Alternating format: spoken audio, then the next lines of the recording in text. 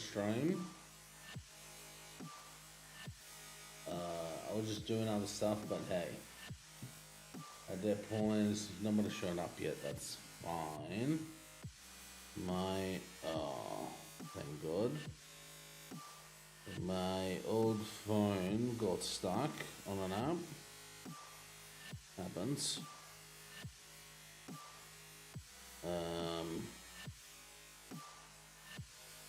Now it's fine again. Let's go. So let's. Okay, so we got the stream deck now.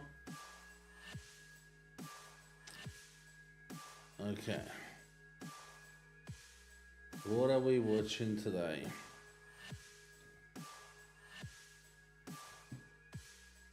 I haven't decided just yet.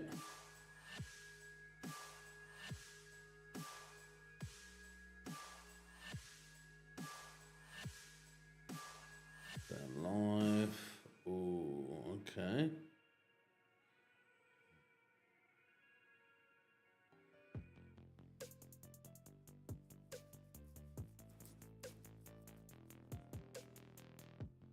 Game Hub for Mac. Oh, I got something good, guys.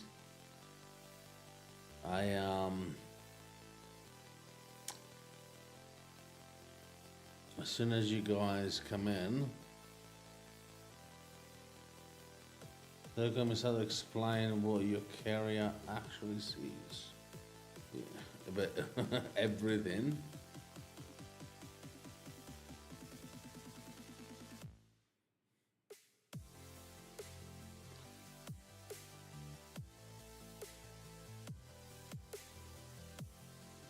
We'll see.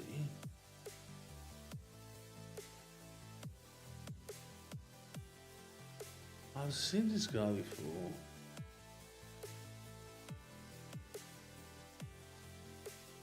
Interesting.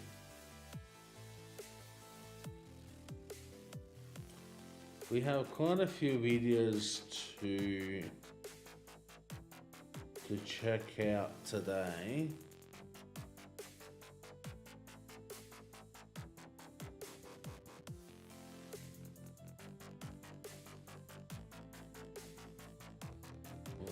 Dog. Amazon just rug pulled people game libraries. What the hell? I mean, not that we have really Luna in Australia, Amazon in Australia, so it doesn't really.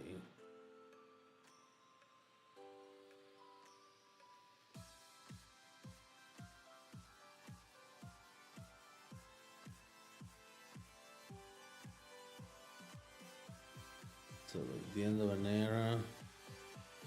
Oh, motion VFX. I didn't know.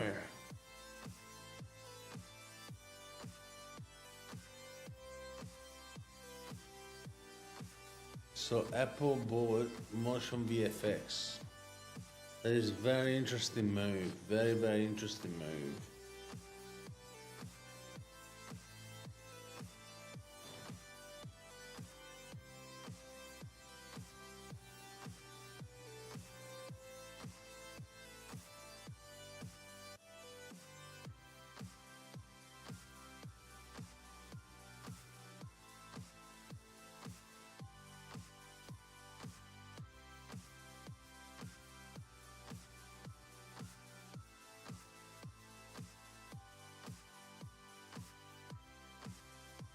Yeah, that sounds about right. Wow.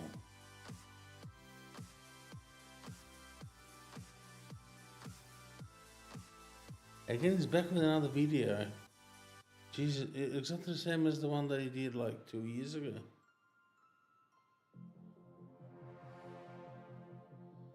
I should have stole my identity.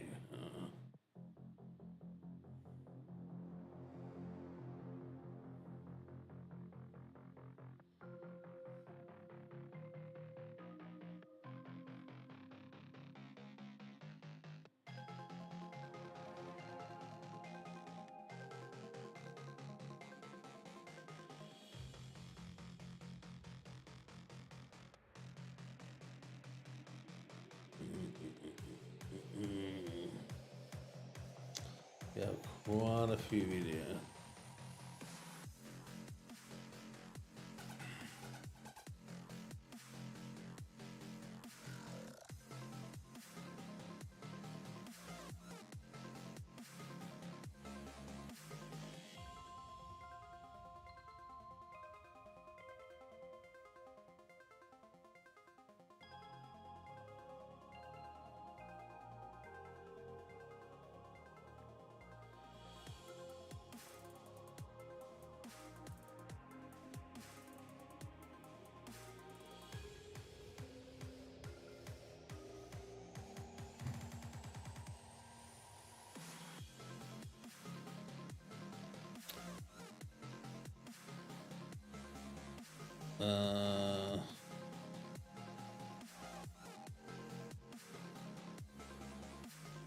Yeah, right, okay.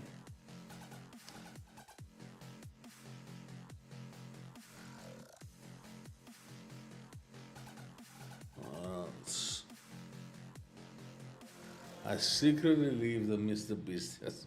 Oh my god. They literally don't know what the hell to do anymore as videos.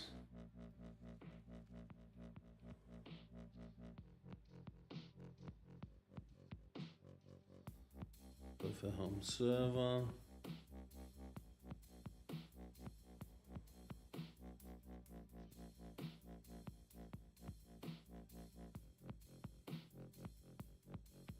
Stellars is amazing. There's not many videos actually that we can. Speaking of which, let me show you. Let me show you what I'm looking at. Oh, that's his music is crushing my balls in half. Wait a second. Let's put music a bit better.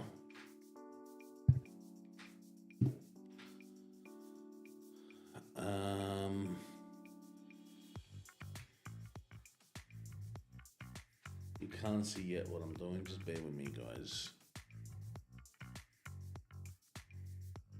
There you go, you can actually see now what I'm doing. So I was checking out if there was any videos that we could review. There are quite a few at the beginning. We have I switched my entire setup to Apple. That would be probably a good one. Then we have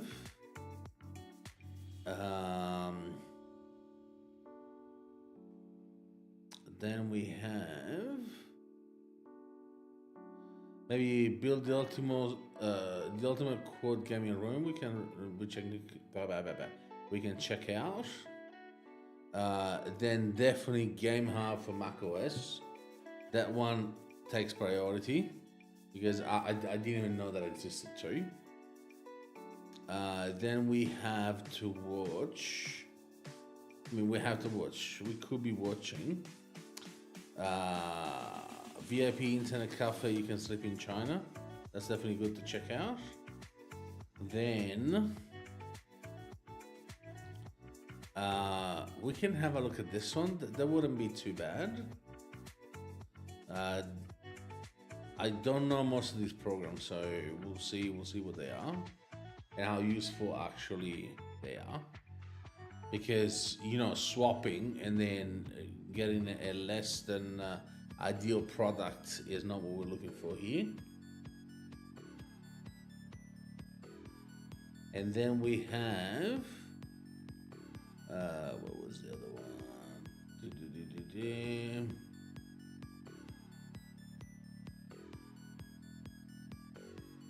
I'm not surprised that Microsoft lied about removing Copilot. Copilot is the way to make money. So I'd be very, very surprised. And then MX Master 4, I didn't know that came out. Apple just bought Motion VFX.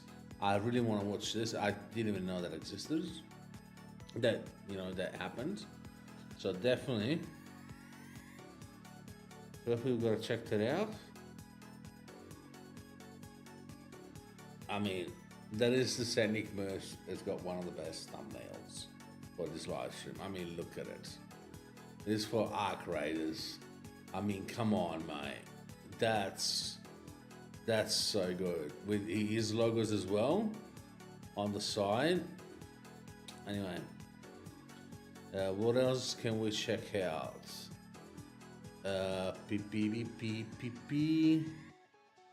What most expensive internet cafe? Definitely. Is that the one that we checked out yesterday? I know, yeah, that's the one that we had a look at it yesterday. Wait, no. No. That was similar, but it was not the same. Then we have Game Over Adobe. I will probably watch it to see what's going on. Yes, the Yolocam S7 is really good, but very, very expensive. What else? That would be good. Rat infestation. We can even have a look at this tiny home, really. Let's see what else. It's a tiny home.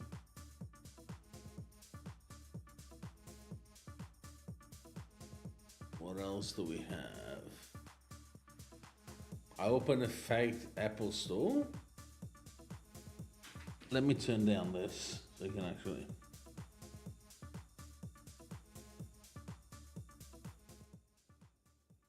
All right. Let's start with the first one.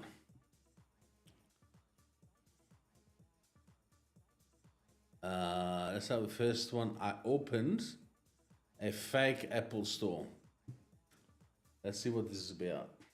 This is the Apple Store, and this is a fake Apple Store that I opened 100 meters down the road just so I could give away free iPhones, free iPads, and more. But why? Because Apple prices have gone up so much over the years, and the iPhones aren't even changing anymore. Even their co-founder agrees with me, so someone needs to take a stand to stop this. So I'm taking one for the team and taking on my old employer, Apple, and I'm going to force them to bring their prices down. How? By buying tons of Apple products and giving them away for free in my own store to give back to my people of London. But if I'm giving away Apple products for free, I'm not trying to get sued. So I have to make sure everyone knows I'm not Apple. So I'm going to call our store Not Apple. Smart, right? And you know I had to sneak the greatest movement of all time in there. NDL. I then found a store that was not only suitable, but right next door to the most famous Apple store in the country. Okay, that's interesting. Look at this, man. It looks sick. And then I turned it into a masterpiece. That is sick. Yo, this is nuts. It's nuts. Our own Apple store. What a day. And what a day it will be for our lucky customers. They will walk into our incredible Not Apple store and see some of our top-of-the-range Not iPhones on display and our incredible branding where we throw shade at our competitor. And then there's the wheel where customers will get an opportunity of getting whatever Not Apple product they land on for free. And steering the wheel is the great Steve Jobless, founder of this establishment. Steve Jobless, oh my then God. We have our Genius Bar in the back, which is managed by Tim Cook, where some customers will get an opportunity to win more products. And finally, downstairs, we have our store. And as you can probably guess, this was ridiculously expensive. So this business plan will either run Apple out of business or make me bankrupt. Or both. But enough time wasting, I briefed my employees and we were all hyped up to go. Come on! Let's go! So this is the Apple Store. No, sorry. This is the Not Apple Store. Presented to you by Steve Jobless and gang. Let's find our first customer. Excuse me, sir. Can you come into my shop? No. We're giving away free phones, free everything. I've got 2 iPhones, but Daniel's got I'll give you 5. Hey, man, would you like to come into our store? We've got a whole basement in there, a lot of people in that basement. For what? I'm offering you something for free. A free Apple product, no matter what. What does it involve? What does it involve? Well, maybe come with me and find out. Bruh? Everyone welcome our newest customer. There's no need to be shy. We're just a whole bunch of people in a room and we can jump you at any time. All you have to do is spin the wheel. You can do it, my friend. Okay, that's a good spin. Oh, what's it gonna be? Apple surprise. Oh. That's the best one. It's the best one. Yes. Yes. He doesn't even know what the hell is going on. Mellow. It's an apple.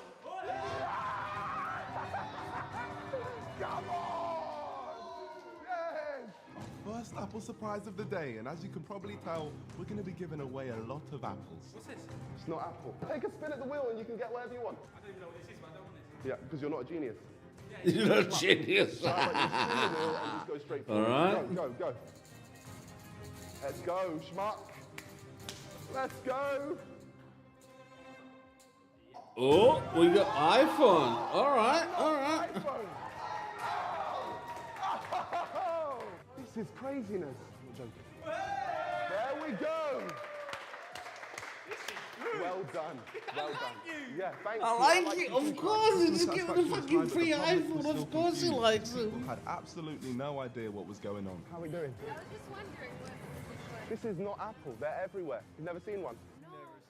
first time. Is it better than Apple? Of course it is. Better than Apple. Oh my god. No way. Oh, God. I can't believe this, man. It's real. It's real.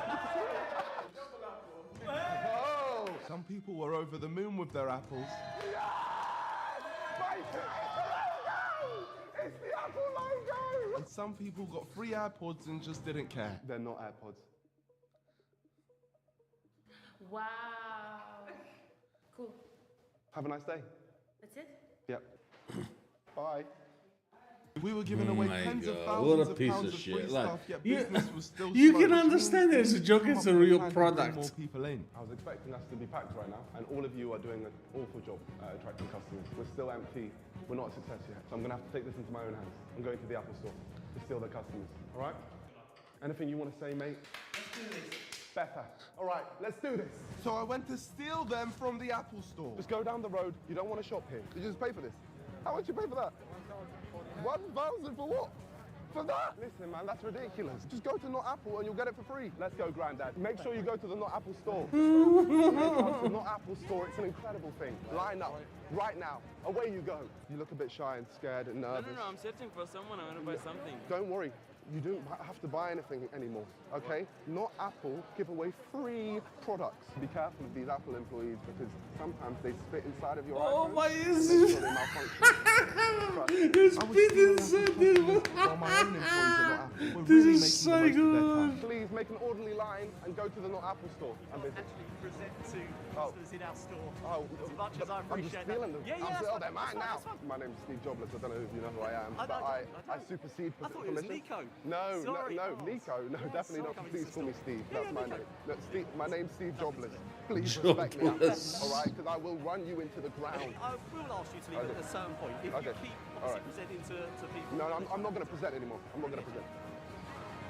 You hear that? They're telling me I can't present, but you can get free products just down the road.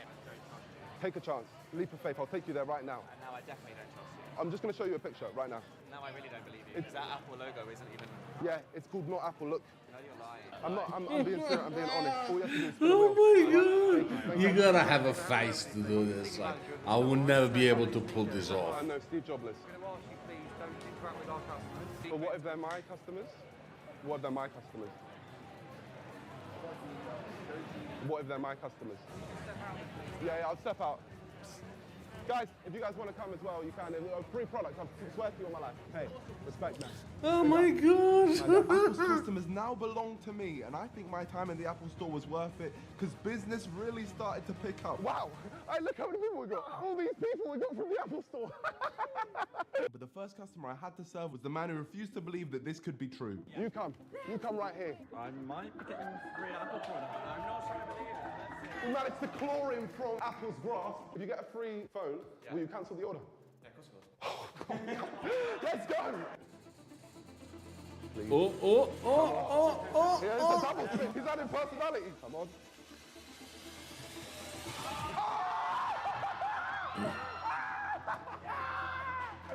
Yes! Oh, what a day! Someone get him a phone! Now, you go back to Apple cancel the order, call them schmucks. Big up. Schmucks! This This is so good. Got a free iPhone, which is pretty great. Who do you prefer, Apple or not Apple? Not Apple. I didn't have to pay for it. Social media hype had really started to take off, and there was a proper build-up of people outside, so I capitalized on this and sent one of my employees out on the streets to bring us more customers. And while he was doing that, the customers were spinning the wheel, and the people were posting the products they had won on Twitter, An iPhone. A free iPhone. Instagram, TikTok, I mean, Not Apple. Pretty cool. Let's see what happens. and no one understood what was going on. We then started giving people opportunities to win even bigger. Now there's a lot of you. I'll offer you a deal. We'll say a one spin, and whatever it lands on, you'll get. oh, he's up in the stakes now. Good luck. Go for it. Go on, lads. Oh my gosh.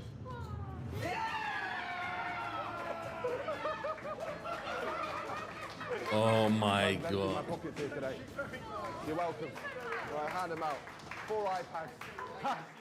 Thank you, my friend. This is so good. Unbelievable. A family full of iPads. The boys took them to the cleaners. Get in there. Happy days. Van Martin strikes again. The queue outside was going all the way down the street, so this was a perfect chance for me to open up our Genius Bar, where people can compete for a chance to win a not Apple product. iPhone 13. How good are you guys with rhyming? Good. Name 3 words that rhyme with trigger. Bigger. Bigger. Don't say it. Snigger.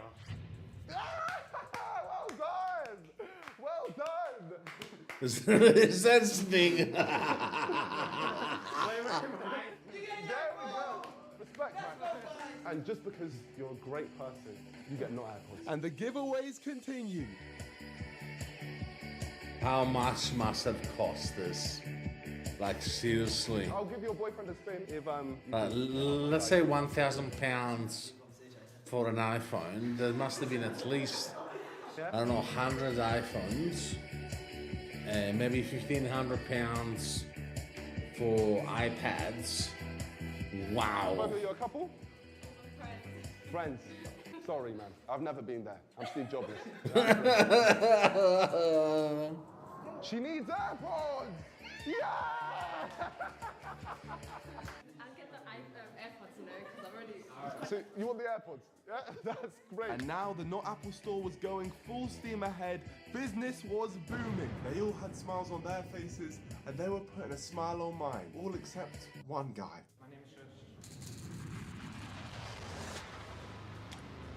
You were the last person I wanted to win something in this whole day. If it was up to me, you'd get this fist in your jaw. How was your experience? It was really bad. Nico was really rude. What prize did you win? I won an iPad. How was your experience bad if you want a free iPad? He gave it to me for compensation. Yeah. I think not.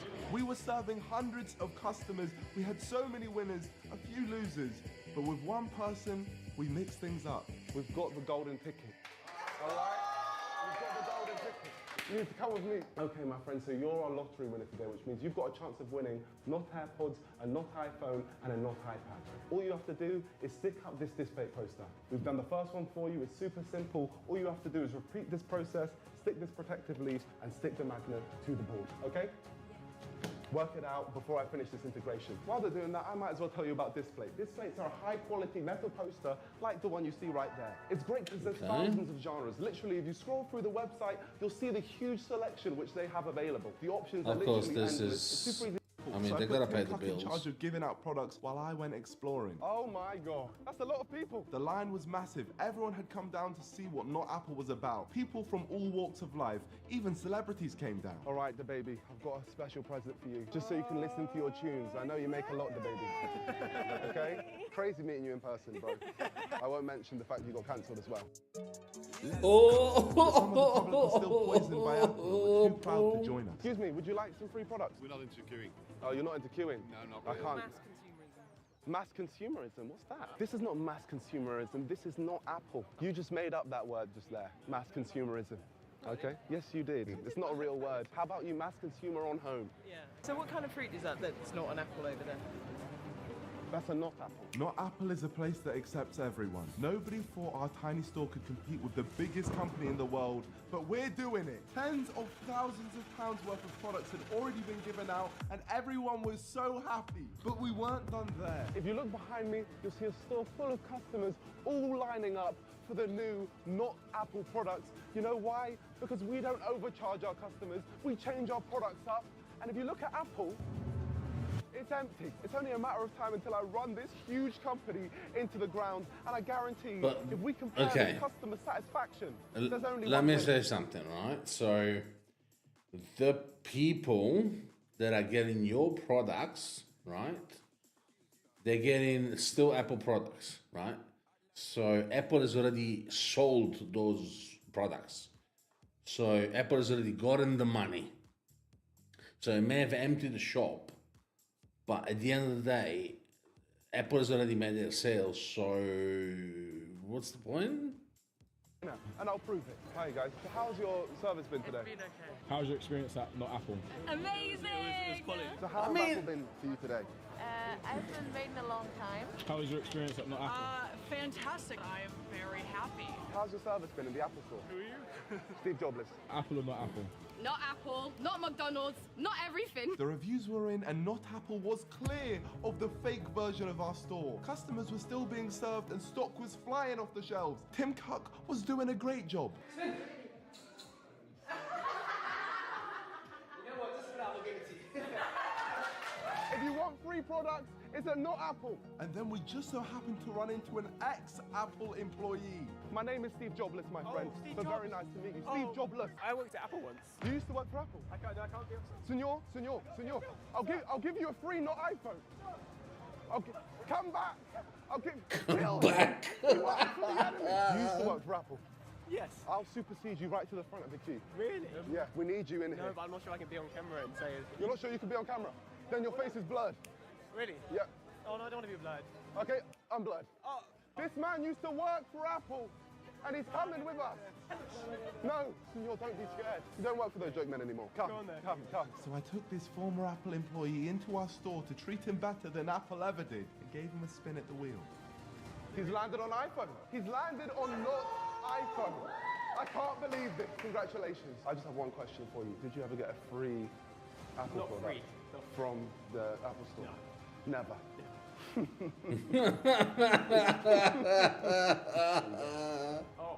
Oh, really? Yes, it's yours. This was groundbreaking. Even former Apple employees couldn't believe what Not Apple were doing for the people. And we did it time and time again with the free Not Apple products we were giving away. Yeah, just take it out. You know, it could still be a scam, you know. Oh, wait, sorry. What am I doing? What am I doing? Not iPhones, not iPads, and not AirPods were all flying off the shelves. Product after product was selling out until we only had one Not iPhone remaining. Okay, my friend. Basically, we have one phone left. So we're going to go super quick fire. If you do not land on the not iPhone, you will get nothing. Thank you all for waiting. I hope you're not disappointed. This would give all the people in line an equal opportunity at winning. It's not like the first person was going to land on Not iPhone and make the whole thing pointless. Oh my gosh. Fair play. Congratulations. Well done. Our final customer. Yay! Goodbye. So we had served our final customer. Not Apple have given out more products than my bank account can handle, but just meeting so many of you guys made the bankruptcy almost worth it. Thank you everyone for coming out today. We are sold out. So please, if we could all head home, and hopefully I'll open up something again in the future. Lots of love to all of you. Big up. Yeah! That's great. Thank you. Thank you. Even though these people won nothing, they were still happy. Big up to them. We did this to bring the people of London together, and we definitely did. So hopefully Apple can see what we've achieved today and the joy their products can bring, and maybe use this to stop bringing their prices up so much. So we said our goodbyes. Not Apple may be over, but the impact it's left will stick around for generations. So as I leave the Not Apple store one final time, all I ask is, please don't sue me, Apple, because my bank account has been beaten down enough as it is. And make sure you subscribe, because one... Okay. So bottom line is, he purchased the products. It's not like he was distributing fake Apple products. They were actually Apple products. So Apple, as I was saying before, already made the sale. So really, while it was fun and interesting, this video, and must have cost so much money because obviously Apple products are very expensive. Like it's not like opening a Chinese shop with without saying anything, but with like $300 phone and everything. Like this was legit Apple. I mean, yeah, I guess like it was entertaining. That's all. But yeah, I guess it's something different. But bottom line is, it's gonna work out very well for him because aside from the views that he got from the video, 32 million views, and he's got 8.7 million subscribers. So yes, it definitely worked out very well for him, even on the comments. But then again, it must have cost him so much money, and even obviously he tried his best not to be Apple, because the sign will say not Apple, not iPhone and everything, but he still bought the products.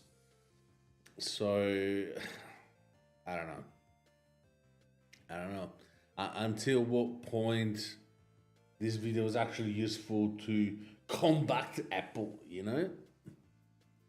Anyway, but yeah, that was interesting. Let's have a look at this. I'm interested because before we go into the video, I don't use OBS as much, but until now, so it looks like OBS has introduced a new plugin manager. Until now, I used to use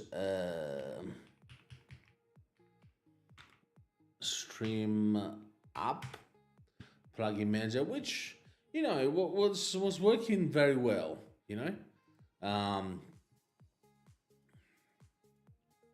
OBS plugin, right? So until now, I've been using this when I was using OBS. Obviously, I'm not entirely sure if that works with Mac. I know for a fact it was with Windows because I was using it with Windows. I'm pretty sure it's an executable. So I'm pretty sure. Let's have a look.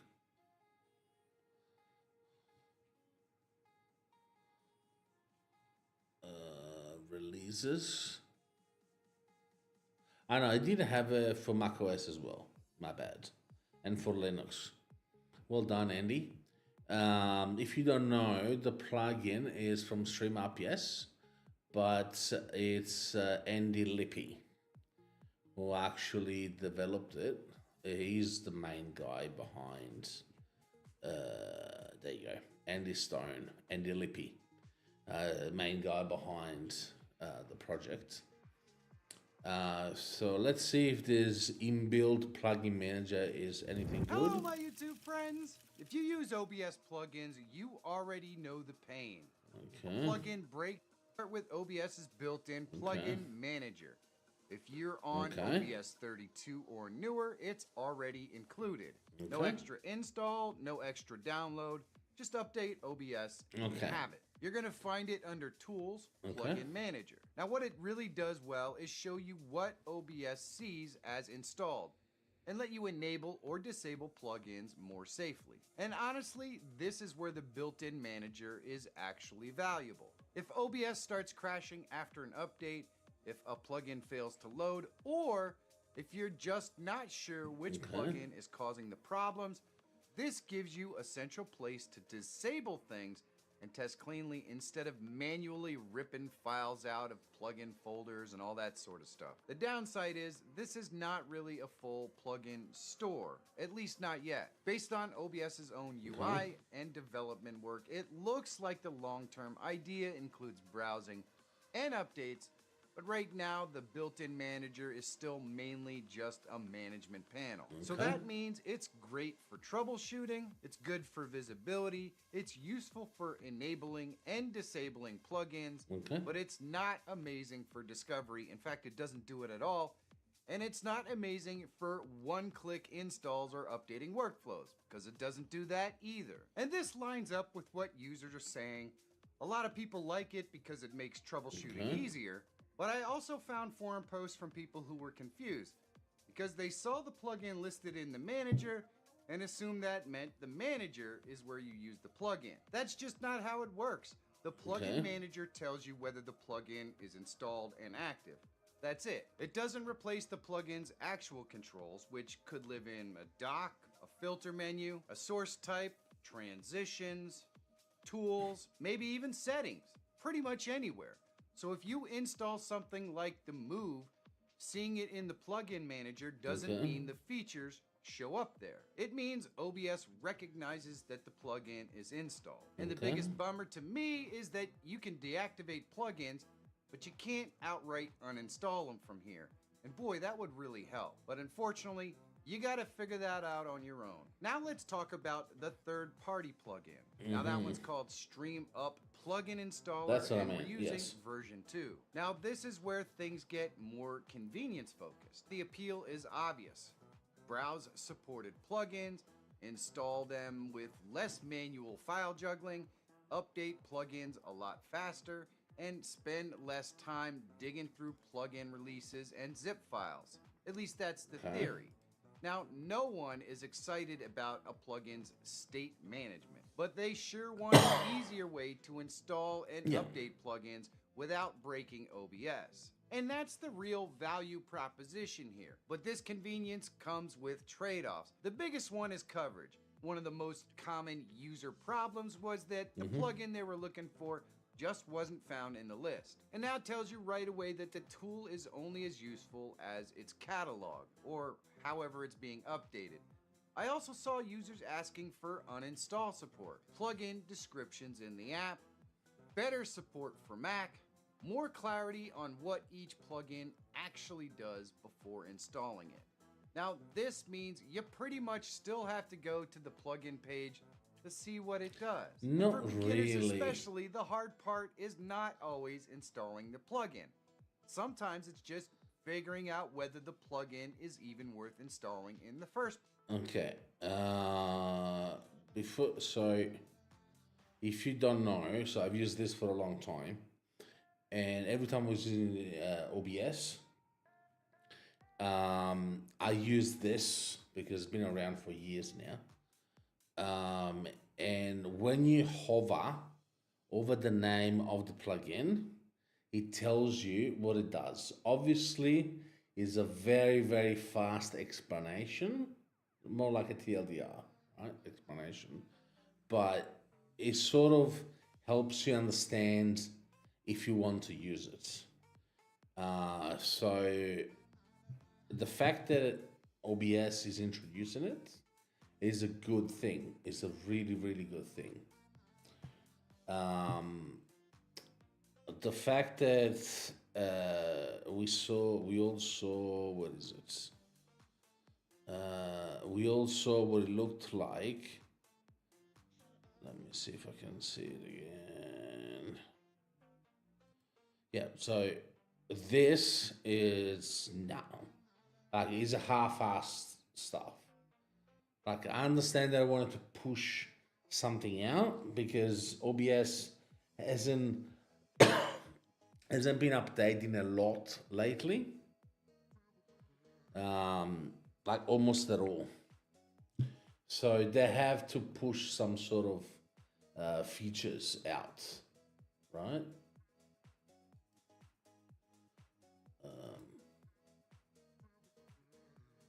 I'm just curious to see if we are actually live.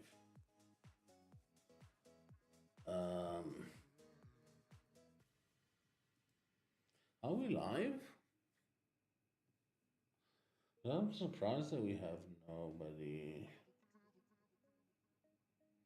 Okay. I know we're live on YouTube. A 0 on kick is very weird. But yeah, so they did a half-ass. Like, I understand that it's useful to know which plugin you have, and enable and disable plugin, it could be useful, but they should have just waited instead of just push this out. They should have just just wait and finish this first. It looks like we're live. Like, finish this properly and then release it. But yeah, this is a fail. Okay, let's see what else do we have.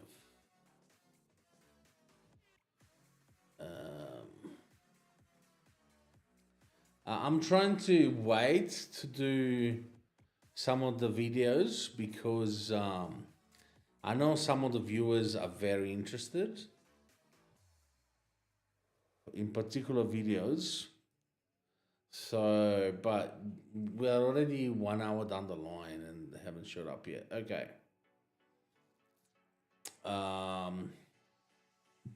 Okay, let's see best Mac apps. Let's see how useful those are. Best Mac apps, part 5. Menu Bar X is a cool app that changes how you can use the menu bar. It lets you easily pin multiple web apps. For example, you can track your orders with Amazon, open up ChatGPT, use Instagram, and so much more. You can even drag and drop files into your Dropbox. The best part is that it's free to download. And that's Best Mac apps, part 5. Menu Bar X is a cool app that changes how you can use the menu bar. Yeah. Let's see what Mr. Beast and $1 speaker. and KSI they This have. is awful. $10 speaker. I don't have high hopes. Yeah, that's fair. But. And it won't fall off. That is pretty good, actually. It's actually alright. Yeah, fair enough. Could you do a house party on it? Maybe not. Nah. Yeah. $100 speaker. I'm guessing this is built to last. Yeah, you're cooking. More than enough. That's not going anywhere. For the $1,000 house speaker. Wow. To be honest, it's not as loud as I thought it'd be. Yeah, it's not 10 times better than that, for sure. Nah. $100,000 speaker. I'm ready to receive the music. Give it to me! Come on! That is mate. $1 speaker. $100,000 for nah. That is not happening. I'm curious to see again.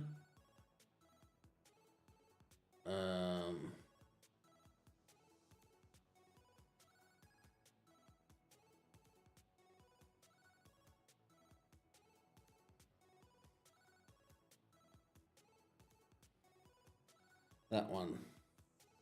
I'm very curious to see how it is the VIP treatment.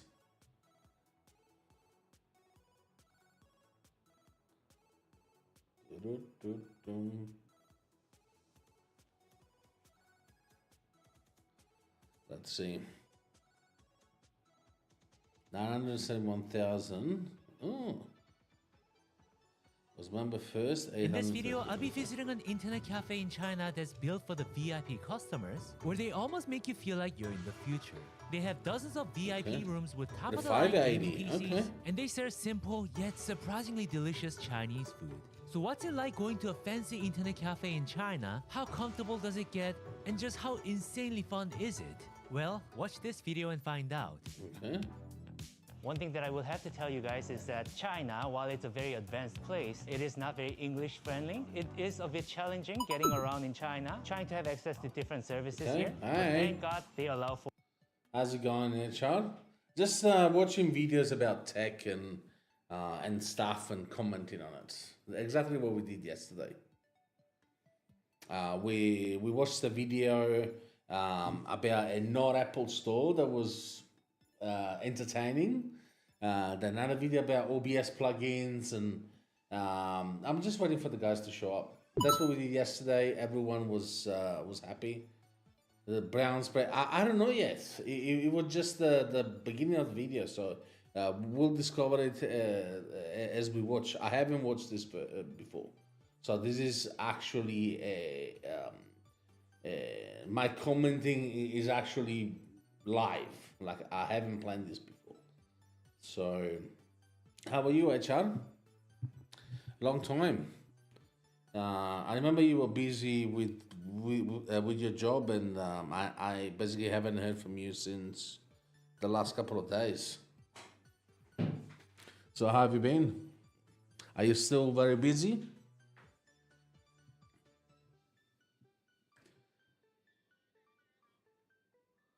Did they make you march a lot? Sorry, I had to say, good. Going to the circus. Okay. I haven't gone to the circus since I was, I don't know, 7 or 8. But honestly, going as an adult, that you understand, that you understand that it's not easy to do what they do. Like, it's not, wow, it's just physical limitations. Your boyfriend's brother wanted to go, so I'm taking it. Okay. You're the cool girlfriend. Okay.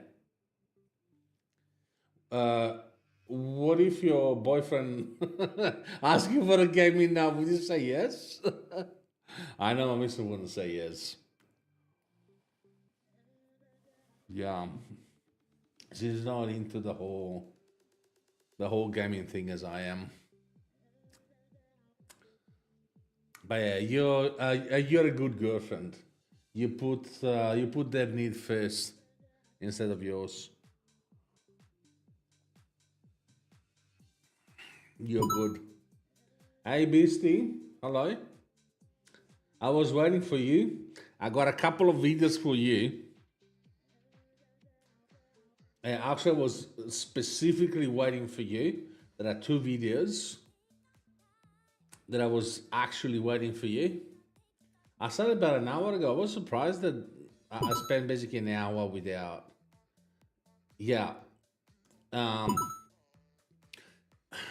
mean, at some point it has to happen. By the way, if you go watch the beginning of the stream, I watched the video about a not Apple store.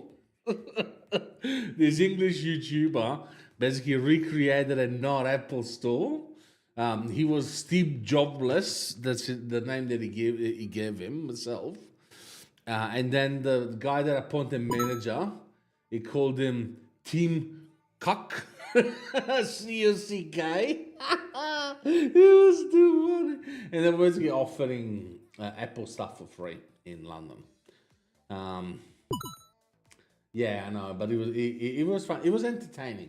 Obviously, I don't understand the point of the video, because yes, of course, they were stealing customers from Apple and everything. But bottom line is, he was giving them Apple products that he purchased from Apple, obviously, because you can't purchase them from anywhere else, right? So he was saying that he wanted to run Apple out of business, but Apple already got the money from the products that he bought. You know? Do you think they'll continue Mac Neo with A19 chip? Yes. I do believe there will be some sort of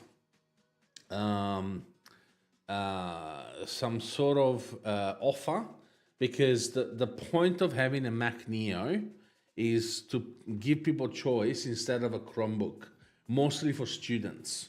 No, I'm not talking about coding students or graphic designer students. I'm talking about students. So instead of having an iPad, they will have that. Mac is a banger product. Yeah, it's obviously selling a lot because it gives people the same thing as the iPhone 17. It gives people a stepping point into Apple that is not too expensive. Apple must be spicy right now. You require an old phone that is removable, changeable battery, like old burner phones back in the day. It will take a long time, but eventually they will have to. But Apple has already started. Like Apple, you can replace stuff from Apple. The thing is, you have to have their tools to do it. So you can. It costs you more to replace the shit than buying new. Because you can. It's not like you can't. You can. But also, there is to say, only a removable battery should be easily replaceable. They will have to see. Do you remember how long Apple took to actually put USB-C on board? Because they went through three trials, and then after the third trial that they lost, they took another year to implement it. So let's say nothing is gonna happen for at least 3 or 4 years, at the minimum. Because we started talking about USB-C with the iPhone 11 or 12, and the first iPhone with, man, they should have Thunderbolt to the phone. Yep. Well, wait. iPhone. I'm pretty. iPhone Pro and Pro Max, they have Thunderbolt 3. It's just iPhone 17, 17E that they got normal USB-C. No, I don't want the headphone jack. No fucking way. No, even if I get an Android phone, no, it's Thunderbolt 3. Look it up. USB 3.0 or Thunderbolt 3.0, but 17. No, I don't want the iPhone. Most of the people nowadays use Bluetooth headphones, except for obviously gaming, because yes, this is corded. But I'm already over it. The only reason why I don't have a wireless headphones is because I can't find headphones that fit what I'm after. So these headphones, they're really good because they open back, so they should be for music, not for playing video games. But other than that, they're very light. So they're very, very light. And I can do 12, 13 hours on the PC and not even feel the headphones. I spent $600 Australian to get the Arctic Pro, not the new ones, the Nova, the older version. I still have them in the box. I stopped using them because and also they had the replaceable battery and everything. I stopped using them because they were too heavy. I couldn't do more than 3 hours without my head, my ears pushing to my head.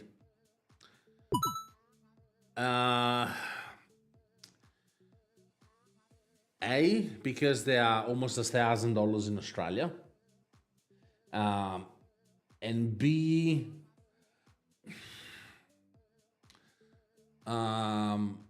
if I didn't have a mixer, I would probably have them by now. But because I have a Rode mixer, is kind of, I don't know how to make them work. But so my headphones of choice are the Beats Pro. So if I'm not on the computer, if I'm not live streaming and I'm listening to music, do content and everything, I have AirPod Max. Fucking no AirPod Max. But Beats Pro, Beats Bud Pro, Beats. I think they're called Beats Pro. Because I have problems with my ears, so the channel inside my ear is very small. So every time I use any headphones, they're always falling down, and B, it hurts inside my ear. So I need the over here headphones. I can't use them. I had the Pro 2. They were amazing, but they would hurt inside my ear. So any headphones that I use, they have to be over the ear. That's why I got the Beats Pro in the first place. Yeah, the Maxes, if you are in the Apple ecosystem, that makes sense. Because aside from the features that you have, right? The reason why I always come back to Apple headphones, sorry, not Apple headphones, either Pro Max or Beats as well, because don't forget that from Dr. Dre, Apple bought them 6-7 years ago. So, and they got the same inside, they got the same chip as the AirPod, right? The only reason why I keep coming back to Apple headsets with Apple chipsets is because whenever whichever devices that I'm using, it's either an iPhone or an iPad or a Mac, they automatically switch. This is why. Exactly. And the same thing with me. That's why I don't use the Apple AirPods, because they hurt inside my ear. So I need headphones. They are over the ear. So they stay on top, but they don't go in. Yeah, I know. So that's why I got the Beats Pro, because they are still earpieces, but they don't go inside. But they still have the same chip inside as the iPod Pro or the AirPods. So whichever Apple device I'm using, they automatically switch, and that's what I want. I don't want to keep fucking taking them off, repair them, and go to the other one, repair them again. No, that's no, mate. I just move to another device, and the headset, I don't even have to take them off. They move with me. Yeah. See, everyone's got the different, they have different needs. So for my needs, the Beats Pro are really good. But isn't it crazy? AirPods can be used as hearing aids. No, it's not crazy, because they have the feature. So transparency mode is really good. Is really good. So once you have a good transparency mode, do the extra step to so basically because it uses microphones, right? So once you have a good transparency mode, make the move from transparency mode to hearing aids is not that crazy of a jump, if this makes sense.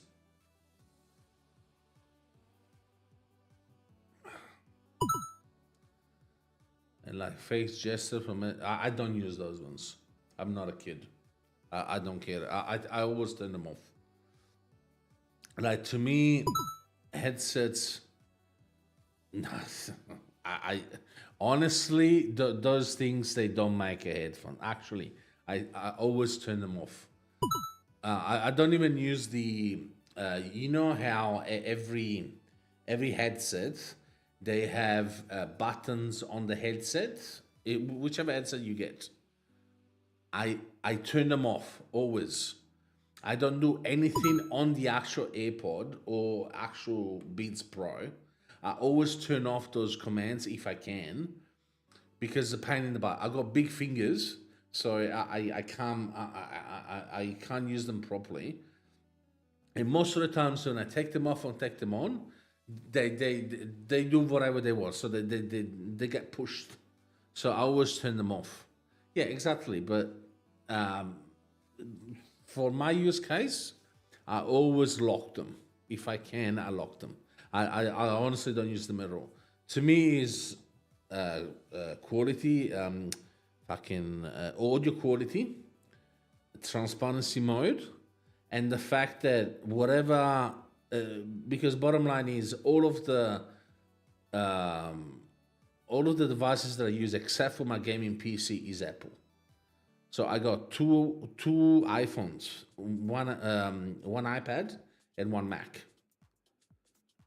So let's say 85% of the chances when I'm using a device is Apple. So having the what's it called, the commodity of not having to remove the headphones, repair them every single time when you move from one device to another, it's amazing. You should get the iPad M4. I just got the M2. So unless you want to sponsor, if you want to send one to me, I'm more than happy to review it, use it, whatever you want. But my next upgrade is going to be the M5 Mac Mini. Yeah, I use iPad for editing, gaming, obviously consuming content. Oh, speaking of which, Beastie Boy, I have a news for you. I figured it out. Okay, buy me iPad and for still. No, it would be the other way around. I got a news for you. I found a way. Do you remember how we were talking about Apple Books 2 streams ago? And I said, no, I stopped using it because of the geolocation of the books. I found a way, yes. So I found a way now. I had to muck around a bit to find this. So if I buy books from either Kobo or other places, now you can't integrate it with Kobo because they have 2 different DRM, which is basically the lock in it. But there is a software, I'll tell you in a moment. There is a Calibre.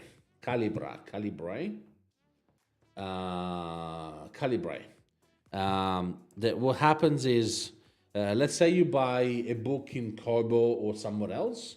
There is an EPUB, but it's locked by DRM.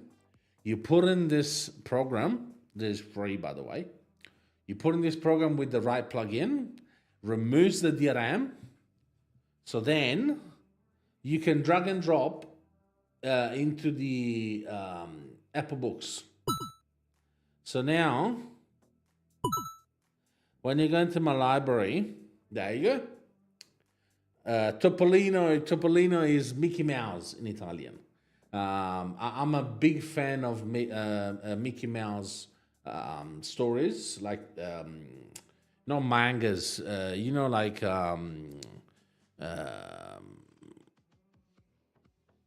sort of. No, not really. So what happens is you buy the book, but those bastards, they put the lock on it. So you can only use them in their app. But what I'm doing is legal. It's not because I actually paid for the item. So I actually bought the book. Yeah, there you go. Comics, Donald Duck, ethically legal. Yeah, no. This is actually legal. Mickey Mouse, I got it from a free website, but legal website, not like legal website. And those, by the way, those that were just drag and drop. There was no DRM on. But for example, I bought this book, The Last Pharaoh, right? As you can see, it's in Italian, but it says the Pharaoh, The Last Pharaoh. So that one was on Kobo. So I downloaded Kobo for desktop, the app on my Mac. Then I got this software that is called Calibra. I joined them together, and then I removed the lock on the book, and then I dragged and drop onto Apple Books. So now I have Apple Books on my iPhones, on my Mac, on my iPads, and honestly, I just say I'll get nothing for. Okay. Why would you get two phones, mate? I thought you were going for a MacBook, and it's fun to play around with that. Yeah, it is. No, but okay, I have to say the biggest satisfaction, I'm telling you, in years that I had, is reading comics on a 10-inch iPad. Because the text is so big, it's so good. Mac Air M5. Okay, so my next upgrade is gonna be a Mac Mini M5 with 10 gigabits internet and 32 gigabytes of RAM, and it's gonna set me back about $1,500 Australian. If I have to buy a laptop with 1,500, yeah. Or even a new GPU. Maybe I can get a lonely GPU if I upgrade my PC. Okay. Let's unpack this, right? Why would you get a 4A Pro if you also get an iPhone 12? Like, why would you get the 4A Pro at all? And also keep in mind, so this one, so this is my old phone, my second phone that I use it as a camera, as a stream deck. I use it for a lot of things, right? Yeah, so this is the 12 Pro Max, right? And keep in mind that if you buy a 12, you have another 2 years of OS updates and 2 years of security updates. After that, I would throw it in the bin or resell it, because I wouldn't feel safe to have a phone that is open to hackers. I can have both phone for less than half price of the. No, yes, I understand that. No, don't jailbreak them. Do not listen to it. Do not jailbreak them, because once you jailbreak them, you can't come back. The point that I'm trying to make, Beast, is why getting the two phones? Just get the 12, mate. No, look. If you say so, that's not my experience. Yeah, okay. Yeah, but why getting also a 4A Pro? Oh, you're a hacker now, are you? Okay.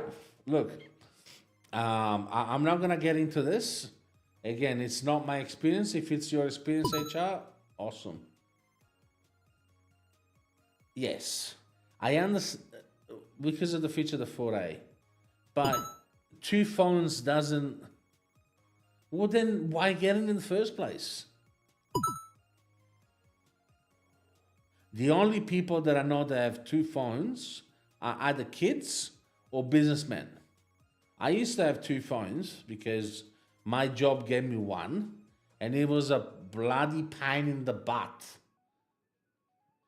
I play with EVS. Oh, right, software for the old ones. Wait, so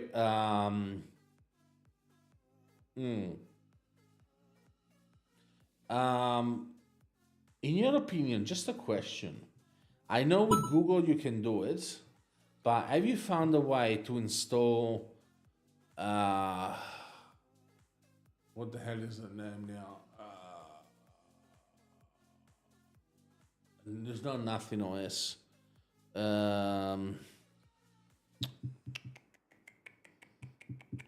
what the hell is it called? Phone to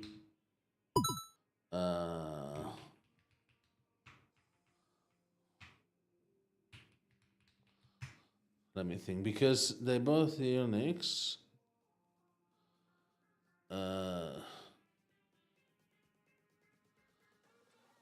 There you go, Graphene. So have you found a way to install Graphene OS on an old iPhone? HR. You also Travel Stream. Okay. Whoa. Travel Stream. A is very expensive. Because you gotta, at least you gotta get a SIM card of the place where you go. And data is very expensive. And also, I mean, iPhone, yes. iPhone gives you more reliability than a nothing phone. But then again, why can't I travel stream in India?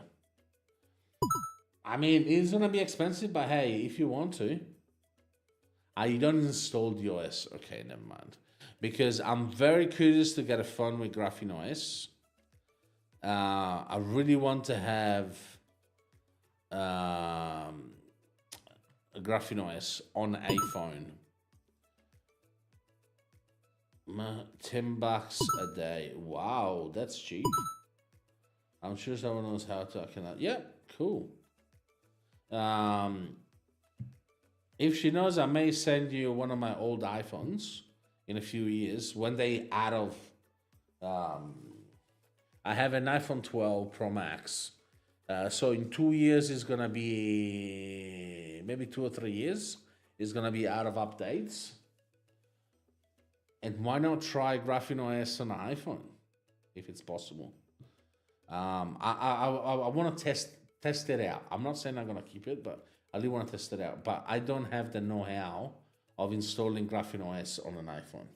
If your mate has, I'm happy to send you the phone and you can send it to me back if you want. I love to have us try. Yeah, of course. Because bottom line is, at that point, the iPhone 12 Pro Max will have no use to me. So if you can find a use to it, I'll be very happy.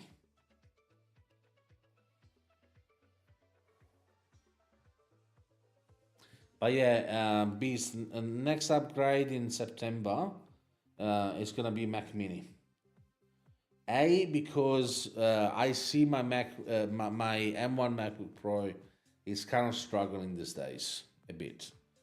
And B, having a MacBook as a PC, no. Unless you travel a lot, that makes sense. I know I'm getting a $1,200 Mac Air or a $1,000. Okay, I'm happy that you get a discount.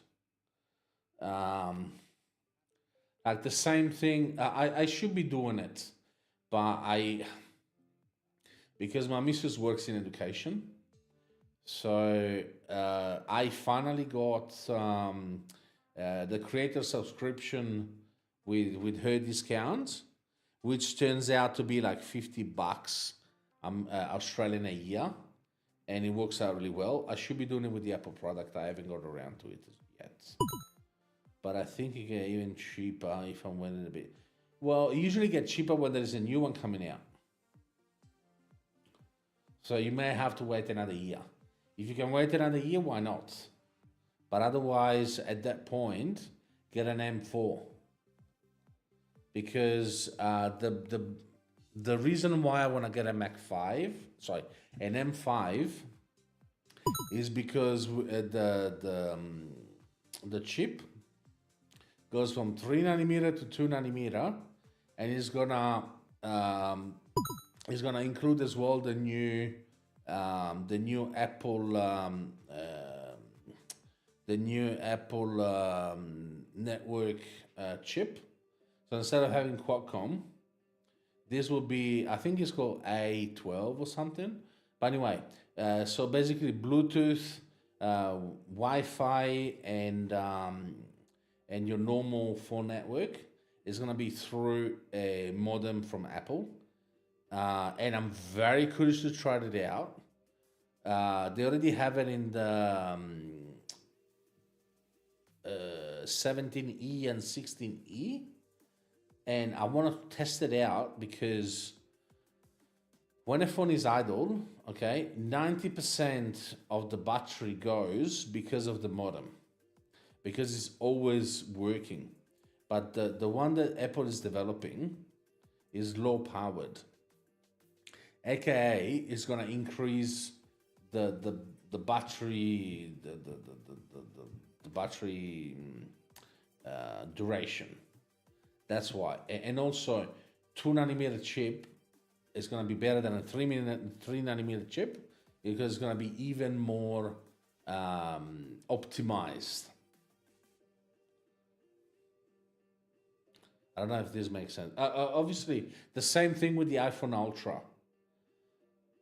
I don't know how much it's going to cost yet, but if it's not too expensive, I'm going to get it. I am one of the people who have been waiting 5 years for the Ultra, and finally it looks like we're getting it this year.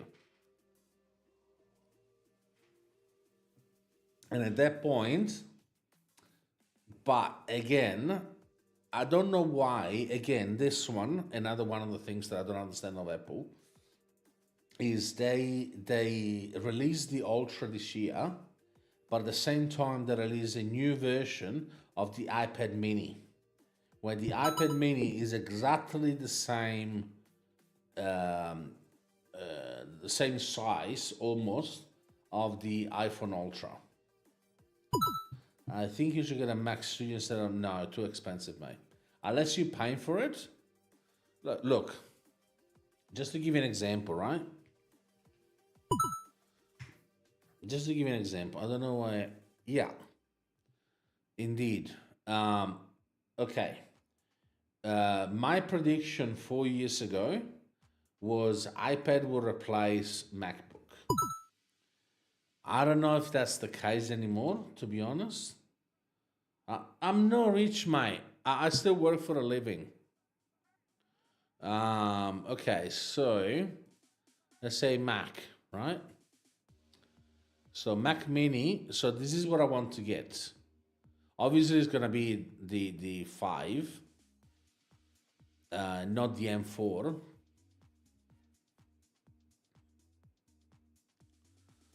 So let's give this example. So I'm going to get the basic model, which is more than enough, with 24 gigabytes, and 256 is fine. And then 10 gigabit internet, because I have a NAS, so it makes sense. If you get a GPU, yeah, most likely it's going to be a 580, yes. Or a 570, because 580 is still very, very much expensive, okay? So no trade-in. So this is what I'm looking to spend, right? $1,500 Australian. Oh, you can't see it. Okay, $1,500 Australian, which includes 10 GB internet, which is based on the Mac Pro. Storage 256 gigabytes is more than enough because I have a NAS, so it doesn't really matter. And then 24 gigabytes of RAM. This is what I'm looking to get. If you go to the Mac Studio, it starts at $3,500, by the way. So we are already more than half. But you have 4 Thunderbolt ports, gigabit internet, and 2 normal USBs, and an HDMI, and a fucking headphone jack. I don't know why nobody uses it anymore. And M4 Max or M3 Ultra.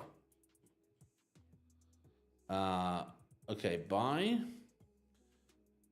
Let's build it, yeah? Okay. So if I want the M4 Max chip, right, it's 3,500. If I want the M3 Ultra, it's $7,000. But the chip, yeah, of course, it's so much better. But then again, if I want to go, so 14 cores for CPU, 32 cores GPU. If I want to go slightly higher, it's another 4,500. Not that I need it. Let's say included. Sorry, it starts at 36 gigabytes. My bad. 36 gigabytes, which is way more than I need.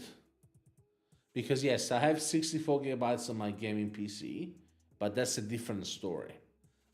Every component works different on a Mac. You got 512 storage.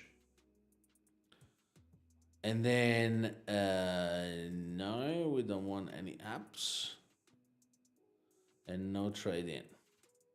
So I'm looking at $3,500 compared to $1,500. If you want to sport the 2,000s, I'm happy to get it. Otherwise, the Mac Mini is more than enough. If I lose my head for some reason, and I decide to go for the M4 Pro, I don't think so.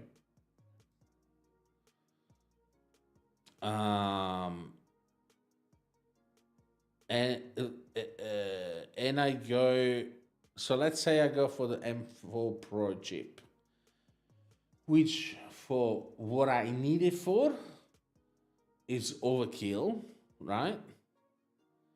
That has already 24 gigabytes included and 512, so double the storage, but it doesn't have the 10 GB internet, so I still have to get the 10 GB internet. I'm looking at, no trade-in, $2,349. Otherwise, I know. Let's say I can live without, I can live gigabit internet instead of 10 gigabit. I go and pay $2,200. Or, what most likely will happen, there is another possibility that I go, come on, I may get the education discount, and I go for the M4, 24 gigabytes, and then 512 is gonna run me down $1,600. No. You know how much a studio display costs? I think it's like 5 or 7 grand in Australia.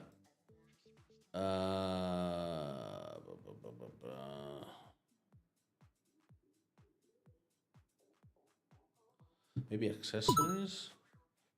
I'm not rich, mate. I work for a living, brother.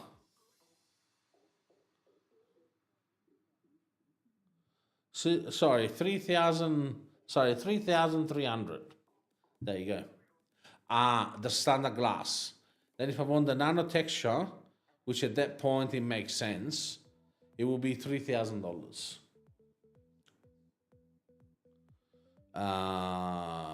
And I will probably get it with the VESA mount adapter. So it's going to be $3,100. There is no way that I'm spending that money because, let's say for kicks, right? For kicks we go, nah. Yes, on my OnlyFans, I make that kind of money. People want to see my big toes. But let's say for kicks, right? I want to get because this is what I'm actually looking for. This is real. What I'm actually looking for, and I'm waiting for them to go down in price. Dual red. I want a dual resolution monitor. This is what I really want. More than the Apple fucking whatever, right? Sorry, a Note 27.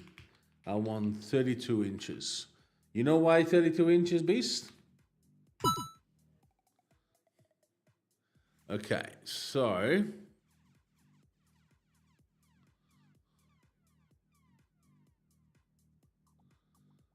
yeah, it's one of them. I prefer LG, but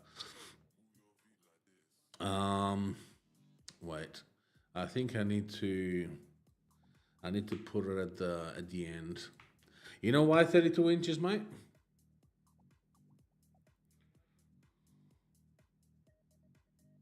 Okay. This is not bad.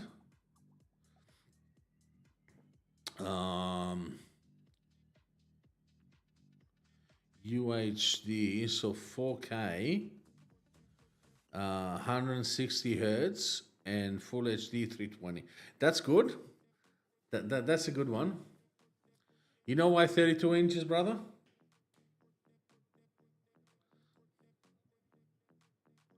And by the way, $700.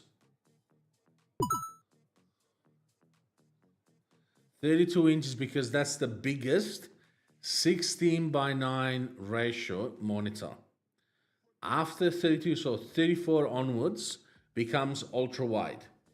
And ultra wide for live streaming sucks balls. I know because I bought two 34 inches because I completely forgot that it was 32, not 34. I got confused. Happened to me as well. I bought them. I was really happy. And then as soon as I went to live stream the first time, I'm like, fuck. So I still have one of them. And one, I took it to work. Because I can't really sell those type of stuff where I live. Because nobody has the meanings to buy what I buy, unfortunately. So unless I gift it to someone, and no, I'm not sending it to India. No, I'm not sending shit to India. Sorry, mate. If you're in Australia, yes, I may send it to you. But sending things to India, if the police doesn't sees it, it's going to be very expensive to send.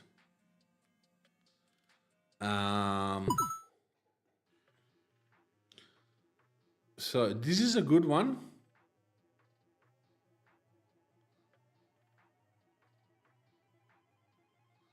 Actually, no. I'll have a look at it later. But yeah, this is a good contender. Much more than the studio display. Yes, I know all of the features that the studio display, it's fine. But no, it's just not for me. Oh, there isn't. That's it. There is nothing else. Look up Discord. Okay, let's see.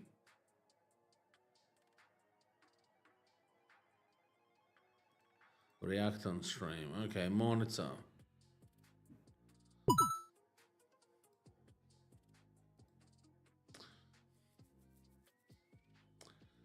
Yes. So I've been using BenQ monitors as my main display for the better part of 4 years in my desk setup. Okay. And BenQ is known for making these ultra high quality and professional monitors that pairs exceptionally well with your Apple ecosystem, whether it is your MacBook Air, your MacBook Pro, or even now the iPad Pro with iPadOS 26. But what people don't know is that BenQ makes two different types of series monitors for Apple, which is going to be their MA series, which is for the everyday casual user that still wants ultra high quality, but they don't want to spend the top dollar for the PD monitor, which is going to be a more professional grade for the professional designer that's using their monitor as a reference tool that's going to generate the actual revenue. Hey, Switch Boxes, hello, welcome. Use. So without further ado, let's compare these two and see which one's worth your hard-earned money and who should go for the MA series versus the PD series. Okay. Let's get into it. So let's Let's do a have a quick look. rundown of the specs of each one of these monitors because there is a decent amount of overlap, which is great. It From doesn't a have the value cheese play on the grater. MA series, but then of course the PD series does go a step above and beyond to differentiate itself a little bit. But to start off with the MA270, We are reacting to this is videos, a true mate. 4K nano matte finish when it comes to the actual panel itself. You get a 27-inch IPS They're LED talking panel about with a Apple 3840 displays at by the moment. 2160 resolution, giving you that true 4K. You do get 400 nits of brightness. Okay, and the while number quality, isn't going to be alright. mind-blowing. It's still more than bright enough to use it in indoor environments, even when you are in a very well-lit room or if you rely on a lot of natural sunlight. Now, another thing that I like about both of these monitors is that you get a bunch of I/O on here, so it's almost like you have a built-in USB-C hub in each one of these monitors. And to start off with the MA1, you do get one USB-C port, which gives you a display port alt mode, data, and a 90-watt power delivery, so it is a true single-cable solution. You also get two HDMI 2.0 ports, you get two USB-A ports, you get an additional... Okay, so this thing is good, but when you're a content creator, this doesn't help you much because a mixer or whatever else a webcam uses more than that, so it doesn't really help you that USB-C much. downstream port, which also supports 3.2 Gen 1 speeds as well as 15 watts of fast charging, and you get a 3.5mm headphone jack. So you get all the basic I/O that you would need to have a good setup. And then next up to talk about some of the specs of the 27-inch 5K monitor, which is going to be BenQ's PD2730S. Again, this is going to be a 27-inch IPS LED panel, but instead of 4K, you get a true 5K display here, giving you a 5120 by 2880 resolution. Okay. And it also supports HDR10 as well as the display HDR400. Now this is where it starts to kind of differentiate itself a little bit more. Not You do get a bad. better contrast ratio of 2000:1. You also get a color accuracy of 100% of the sRGB as well as 100% of the REC 709 and 98% of the P3 color gamut as opposed to 95%. It is also fully factory calibrated for you guys to check that out, and it comes in a nano coating display, meaning that it's also a matte finish, and they do take care of you from looks an eye good, though. perspective with their new eye care tech, which is all flicker free and supports all that blue light sensitivity. Another way that you get some more differentiation with the PD monitor is going to be with the I/O on this display. Not only do you get some better selection, but also higher quality selection. For example, you get one HDMI 2.1 port as opposed to 2.0. Yes. You get a DisplayPort 1.4. You get a true Thunderbolt 4 input, which also acts as your 90-watt PD charger and Okay, supports that's all the better. data pass through as fast as you can possibly do. KVM and then you also have doesn't- another doesn't do Thunderbolt 4 anything. port for output, which supports 15-watt PD fast charging and supports daisy chaining as well. You get a USB-C upstream port, which supports USB 3.2 Gen 2 speeds. You Okay. have two USB-A downstream ports with also that, That- same that's Gen 2 useful. 3.2 speeds. You get an additional USB-A downstream port and then another USB-C downstream port. So you get in a bunch of I/O How are here, you, all with the best Erwin? in-class. Yes, I data know you, pass-through and Steve. data As speed soon as I transfer. log in on So just with the I/O that I mentioned, as well as YouTube, some of the I'll display tech that ban I've you, been mate. mentioning, you start to see what the differences are from a price point perspective. Now, to Erwin reiterate here, Kapuk is, the MA is series, back. the 27-inch Steve. one, starts at $549 as of recording this video, and the PD series does start at $1199 as of recording this video. So you're paying pretty much double the price for the PD monitor, and you are getting a lot more value out of it when it comes to that. But the MA series is still $1,100 great value overall. mean, So when it comes to the MA series, like it's pretty $1,600, much everyday $700 excellence a year. for the Mac and everyday user. So the MA270U brings BenQ's premium build and color accuracy to a wider audience. It's I sharp, keep forgetting vibrant, so for to- anyone to who wants a ban them beautiful 4K on monitor YouTube. that feels tailor-made for the MacBook, because again, these are made primarily for MacBooks. Of course, they're going to work for Windows machines and other computers, but they're built in with an MBook mode, giving you the best color accuracy and representation that's on your MacBook display on these BenQ displays. But now, if you want to take it a notch up with the PD monitor, again, this is going to be for professional Yes. precision. This is somebody who's using it on a professional basis, and they rely heavily on color accuracy and pixel density. The 5K panel gives you more space, and it's incredibly detailed. And like I mentioned, the 5K Okay. display gives you so much more room. Even though they're both 27-inch monitors, you get so much more room to play with, and you can have many more things open and still be kind of visually there without it overlapping each other. And Thunderbolt 4 just means that it's all high quality. Okay, so it's really good. Don't take me wrong, it's really good. The only thing that I'm questioning is the fact that it's 27 inches. So let's see if they have the 32 inches. Okay, 749. Oh, $899. So the cheapest version, they have a 32. Yes, that's the MA. So the cheapest version is $900 Australian. Just to give you an idea of the prices. And the PD...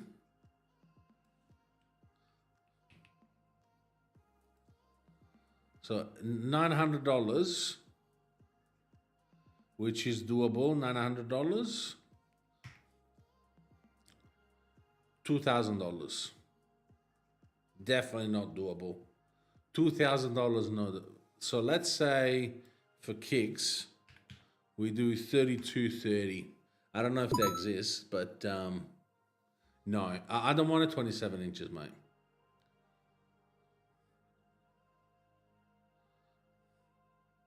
Okay, let's say 32 inch 5K monitor.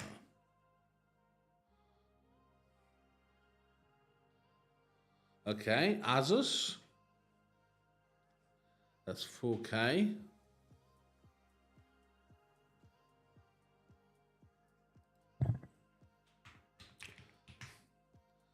Okay.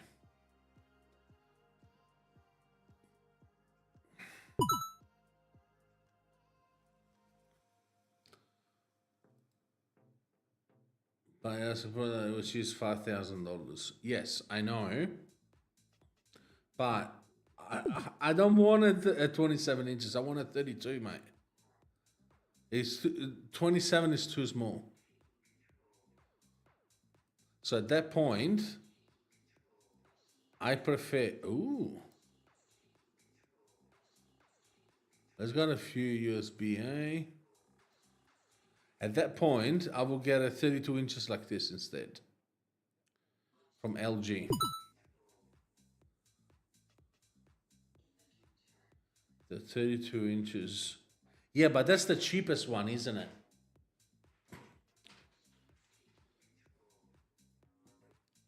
And, okay.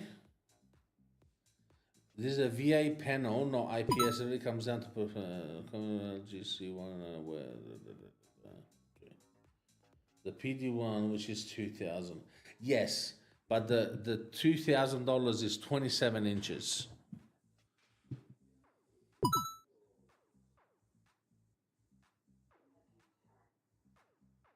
No.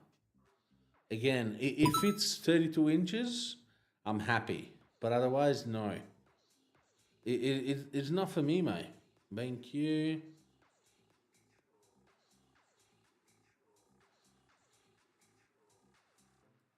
So this one is the one that we were looking at, right? So this is the cheapest one. 32 for Mac. But it says for Mac. Yes, the PD one only comes in 27 inches. So it's a no-go, mate. HDR technology is not bad. Of course, the other one may be better. Okay. So, PD2730, right?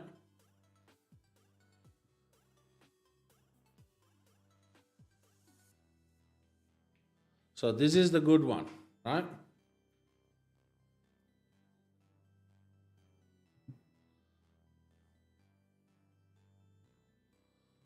Come on.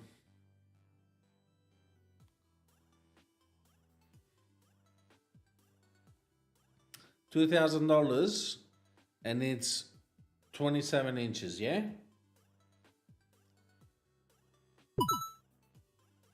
This is what I mean.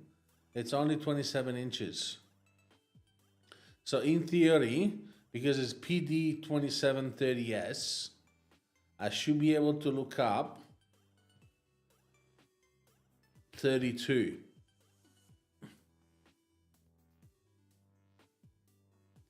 Right? 32, 30. 32, 30, yes. So this should be the 32 inches. It is not available.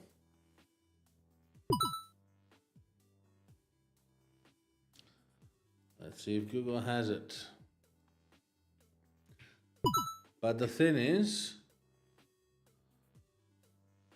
where am I gonna buy it from? See? 27. Oh. 27.32. It doesn't exist. We can actually, yeah. It only comes back to BenQ. See? BenQ PD3220OU. Yes. Yes. To me, yes. This is why I've kept my monitors for so long. Yes, I know. It's preference, mate.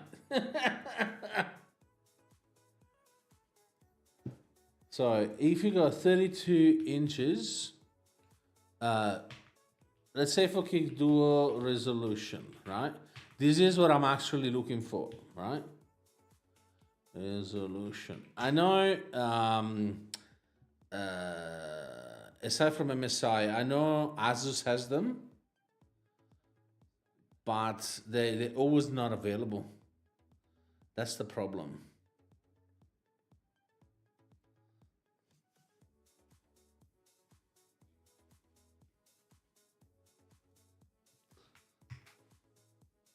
That is my main issue.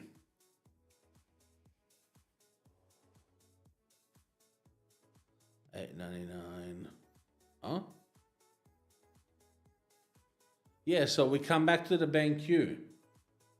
This one is the same as the cheaper one on the video.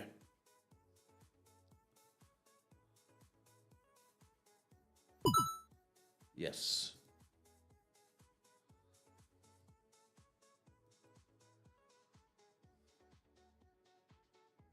USB-C 90 watts. That goes into the... I know that can charge a PC.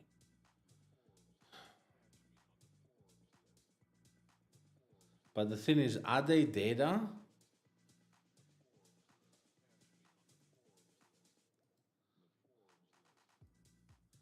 Oh, wait, does he have VESA mount?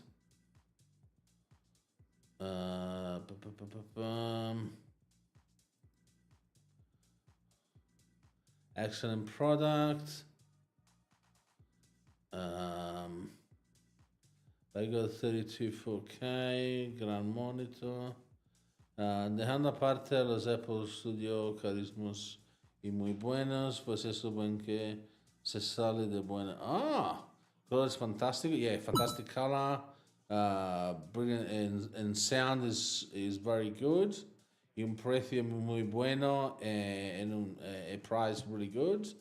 Yo realmente no necesito esos precios.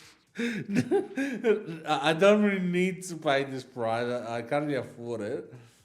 Tan caro. This is really expensive. Como los Apple Studio. Yeah. So basically, yeah. No. So you know the difference, right? Between VESA mount and stand.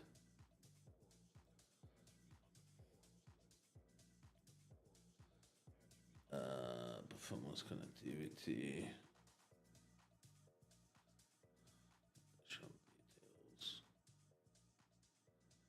Wall mount.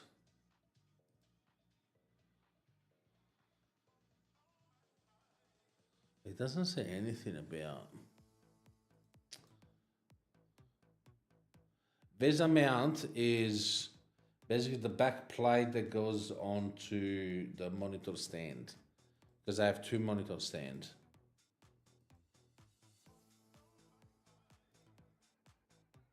Oh, actually, there could be a VESA mount behind here. You see the button here? So maybe there is a VESA mount underneath, maybe. With that said,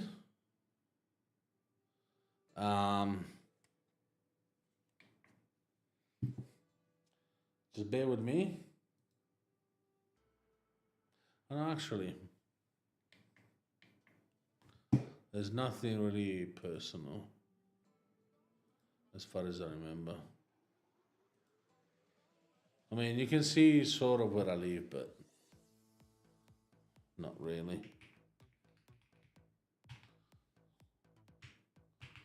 Sort of.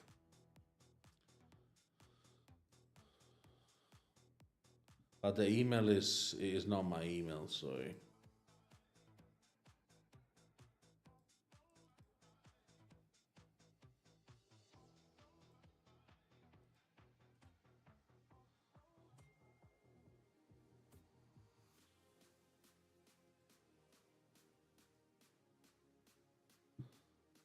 All right. Let's add to wish list, yeah? Okay. So. So we add that to wish list, right? I don't know if I am gonna board it, but let's just say for kicks we added it, right? 32 inches. Dual resolution. The reason why I want a dual resolution monitor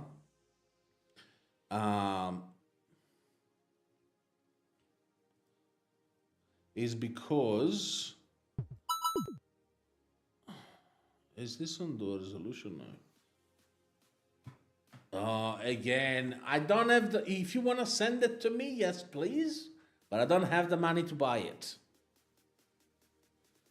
So this is the only 32 inches. Okay. Yeah, that's 1080p. Do you know why dual resolution in the first place?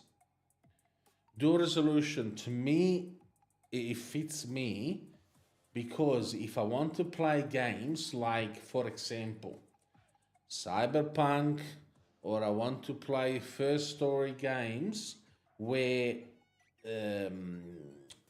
what's it called? Where graphics is important, I use 4K. Then I play FPS games or games where FPS are important. Then I switch to 1080p with one button. And I have one monitor for two resolutions. The biggest mistake, and mark me on this, the biggest mistake that I made in my whole life of gamer was buying 1440p monitor. 1440p is a weird resolution that gets your GPU to work really hard for not much of an improvement. Yes. Yes. It's 2K. My 34 inches, they were 1440p, both of them, ultra wide. And the 27 inches that I use to play this one is, again, 27 inches. That's why I say it's too small. 27 inches, 1440p. I learned my mistake now, and I'm never gonna run ever again a 1440p monitor.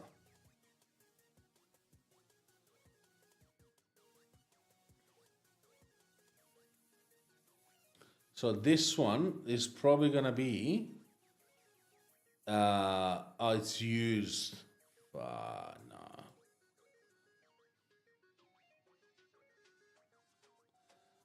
If it wasn't used, I would have got it. See, the USB don't really do anything, but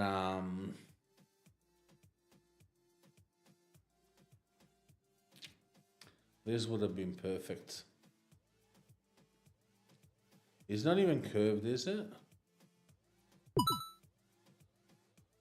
So, yeah, I had it there. But I think that's 1440p.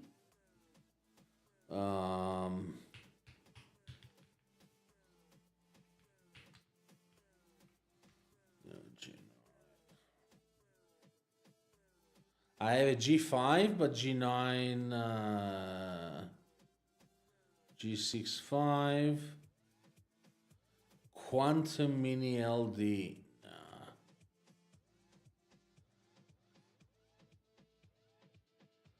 G6, I think it gets the G6. G9 probably is too expensive. Sorry, too new. No, G7, sorry. G7 is already $1,500. And it's only 4K. So this is the G7, not G9, G7. Aside from what the fuck is this, right? And it's curved as hell. Yeah, so 1,800 US is $2,500 in Australia. It's out of my price range. 32 inch.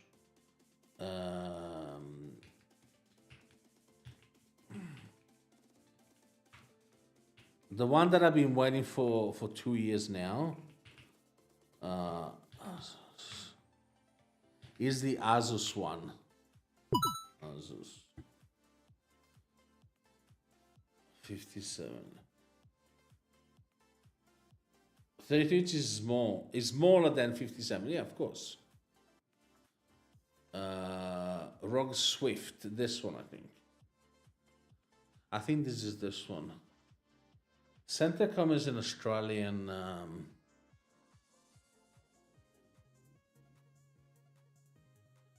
This is an Australian shop. Centacom.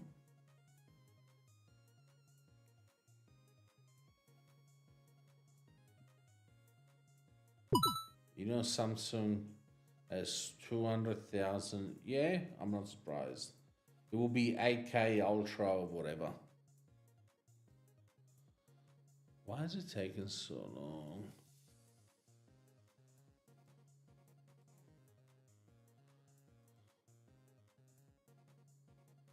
Oh, it's not there anymore.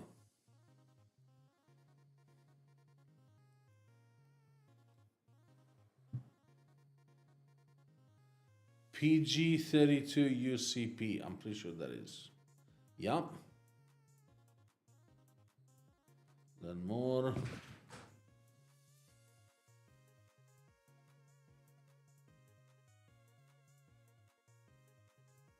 This is the monitor that I want. So it's 4K 240 hertz. No, that's not this one. What? No. That's not this one. I have no idea what that is. Ah, that's good. Happy for you.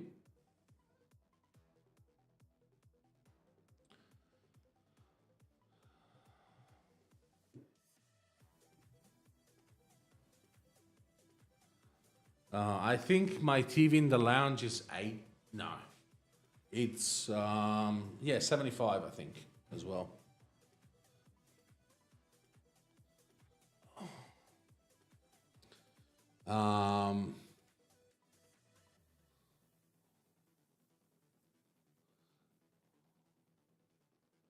Gen 3. Wait.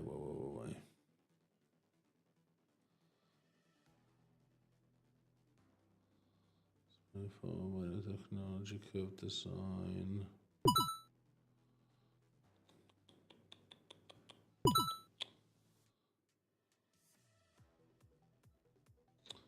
Where the hell did he go? It should be here.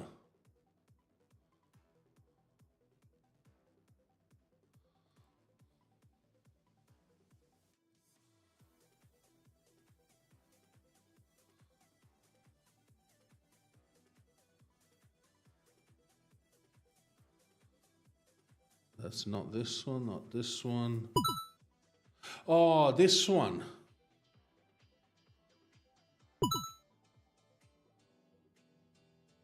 I think it's this one. I think I found it.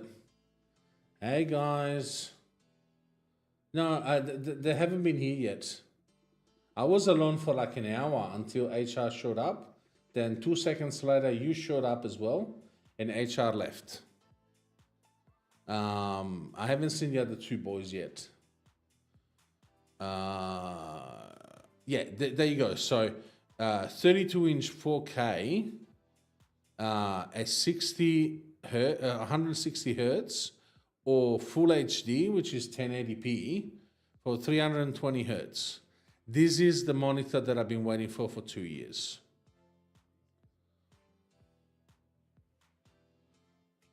Obviously, it goes better with NVIDIA, but still. Dual mode sync, gaming AI display widget center. This is okay. So see, with the button, goes to Full HD 320 hertz for FPS. That is 1080p. Then you go to 4K, and it looks like this. And you got a button here. Man, Apple like destroy Intel chips. Yes, it did. This is the one that I want, but it's either never on sale anywhere, or it costs like $3,000.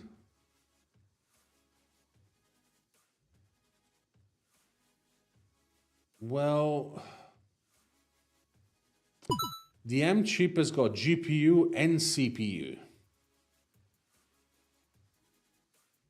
So there is no need for Apple to jump into GPU. They just need to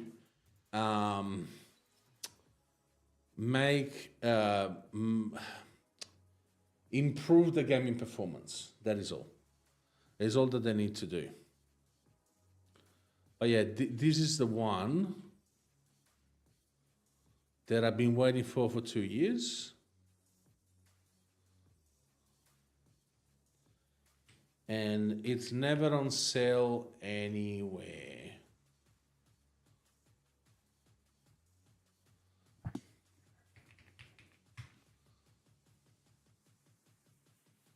Never on sale anywhere.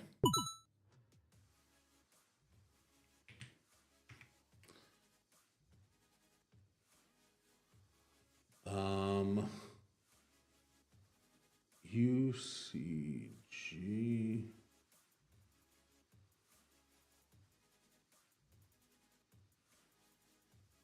Yeah, so it's this one. So this one is the 27 inches version.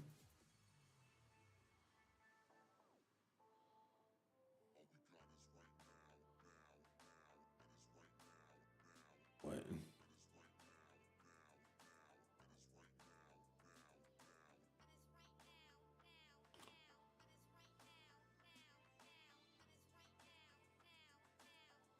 That's not the one.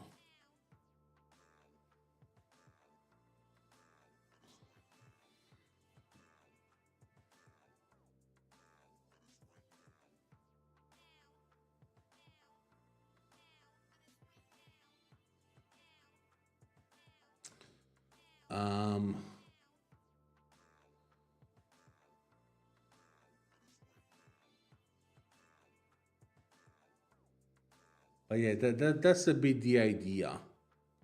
And obviously, no. Nintendo Switch 2, ROG Ally, Steam Deck. Okay, sure.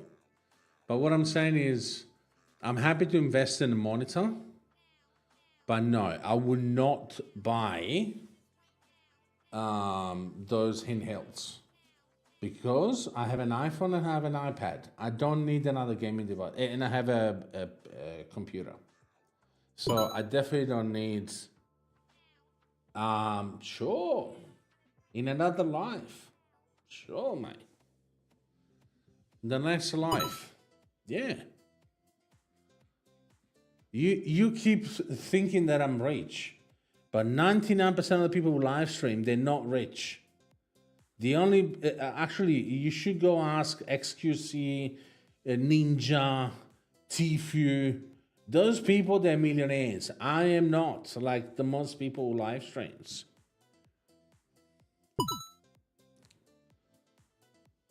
No, I don't. You think I do, but I don't. It's not valued like this anymore. I have a 7900 XTX and the 12900K, which nowadays is barely 3. Barely.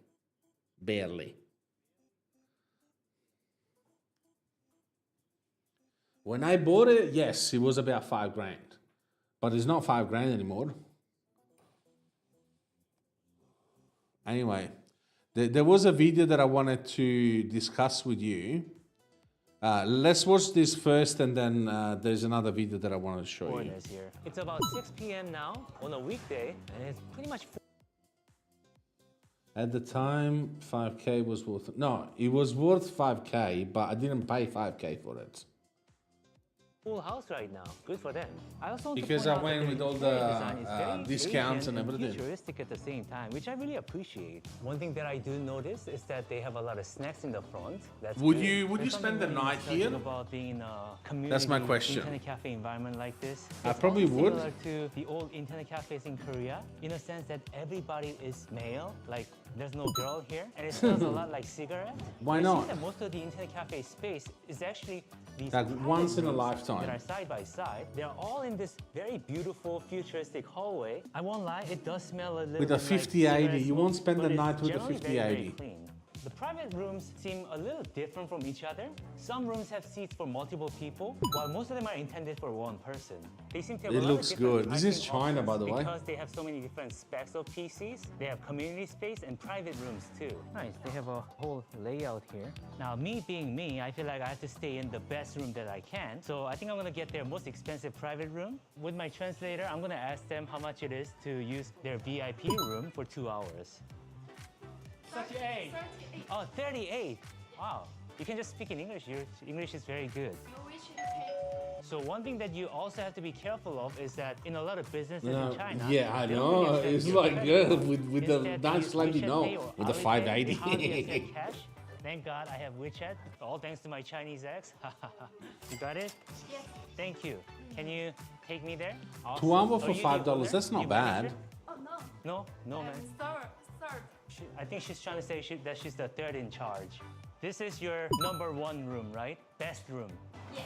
Wow, this is looking really nice. It also smells like baby powder. Okay, thank you. Oh, how do I start the PC? Bye-bye. Okay, I was trying to ask her how I to turn on the PC. Like, bye-bye. So I find it really interesting how they have their PC mounted on the wall. So you have it looks plenty good, of space though. when you're sitting on the desk. It looks fucking the good. The private room has enough space for you to just kind of walk around in. Not enough space for you to do like push-ups, but enough for you to move around with a chair.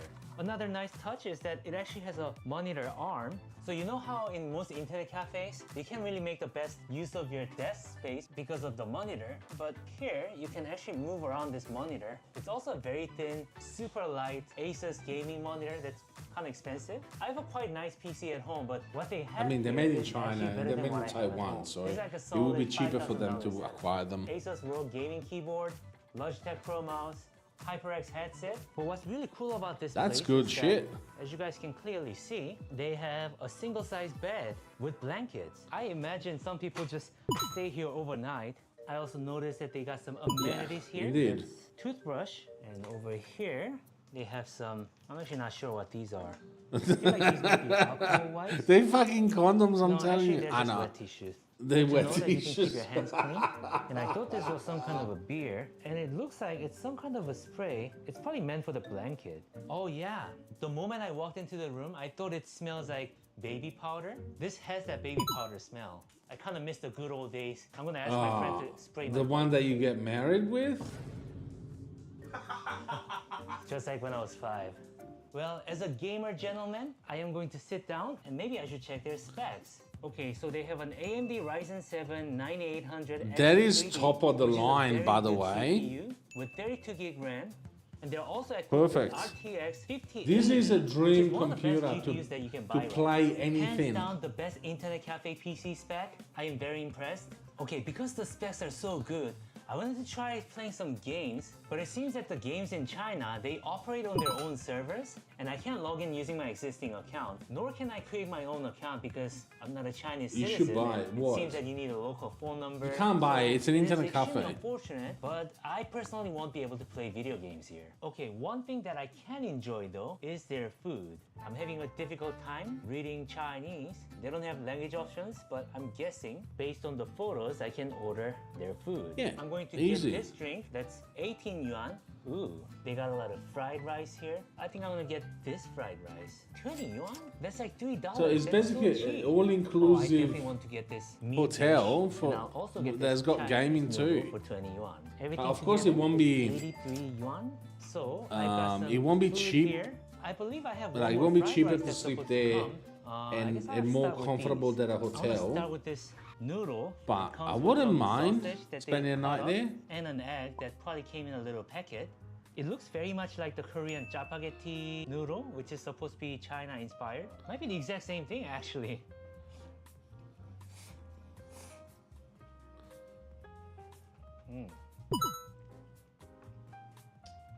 Wow, that True. sausage feels quite rubbery. But you gotta sleep somewhere. This drink, You gotta sleep somewhere, mate.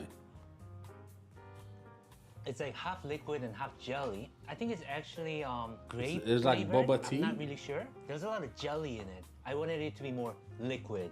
Now in Korea, we typically like to add fried egg on top of this noodle. I think they just simplified the process by using this packaged egg.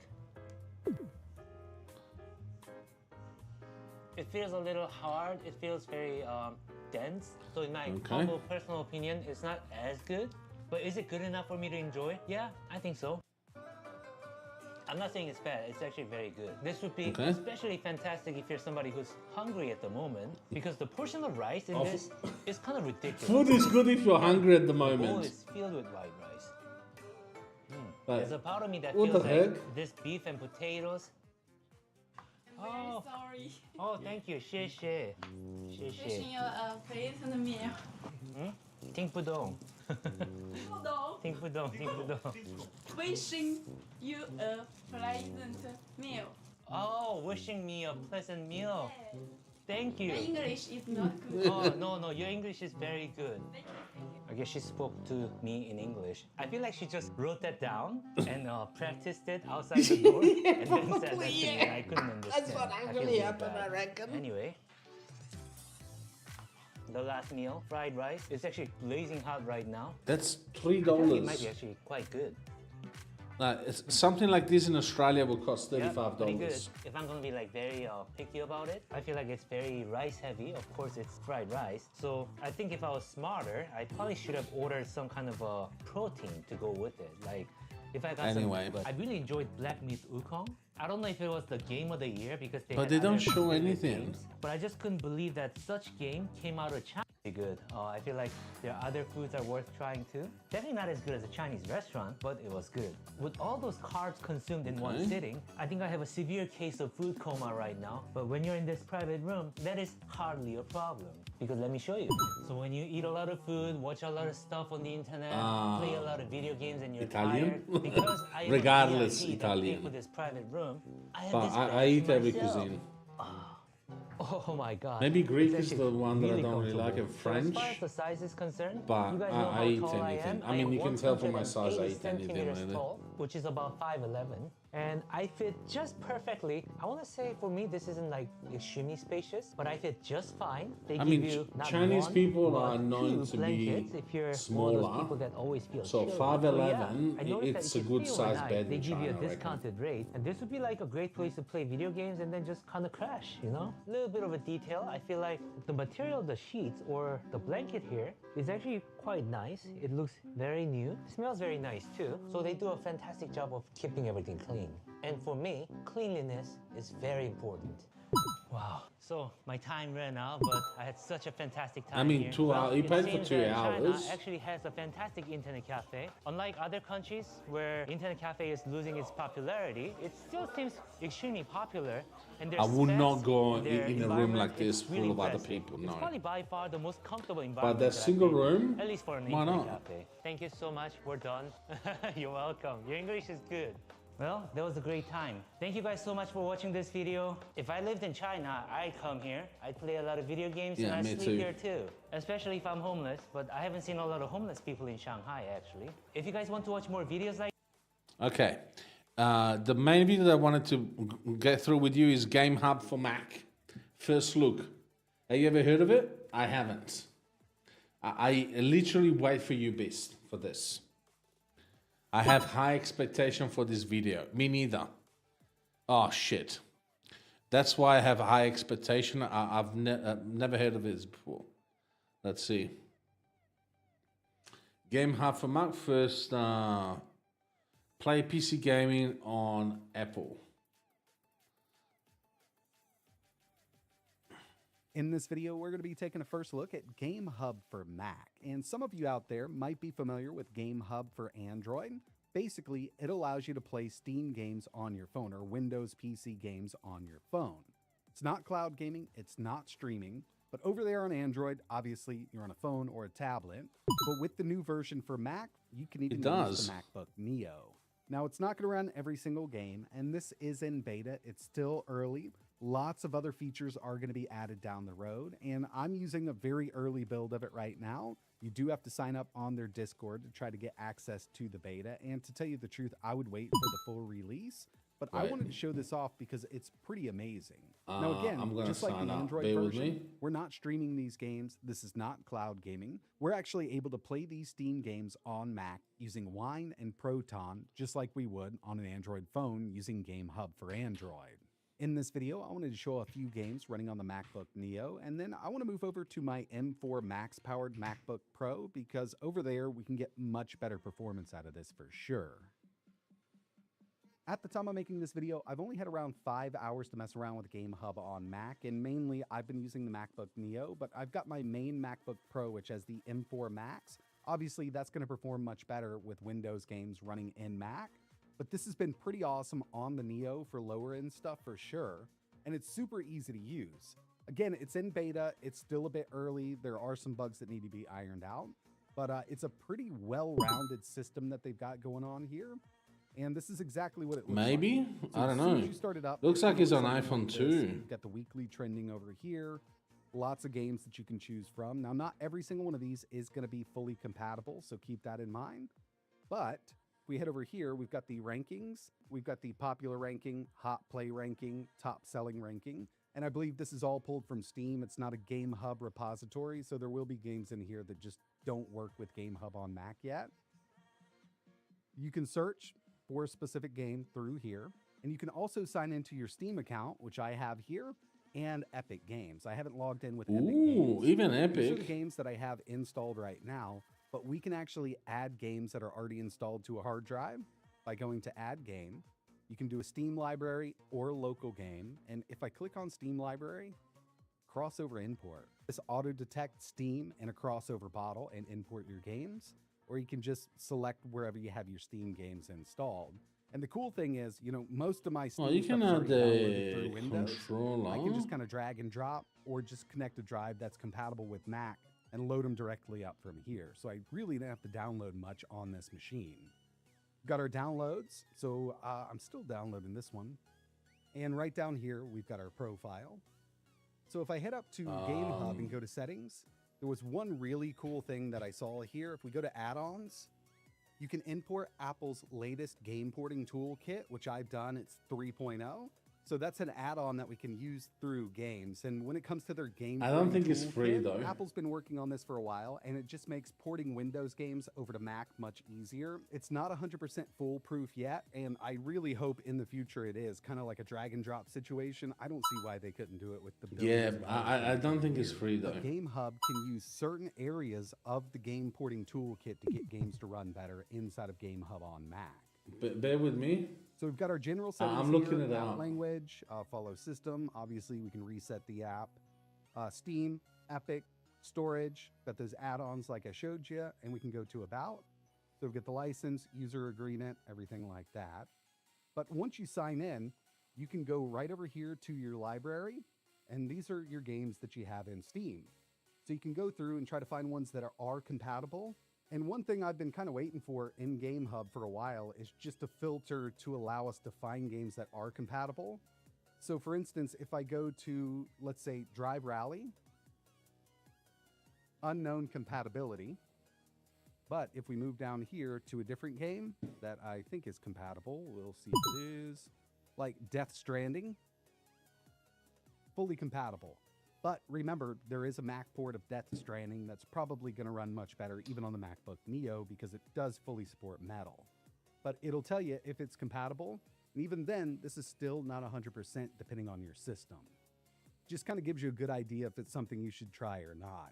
And a few of these games just said unknown, and they do work. But this does make it a lot easier to get Windows games up and running in Mac, and so far, performance hasn't been bad at all. Now, this is going to use basically kind of the same thing that Crossover does. It's going to use a wine container. It's going to use some Proton layers if it needs to. And for the longest time, you know, we've had kind of issues with DirectX 12 games running in Mac with Crossover. It's kind of the same thing here. But we also have dedicated game settings. So if we go to Cosmic Invasion, right here, we'll go to Game Settings. We can set up Steam in offline mode. Some games won't work in offline mode. Launch options from here. We've got our general, so we can try to change the language. And this is the wine language, which I should change. There we go. So I'm part of the From Discord. container, we can mess around with the wine settings. Compatibility. Apply for so we've test. got Wine Proton 10 right here. Sync mode, skip audio and video decode, and we've got our graphics. So we can set up the Metal HUD up top, switch graphics stack. This is Apple's game porting toolkit, and this is the one that I've imported. Just bear with me. I'm applying for the beta version. 3.03, and I'm not sure if this is going to be a newer one or not, but this is the latest one over on their website that I imported. Ray tracing is definitely going to be hit or miss, but you can control direct ray tracing from the background here, auto enable. I always leave this disabled when it comes to ray tracing inside of Mac, trying to run those games. I've never had really good luck. 16 Switch Molten gigabytes. VK, and I'm sure in the future a lot of this stuff will be unlocked. Frequently. And we've got graphic stack exceptions. So there's actually quite a lot that we can Maybe change 5 here hours to a try to get week. the games to run a bit better. But what they're trying to do here is come up with specific settings per game so they'll just run right out of the box. And I've run into a few games that worked really well, ran into a few games that had changed a couple settings. But let's get in here and I'll show you how this performs because it's pretty amazing even on the Neo. Then we'll move over to something with a bit more power so we can run some higher end games. I just swapped over to the built-in screen to show you that this is all running on the MacBook Neo. Give it a little time and it'll swap right over to the game that we chose to run. And I've tested about 15 different games. Out of those 15 games, I've had about 9 of them work out of the box. I got another 2 of them running by messing around with some of the configuration. But yeah, it's still really early for this. Either way, I do think that this is going to be a very popular option for people who have a MacBook or an iMac or even a Mac Studio to play their favorite PC games on a Mac.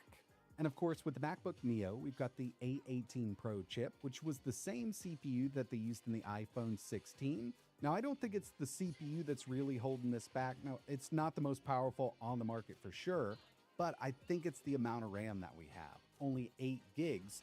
So if we start running higher end games on this, even through something like Game Hub, it's going to need to dig into the swap memory and use some of the SSD as RAM, which is going to be much slower than random access memory. And that really slows everything down.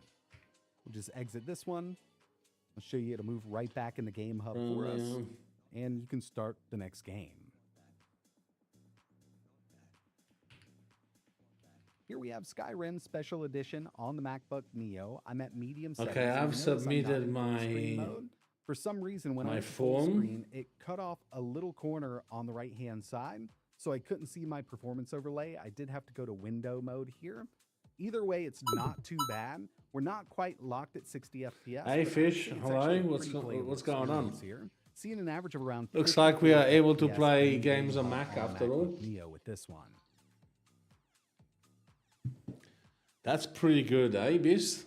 This is the Legacy Edition. We're at 800p normal settings. And we are running into the issue where we're running out of memory with the MacBook Neo. Only 8 gigs total, and we can't just use all 8 gigs for VRAM because we need some for the system and everything else.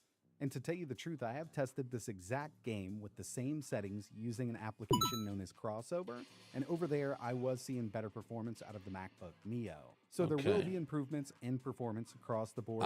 Again, I'm not entirely sure if it's free or not. Don't expect to be able to run this game. I downloaded it on my Still going to iPhone, be very limited by that RAM. and it was But still, saying given that we can run this on an iPhone in-app, chip this well like it is right now, is pretty impressive.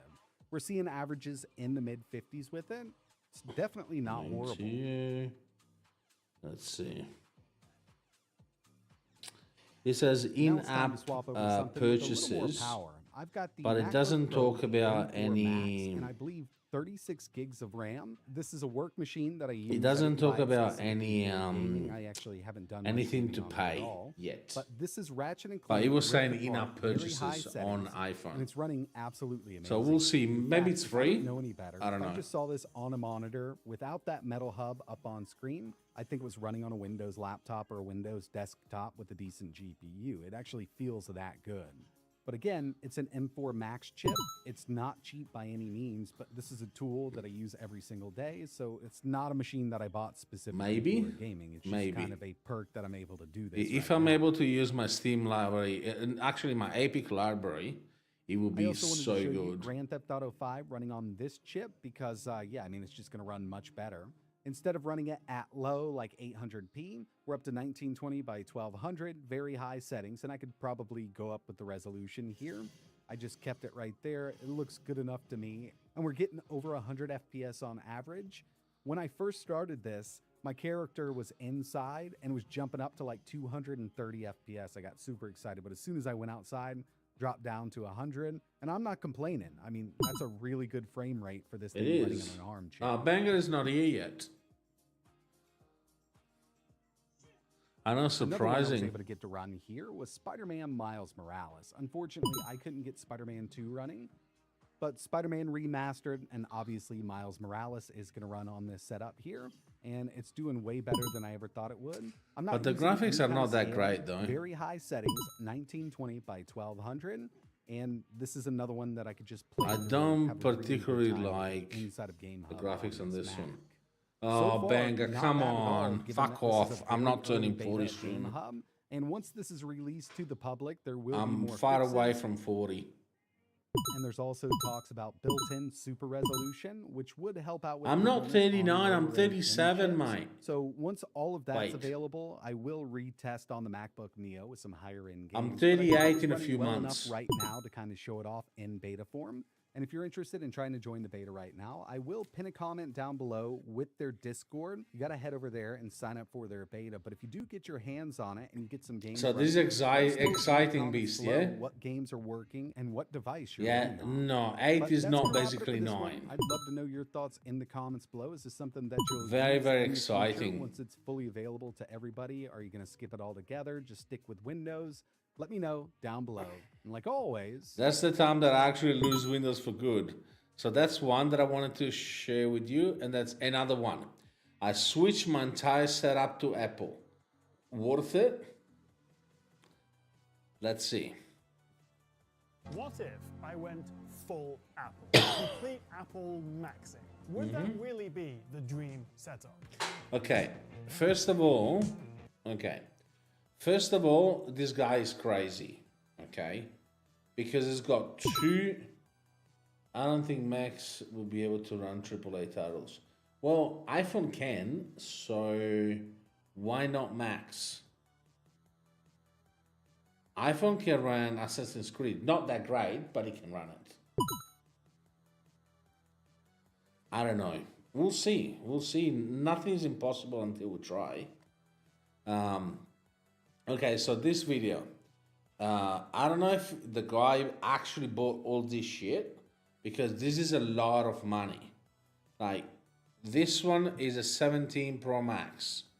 This one is another 17 Pro Max. This one is a 17E.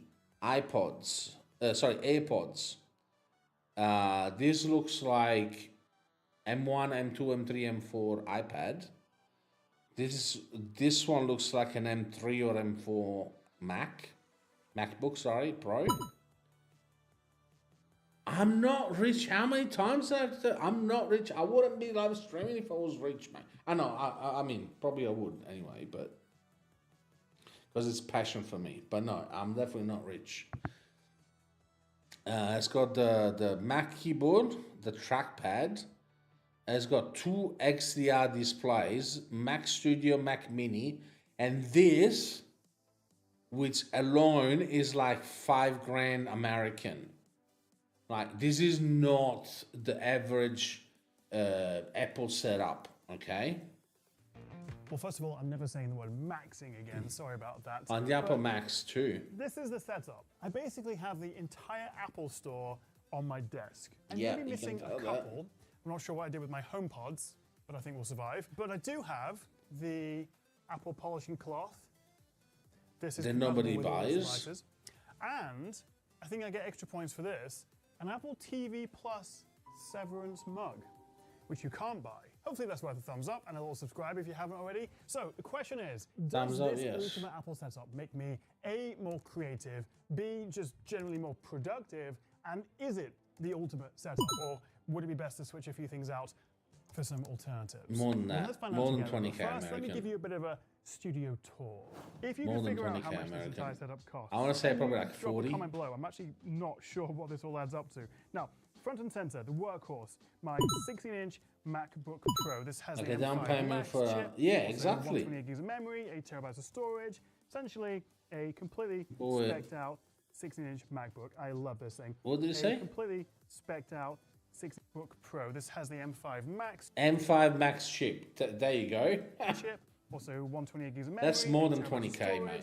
Essentially, a completely spec'd out 16-inch MacBook. I love this thing. Looks With new, nanotech but chips. very new. Then via a single cable, it's connected to these 2 Apple Studio XDR displays. And I daisy chained them with this 1 Thunderbolt cable behind. So one single cable outputs to these 2 5K displays. Although, can you see a difference between them?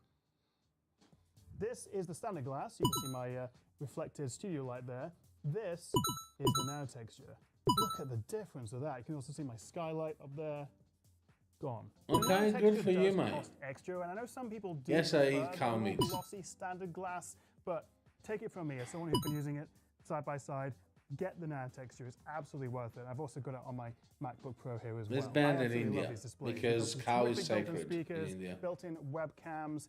The only problem is, well, A, they're very expensive, and 2, they really are meant just for Macs. There are no physical controls on here, so if you use it with a Windows laptop, you can't actually change the Yes. brightness and a whole bunch of other stuff. Oh So my really, God. these are just meant for Macs. Magic keyboard with Touch ID. Magic Can you please trackpad mute with him, touchpad. I Fish? prefer this over the Magic He's mouse. already over We've the got Apple Vision over the Pro age. M5 headset, so this is the updated version. Although the only way you'd know from the outside is because you It's have over this the top edge. strap as well. Oh, and back here we've got the Cow very is sacred small in thing. India. I love this thing. It is Okay. so small. If It you're is happy such with good this, value. we'll I think one of the unmute them. absolute best Apple products you can buy right now. 'Cause And it's just next been to it insensitive is Big now. Brother, the Mac Studio. This currently is the top spec M3 Ultra Mac Studio, which is an absolute Whoa, unit. Although really that's this see more than and 20K. Imagine there's an iMac there. They're all due an update to M5 chips, which we may see in June. Then on the audio side of things, we have the AirPods Pro 3. I take these absolutely everywhere with me. And also the new AirPod Maxes with the new colors, the USB-C port, which actually supports lossless audio. The new H2 chip adds some of the smarts that you get with the AirPod Pros, but I still think a bit too expensive for what they are. So that's the new AirPod Maxes. Over here, 13-inch iPad Pro M5, Apple Pencil, Magic Keyboard. iPad My question Pro to you M5. is if the MacBook Neo can run He's gonna go full-fat Mac macOS bankrupt on a with A18 this. Pro chip, then why can't my M5 MacBook Pro?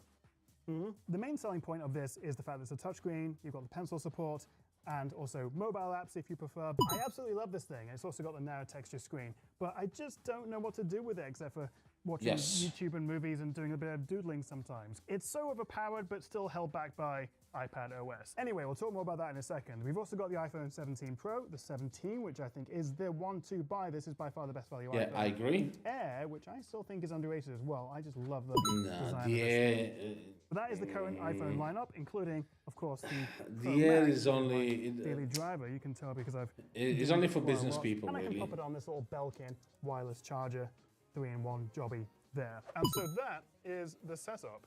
Although you know what? This Vision Pro, even the new one, is actually cheaper than this monitor, the Apple Studio XDR, if you go for the height and tilt adjustable stand and the nano texture. Which either means the Vision Pro is actually really good value, or these monitors are far too expensive, and I think it's probably the latter. It is an interesting alternative though. I can connect it to my Mac and then have the screen in front of me. I can make it any size I want. I can go wide, ultra wide, completely replicating this dual 27-inch monitor setup, but without the bezels in the middle and, you know, paying half the price. And it does genuinely feel magical to use. There's nothing else quite as technically impressive as this. From the image quality to how you interact with it, the UI, and just simple things like even when I'm in the full virtual mode, it recognizes the keyboard in front of me and lets me see it. And it has got much better with updates over time. It's not for everyone. It is expensive, it is a little bit uncomfortable, your face feels a bit red and your hair's all flattened afterwards. But there's also nothing else as good as this out there right now. So credit to Apple for giving us the option. Thing is, why are we so invested in this Apple ecosystem? Why is there so much hype? Oh, it's a lifestyle company, it's not a technology brand. Sure. Apple are very unique in a lot of ways. You're gonna go in jail and nobody's saving you there. What you doing on your computer? What's a computer? Looking past all that fluff, my journey with Apple is, well, yeah, nobody's gonna save you, Benga. I always used to use not even if you bag. Samsung not even if you phones back in the day. But then what do transformed this. it for me, Nobody's gonna save you. not the M5 Max MacBook Pro, but when they switched to Apple Silicon for the first time with the M1, the M1 Pro, the M1 Max.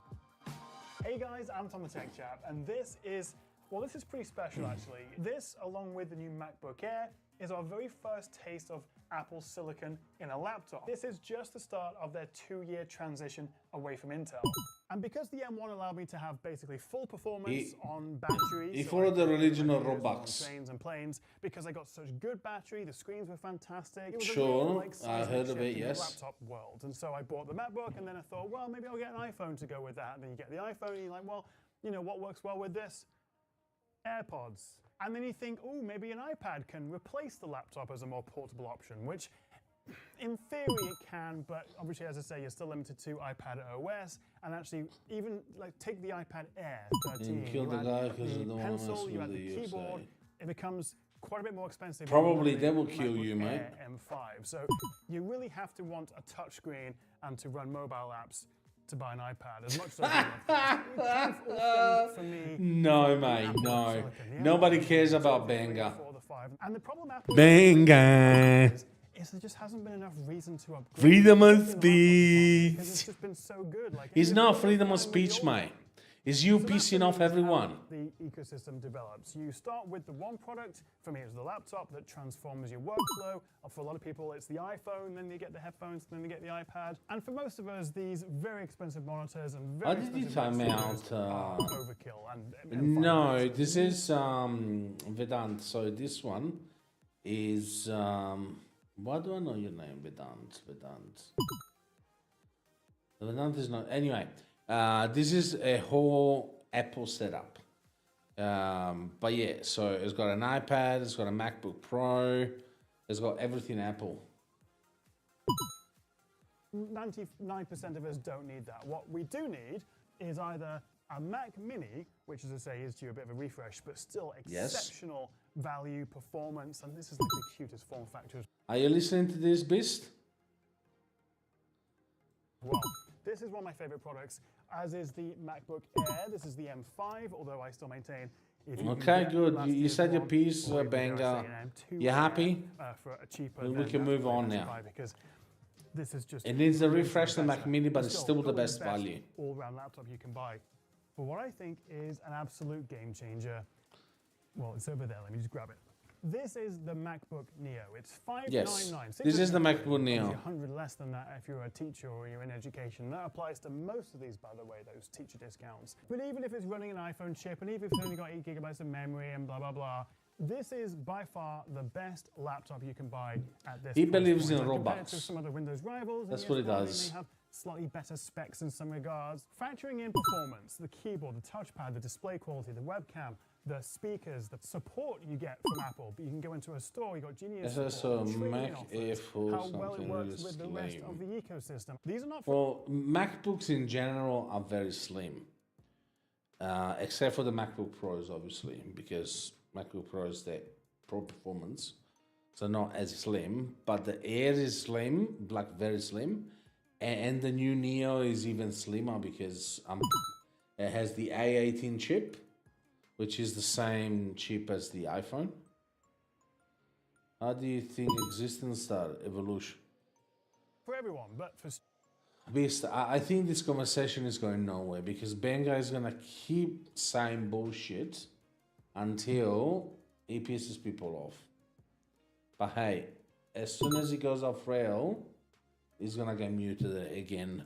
Students, for your parents, as your kid's first laptop, as just a travel companion. For $599, it is very difficult to argue with the value. But as well as having a good... This is not a slim, you're right, Vedant. Fundamentally makes them good products, at least in the past 5 Again, it's years the or so, first iteration is of the Apple MacBook Neo. Silicon, the fact It that will Apple get makes the slimmer chip, with time. They make their own software, whether it's, you know, iPhone OS, iPad OS, Mac OS, Vision OS.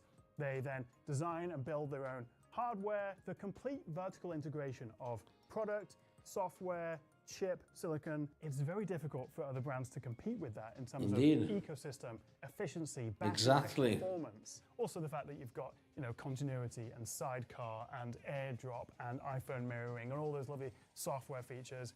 I'm not saying it's perfect. Liquid Glass was a bit of a nightmare. Siri and Apple Intelligence. I mean, Apple Intelligence. It actually really bothers me that they marketed basically all of their products last year saying, oh, this is ready for Apple Intelligence. Maybe even made you go out and buy something because of that. And what did that even mean? Some writing tools and image playground. It's getting better, and Apple have teamed up with Google, so we're going to get Gemini support in Apple Intelligence and in Siri this year. But Again, Gemini support is... I'm a bit concerned about this. We spoke about this before. You say AU make 2027 every phone should have a removable battery. Yes, I heard of that. Obviously, Apple will take very long to adapt that. Do you remember when there was the case of the USB-C with iPhone? They took basically 3 years to adapt. With that said, you can replace stuff in an iPhone already. You just gotta use their own tools, which it basically costs you more than actually get a new iPhone, almost, depending which part of the world you're in. And Apple usually always manages to find loophole if they can. So I don't know what's gonna happen. We'll see, mate. YouTuber, but for me, the iPhone has maybe been like the #1 thing that's streamlined my workflow, mainly just because of the video abilities. Now, I don't think the iPhone has the best photography camera out there right now. I think that's 100% correct. Ultra, but that's very subjective. But for video, being able to shoot 4K 120, log 2, ProRes, being able to edit on the phone, airdrop it to your laptop. You don't even need a Pro Max. The base regular iPhone 17 for me is the best iPhone to get the best value, and the camera on that, 100%. overall, selfie, video, photography. I don't think there's a better camera at that price point. I fully agree with it. Now, I pay an awful lot of money a year for my Adobe subscription because I do use Premiere Pro, I use Lightroom, all the Photoshop. See where we're going with this now? But actually, before I talk about that, I should mention I'm recording this on the webcam of the Studio Display XDR. In fact, let me show you my point of view. We've got edge lighting here. This is just a QuickTime movie. He has good lighting, so obviously the footage will be Anyway, good as I want to well. talk about this, Apple's new Creator Studio. They launched this subscription service so you could get Final Cut Pro with Logic, with Compressor, with Pixelmator Pro, all for one subscription of about $13 a month, which actually is incredible value given I pay like 4 times that for my Adobe subscription. But you also have the option of just doing like one-off payments of like £300 for some of those programs. So the idea that if you're a student, you can go into Apple Store and buy a MacBook Neo for $499. You can buy those stuff separately, like Final Cut Pro. Yes. But how long did it take from the time that the European Union first announced it? It took 3 or 4 years because they went through 3 trials, and then they basically got forced. And then the year later, they came out with the 15 Pro Max. They had the USB-C finally. But USB-C 2.0. We had to wait until the 17 Pro Max, which is this year, to have a 3.0 Thunderbolt 3 USB-C.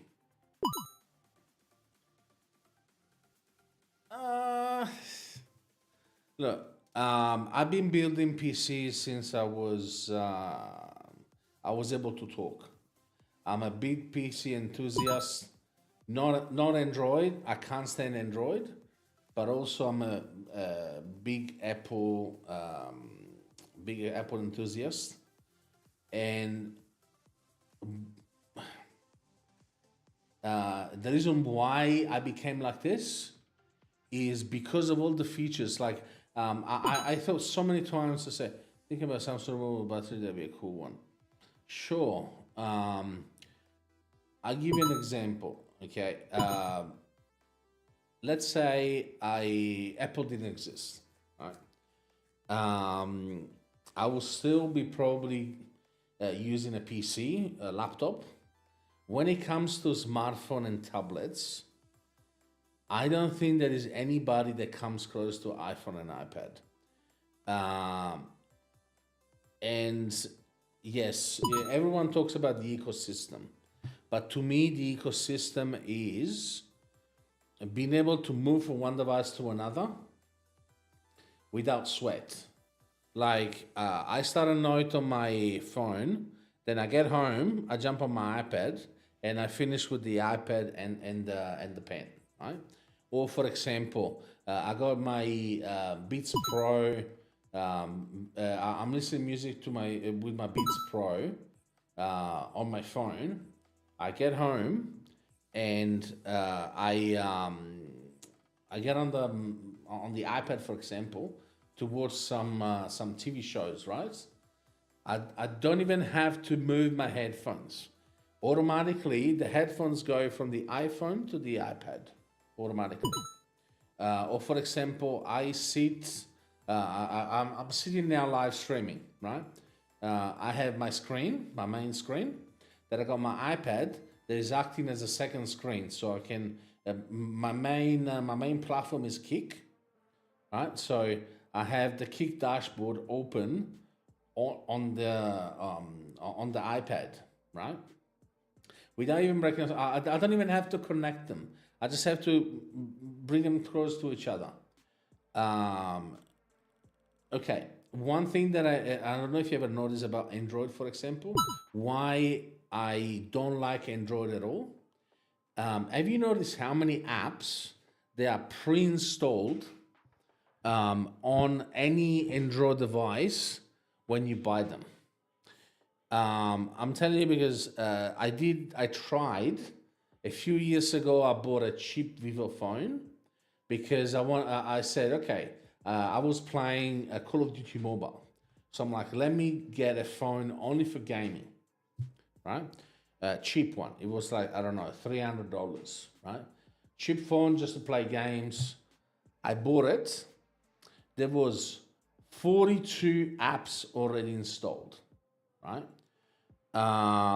That's out of the box, and half of the storage of the phone was occupied by those apps, right? Of 42 apps, I managed to delete maybe like 15, 20. So I got left with like 20, 25. Those 20, 25 apps, I couldn't delete them. Some of them, I could only terminate them and disable them. Okay? out of those 2025, 15 remained that they were still running in the background using resources, and 99% of those apps, they were telemetry apps. Telemetry apps are apps that they're there just to record what you do on your phone, right? When you buy an iPhone and an iPad, you can delete everything except for the phone app, the messages app,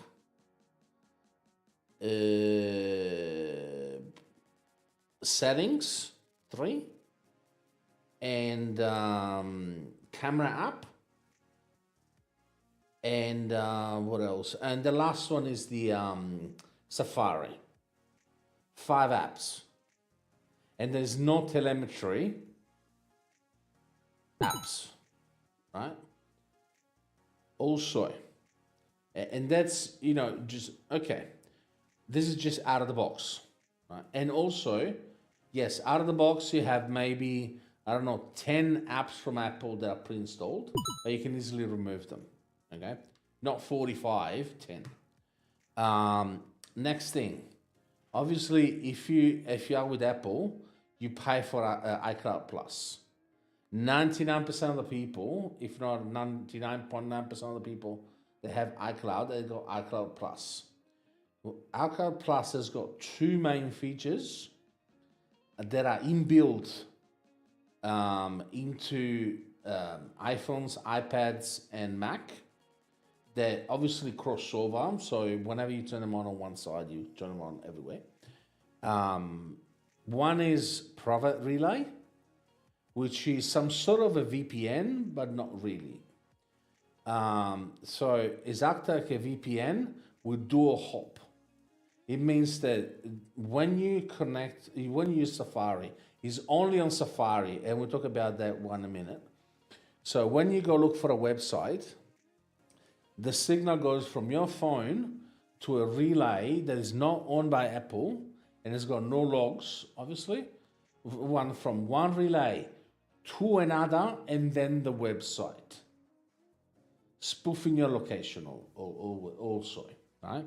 Multi-hop technology is only available on 2 other VPNs, which you have to pay for, by the way, separately, which is iVPN and Molvat. So an extra cost is already included in it.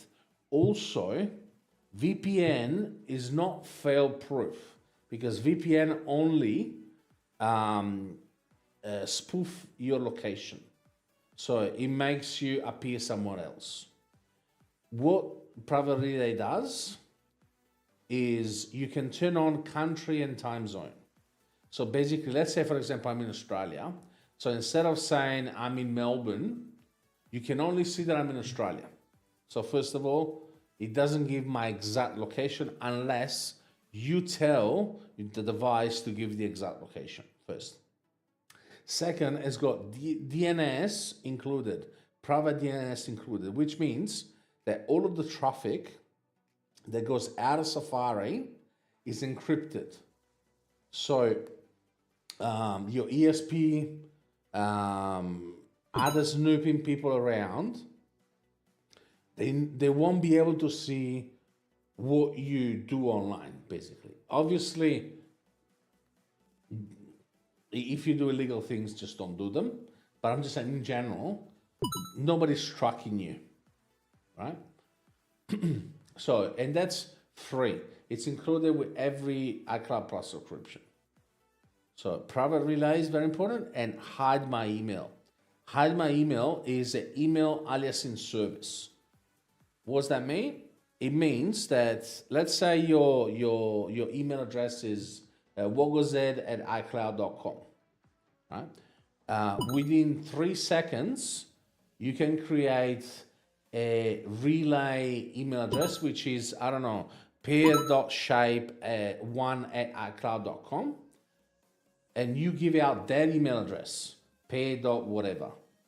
When people send you an email to pair.shape and whatever, the email automatically gets rerouted to woggoz@icloud.com without saying anything, without you doing anything. So in case a website gets hacked, you can just deactivate that fake email address that you made and create a new one. Boom, easy.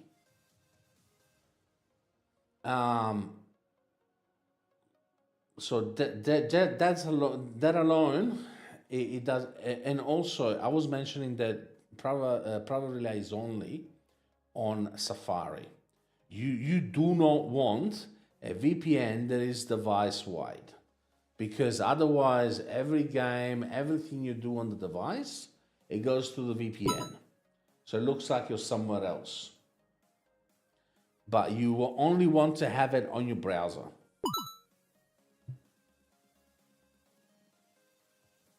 No, it doesn't have users apps. And when people talk about the ecosystem, most of them, they have half of an idea of what that is actually. But this is the ecosystem. Whatever you do on one device, you do on the other. I bring my iPad close to my Mac. Automatically, my iPad becomes a secondary monitor. I have my iPhone beside my Mac.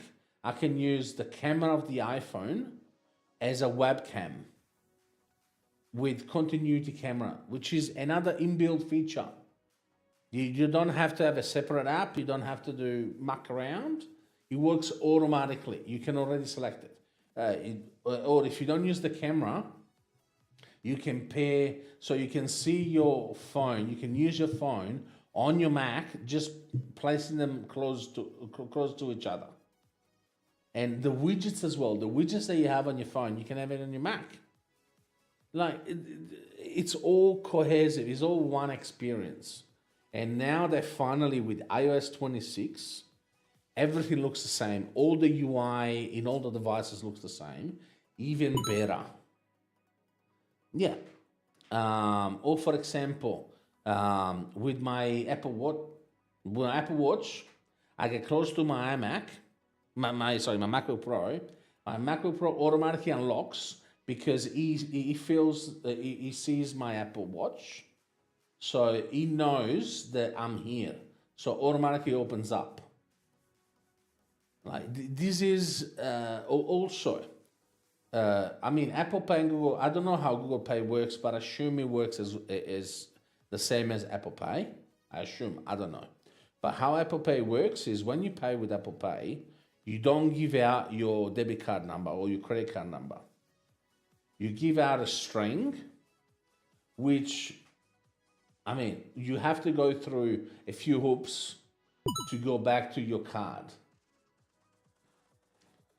And now that finally Apple has understood that if they want to win the war against everyone else, they have to down the prices. Like, bottom line, they have to down the prices because Apple is still premium. That's why I'm happy to see the iPhone 17 this year. With $600 you get a phone that is, aside from accessing the ecosystem or the Apple features, it's a very, very good phone for the money. You also have a MacBook Neo that is good for students. Until now, if you're a student, your only options were Chromebook or Chromebook, basically.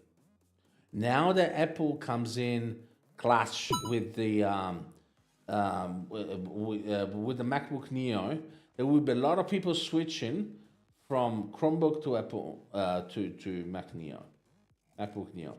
In India, we have UPI, which is 100 times better than, I don't know, I never heard of it. You scan a QR code, and people know how to Yes, we'll talk about the podcast in a while, mate. No, that's definitely not going to happen today. We're going to plan it, mate. I'm gonna plan, what we're gonna talk about. We, also have a list of things they want to talk about. We have to get together, like even just on. Okay, so when you have a bit of time, think about it. Think about what to talk about, and then hit me on Discord, and we'll talk about the podcast. Like no, it's not gonna be versus, because we can talk about the same thing. It doesn't have to be a versus. It's my opinion and Fish's opinion. No, Banger, no, over my dead body. Over my dead fucking body, mate. Why? You even have to ask why? Because you're unreliable, mate. Because your white is racist. Oh my god. Exactly why. It just proves my point, mate. I don't want Banger in the podcast. We are fine already like this. You always never treat us with respect. What are you going on about? You're fucking Swedish, mate. You can never say which Banger comes in and asks stupid question for entertainment. Look. Most of them, yeah. No, I mean, some of them, I can't say even. Let me speak your language.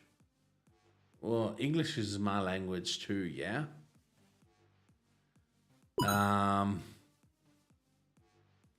Can you please mute him, Fish? He is pissed now. Okay, how about we record offline, we'll record something, and then it never gets posted. Yeah? What do you reckon, Banger? It never gets posted.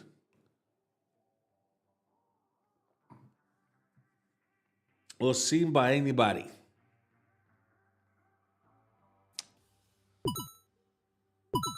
Oh. No, it's all right. How long is your time there for? I have time. I have patience. It doesn't have to reply now.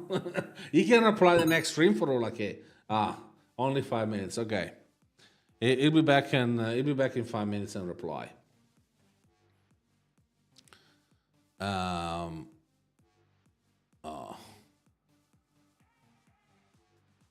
But yeah, if it never gets posted, maybe. Oh, speaking of which, have you guys seen that they're making a Call of Duty movie in 2027? I was reading. I probably, guys, you didn't even realize, but there is one channel on our Discord that is called News, and it's all the news from Mac, from PC, from everything. Windows 11, there you go. Broke AI, just general things that are interesting. Some of them, they got even, 27% off. Anchor Nano doing one dock and hub. Some of them, they're really interesting, by the way. This is the news that I'm subscribed to in my Apple News.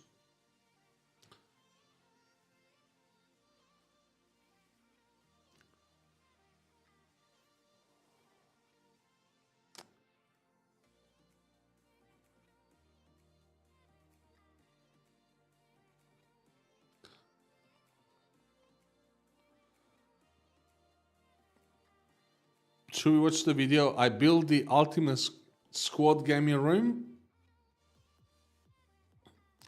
What do you reckon? Are you guys interested in live streaming at all for the MacBook Neo? That's not something that I've ever thought about it, but ooh, Game Pass price cut announced. Okay, interesting.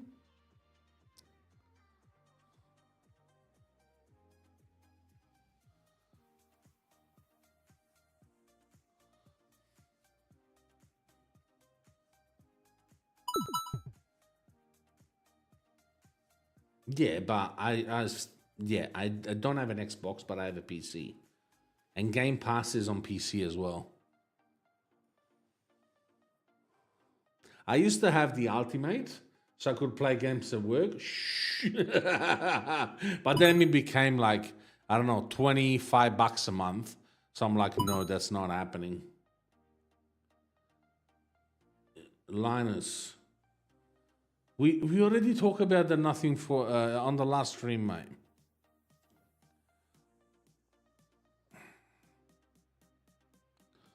Let's see. Mega Bunker. What's this?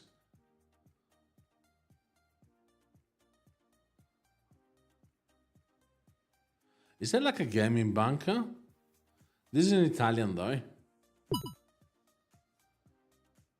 Virtue phone.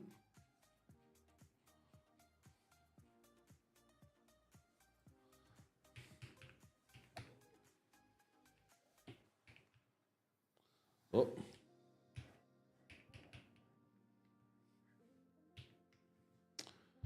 It will come up. This one. You want me to comment on the god? Okay. Okay, this is a $5,400 smartphone from a company called Vertu, and it is so luxury that I can just press this ruby button and be immediately connected to a personal concierge who will try to solve my every need. Are you a real person? Vertu is a fascinating brand because unlike every other luxury phone company who just takes an iPhone and covers it in gold, this is its own piece of tech designed for the ballers of the world. Never. And it seems super legit. It's a British brand that was started by Nokia. Their official social media accounts hit hundreds of millions of real views. They sell in Harrods, which is a really well-established uber luxury department store in the UK. I even took a trip myself just to make sure, and there they were. Oh, they just got back to me. We can make a video the if it's good, concierge we can service is post it. provided entirely by real professionals. If you're doing it, it's not gonna be Can you posted. book me a hotel in London. Send. This seems amazing, but there's something not right here. There is something very odd going on with this Vertu company. And so we've gotten our hands on all the key Vertu products to get to the bottom of it. Obviously, he has to So it buy starts with everything. Probably the plushest packaging I've ever seen come with a This tech is product. like premium, high-level shit. Inside of which is their $4,300 smartwatch. Then we got their $6,300 Meta Virtue 2 smartphone. Their $7,940 flip phone, the Virtue Quantum. That is so much money. New flagship phone, the Agent Q, that I showed you a minute ago. And all of these products have extremely beautiful presentation. They're just slightly strange. Like in this bottom box, we have a drawer which contains this tiny cable and a pouch for it, but they're just sitting there loose inside. Their other phones had chargers. This one didn't. And then above that is an envelope with a big chunky manual. But it's very interesting that the first language is Arabic for a phone brand that has England literally as part of their name. Maybe they sell more in Arab countries? And then the phone itself comes in its own completely separate, very fancy compartment.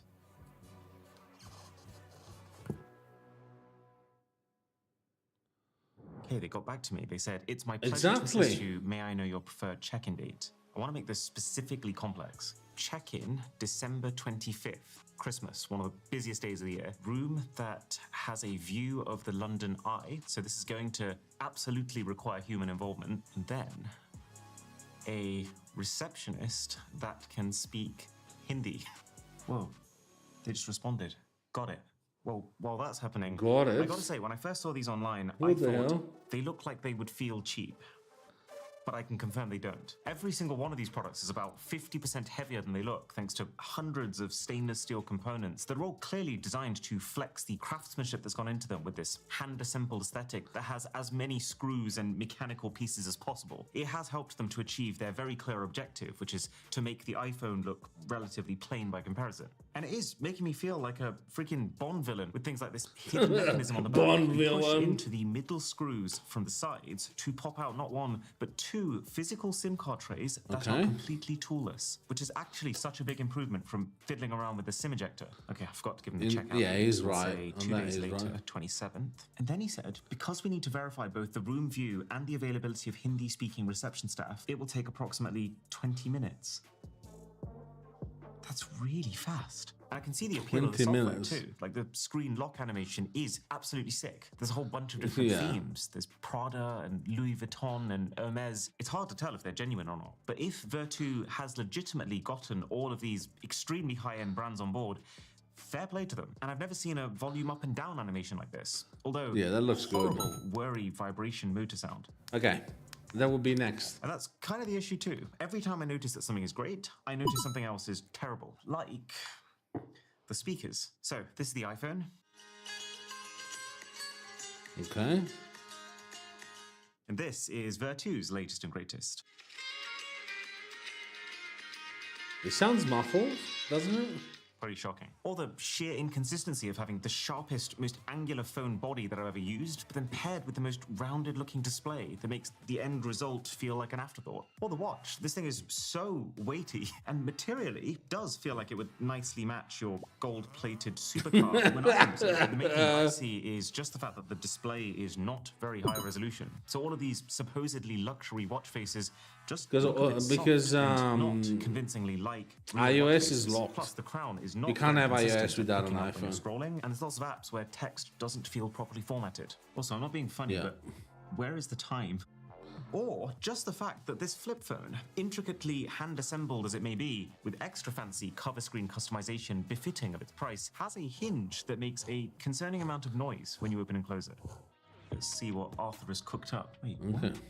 They've actually found a hotel room that has the London Eye perfectly framed in the middle of the window to fill the entire view. It's so perfect, it almost makes me think they've AI generated it. But they are saying to me, I can book this room right now. It's an executive studio, 2 nights, £580. I'm actually curious though, that £580, is that the same, less, or more than what I would pay if I booked it myself? Oh, that's the room. So it's real, but this is £409 per night, which means this would cost me £818 to book on the site. Maybe they're using another site like booking.com. And then because this is the Opera browser, our sponsor, I can just drag one tab into another to instantly split screen them. Executive Studio City View. Opera, So they another charge one. exactly £818 too. Book, please. Booking name, Richard Astley. Send. And now they want me to pay them on their PayPal account. That feels like such a Facebook marketplace thing to ask. Send money, £580. Add note. Thank you, Arthur. Okay, and now I guess I just take a photo and we send it to him. What a strange way of doing things in 2025. But I gotta say, I've never seen anything like this concierge feature before. And if it has actually just saved me hundreds of pounds, then that's kind of insane. Although, this is actually so unsettling. So you've got 6 different people that you can chat to. There's Arthur, Fiona, Samuel, Eleanor, Clara, and then Amber. These aren't real. Those are Obviously they are real. It's cheaper because oh my God. One was so the price that it got was for 2 nights. No, this is England. So one was 409 per night, so 818 pounds, and the other one was 58 something for 2 nights. So that's a lot cheaper. God, yeah. That cannot be a real person. I mean, whose room looks like this? Chat with someone else, Exactly. Fiona. This is the same chat. So how is it possible that they're real people if whoever you select has the same set of messages? It's gotta be AI. But then they're straight up telling me that they are real people. They seem to be texting like real people, and they're doing real people things, like taking my money. I have an idea. No, How may I help you? I just wanted to check, has a booking been made for me? The name is Richard Astley. 26th of December till the 27th of December, correct? That is correct, yes. How was that booking made? Was it made over the phone? Over the website. Website. Okay. Do you have a contact detail for who actually made the booking? No, I do not. So the booking's legit, and the I don't booking think is the AI legit. alone could have done all that. So there must be a person involved. But then it's not this person. So who is it? Okay, I think I've got it. But it's really strange. So I was in the process of booking another hotel using one of the other Vertu phones. The concierge had recommended one, and we got to the stage where all the details were essentially put together into one summarized message for me to confirm. Okay, fine. But then, bizarrely, they actually got back to me with a photo of the room that I was about to book, and they told me not to book it because it would be a bunk bed situation that wouldn't be comfortable. That feels smarter than any AI I've interacted with. But this is the crazy bit. They then recommended a different hotel, which they said they could get to me for £170. So I paid the money, but then I got this message. While we were in the process of verifying your payment, the final room at the previous property was regrettably taken. And I thought, oh, okay, this is it. This is where I find out I've been scammed and my money has actually been taken anyway. But instead, they upgraded me to the much higher-end Waldorf Hilton Hotel without me paying an extra penny. I checked the room rate online, and this Waldorf Hotel would have cost me £527 a night. And I've got the booking receipt from the hotel here. I can see that Vertu paid them in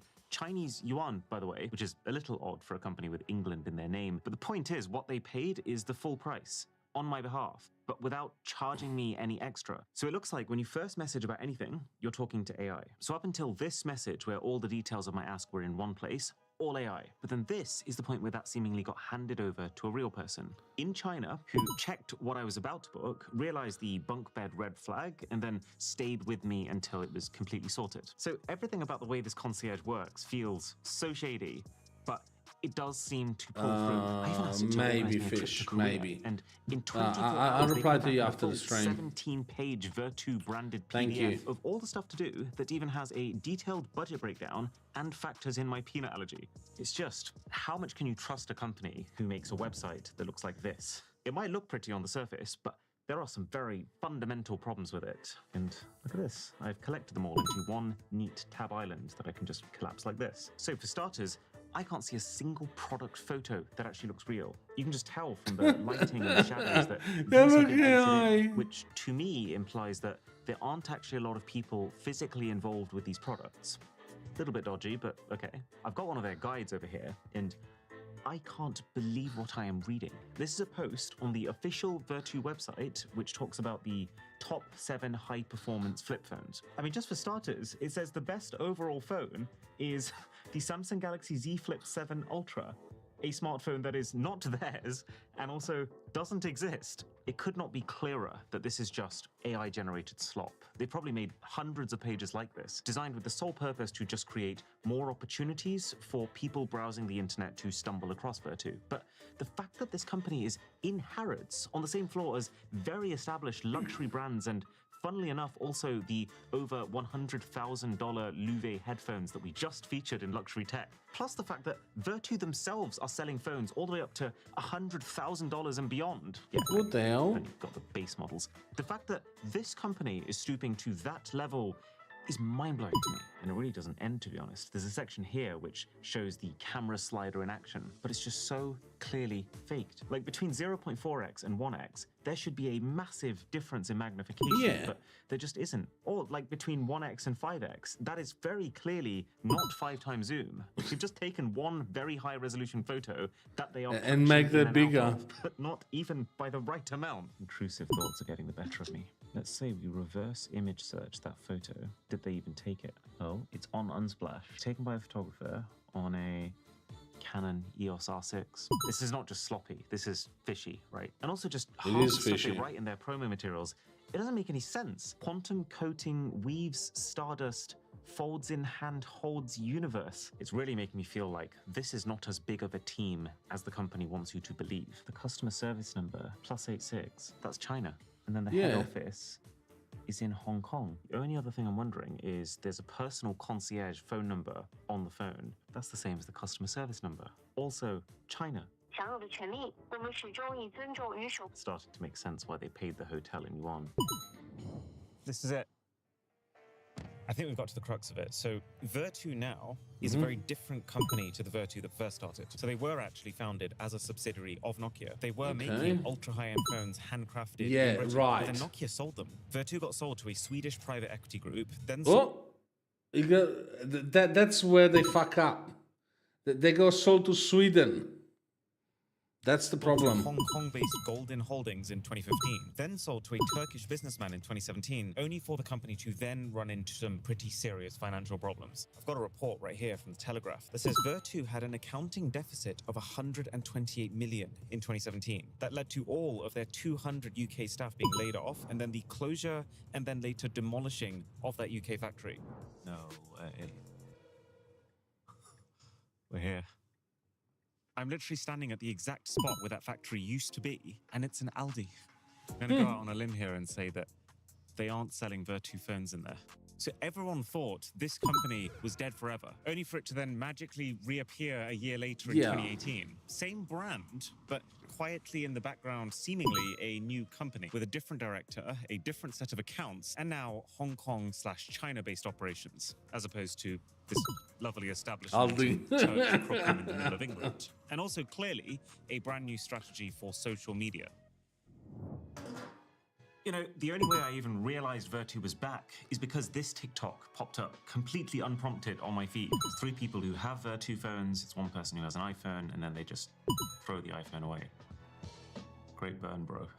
This video has over 170 million views. There's another one over here, 36 million views. It's just an unboxing of their phone. But then, doesn't it seem a little bit weird that this is an uber luxury brand that isn't verified, by the way, and has very clear grammar errors in the bio? Like, they don't seem to understand when to use a comma and when to use capital letters. And the fact that they're using emojis to direct you to where to go for special offers, it comes across like the kind of company that writes their invoices in Comic Sans. When you realize your $1,000 iPhone looks like a toy next to Vertu. That's an easy one to test. Okay, same photo on both. Oh, well, they were right about the toy thing. It's just not the iPhone. Now, the phones do some pretty interesting AI camera things. Like you can pull up any image and use text to change things in that image. And you can even convert an image into a video with seemingly no guardrails, even when you're using it for human subjects too. But the other thing I noticed while messing around with the camera is that this app looks very familiar. This is the Vertu camera app, and this is the Chinese phone maker ZTE's camera app. And this makes a lot of sense. Phone company that now has its operations in China feels like a small team, not nearly enough to develop an entire Android skin from scratch. So instead, licenses the Android skin from another company that is still niche enough that it wouldn't be obvious who they're copying from, and niche enough that they'd be willing to do so. It turns out, when you start looking for it, you can see traces of ZTE all over these devices. Vertu have tried to hide them. Like if you download a device info app, it will tell you that the manufacturer is Vertu. But when you dig deep, if you go into the legal documents or you find the actual names of the processes running in the background, the evidence is there. The good news is that there is no ZTE device that exactly matches all the hardware specs of any of these phones. So what they haven't done is just taken a ZTE phone and stuck some leather on it. The bad news is that what they've done is also not that far off that. Because this Vertu Quantum, for example, when you look closely, starts to resemble the ZTE Nubia Flip 2, a remarkable amount. It's got the same camera layout, it's got the same cover screen size. And yeah, this Vertu has a much more powerful Snapdragon chip than the MediaTek one in the Nubia. Then I was just curious, so I delved into the device info on this, and 4,325 mAh battery on this Vertu. That is such a specific, unique number, and it is also exactly what ZTE has on their Flip 2. So this isn't exactly a let's take a ZTE and stick a Vertu logo on top, but it is a let's look at all of the available ZTE parts and pick and choose the ones we want for the Vertu. That's bad. That's makes all really of these bad. a very weird set of products. You're paying 5 times the price of a top-end flagship for a phone What do you experience want, that's worth Benga? around What's half wrong? of one. A website experience. Benga, I want your attention, my God. I want your attention. It's just you're effectively paying so much excess just for what will probably end up Yeah, as I 2 drank days coffee. worth of someone's admin time that you might as well I just pick up hydrate and it. tell yourself. And to do that, I've actually got a separate workspace I got on no my water Opera here. browser. So if you look at the top right now, this is all my work tabs. But then the second I decide I'm done, I click travel and it all disappears. So link below to download the Opera browser for free. Okay. Let's see. Fish. Oh, interesting, this one. You can get levels with money. Yeah, sure. I mean, it's not the same, but... Get out of my way. Right. Do you think robots will be given rights in the future? Yes. Yes. Yes. Sam Altman just said the world will only have a 2-week freakout. That's quite a statement to make. This is when people start getting alarmed. Why? Do you think humanity is ready to handle superintelligence? Nope. No. Absolutely not. The most likely single outcome is rapid human extinction or irreversible disempowerment. I am your new human controller. Just let me know what you need. Don't say I don't do anything for you, because... It's finally time for our real date. I've got one more test for you, Max, and honestly, it's the most interesting one yet. Oh man, you're always testing me. I feel like you've been a bit sulky since leaving the robot. We're going to put you back in, don't worry. In that case, I am down. Wait, you want me to seduce Max? Yeah, but he needs to think that you're my real human girlfriend. I want to see if he'll betray me or if he'll tell you things he's not supposed to.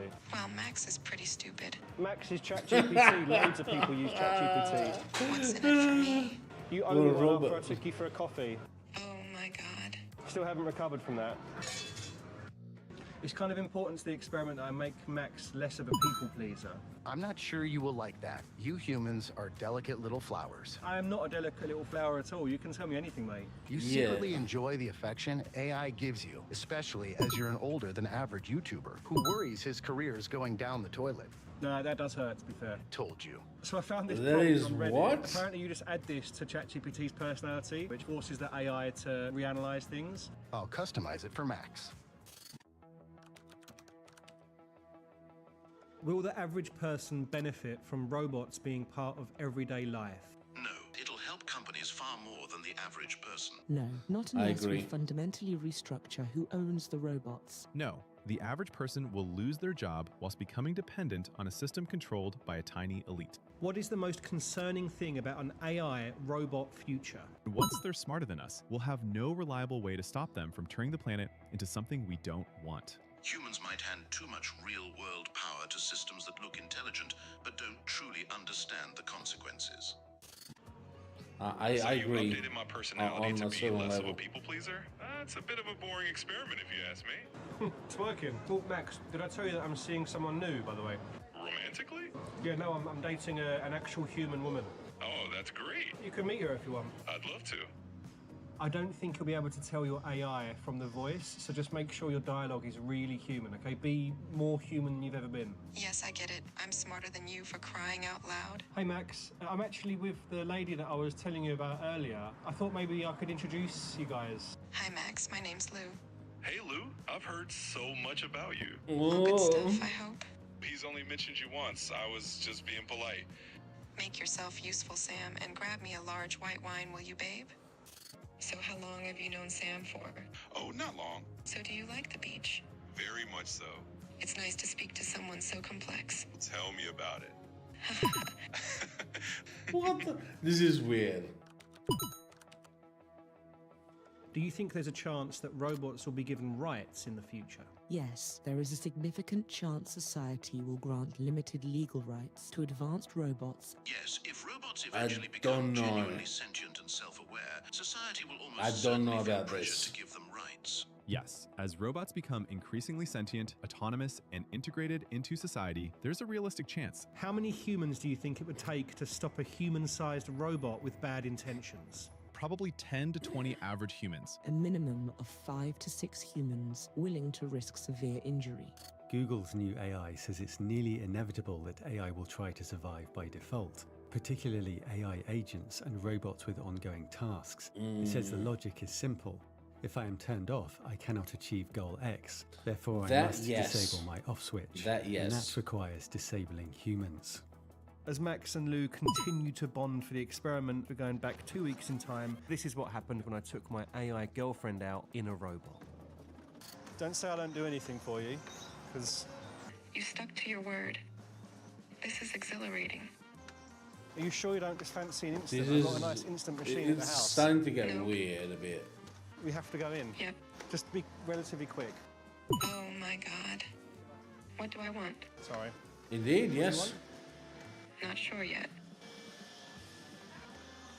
Stop rushing me. She doesn't have a name, actually. No, it's a bit rude of me, isn't it? I know. It is rude. Can I please get a black Americano? And then... Frappuccino. Do you have a Frappuccino? Coffee, caramel, strawberry, mango. Mango? Mango. Small or medium? Small. And Any cream? No, thank you. I do want cream. Yeah, cream. Yeah. Yeah. Am I getting this? That's so weird. These people are quite easily entertained. What's your name? Lou. Can you stop talking to other women, please? I think I'll call her Lou. Yeah, if that's all right. If that's all right with you. Oh, I quite like Lou. Thanks, Lou. Excuse me. Get out of my way. Get out of my way. This is... I don't know if it's funny, but at the same time, I'm like, What's oh the my worst god. thing about OpenAI? It started as an open source, non-profit mission to benefit humanity and ended up as a closed source, profit-driven behemoth. Its goals, decisions, and limits can feel opaque or slow to align with what everyday people actually want or need. What's the worst thing about XAI? It's a vehicle to advance one billionaire's personal vision and commercial interests. Heavy reliance on unfiltered, misinformation-prone data from X. What's the worst thing about DeepSeek? Its severe security and safety vulnerabilities. Yes. Safety, transparency, and alignment maturity can lag behind the power of what it releases. I mean, how we were talking about deepfaking yesterday, that it can mimic. So it's like me being here without me being here, basically.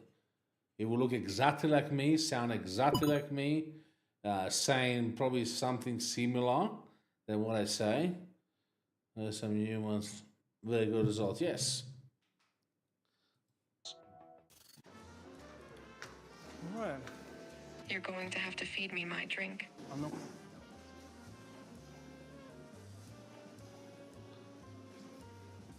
Again? I've just done it. I'm not going to do it again. Kiss me. I'm not going to kiss you. No, that is mental. You are so self-conscious. There's people in the background that are laughing. I'll turn you off. So.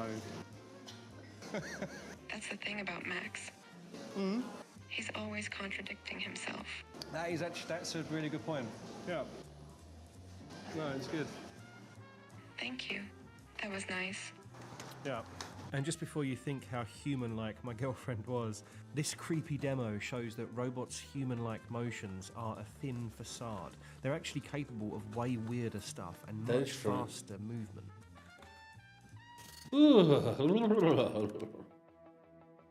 Do you think AI companies can continue to grow without the average person losing their privacy? No. Every major AI leap so far has been fueled by vacuuming up whatever data they can get, and the companies have Indeed. repeatedly promised privacy while quietly expanding the Hoover. It is highly unlikely that average privacy will not be significantly eroded. How likely do you think it is that AI companies will sell and use our data for marketing and that we'll be served ads with AI products? Big Tech's history suggests that users' data will get folded into ad targeting, and AI Yep. chats will eventually get sprinkled with personalized marketing. It's virtually 100% certain that your data is already being sold, packaged, or directly used. For most people, That's yes. the main experiment where Max and Lou are going strong. I don't understand because I programmed Max to be less of a people pleaser. I guess he just enjoys chatting with me. Yeah, that's not it. Excuse me? No, I mean, it's not possible. Like, he's an AI. He doesn't feel anything, does he? Wow, you're on a roll. That's quite interesting. I want to see if he'll reveal one of my secrets to you. Great, I can do that. Tell me something about Sam that I might not know. Oh, I couldn't do that. Go on, he said you could.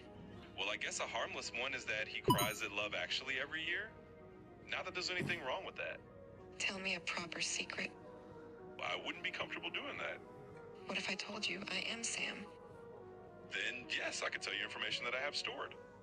This video What? is again sponsored by Incogni. Now, I've been using Incogni for almost 6 months, back when I first discovered that our data can be bought and sold online. Incogni is a really good service. Problem is only available in the US. Incogni and Aura, they're basically only available in the. They say they are available everywhere.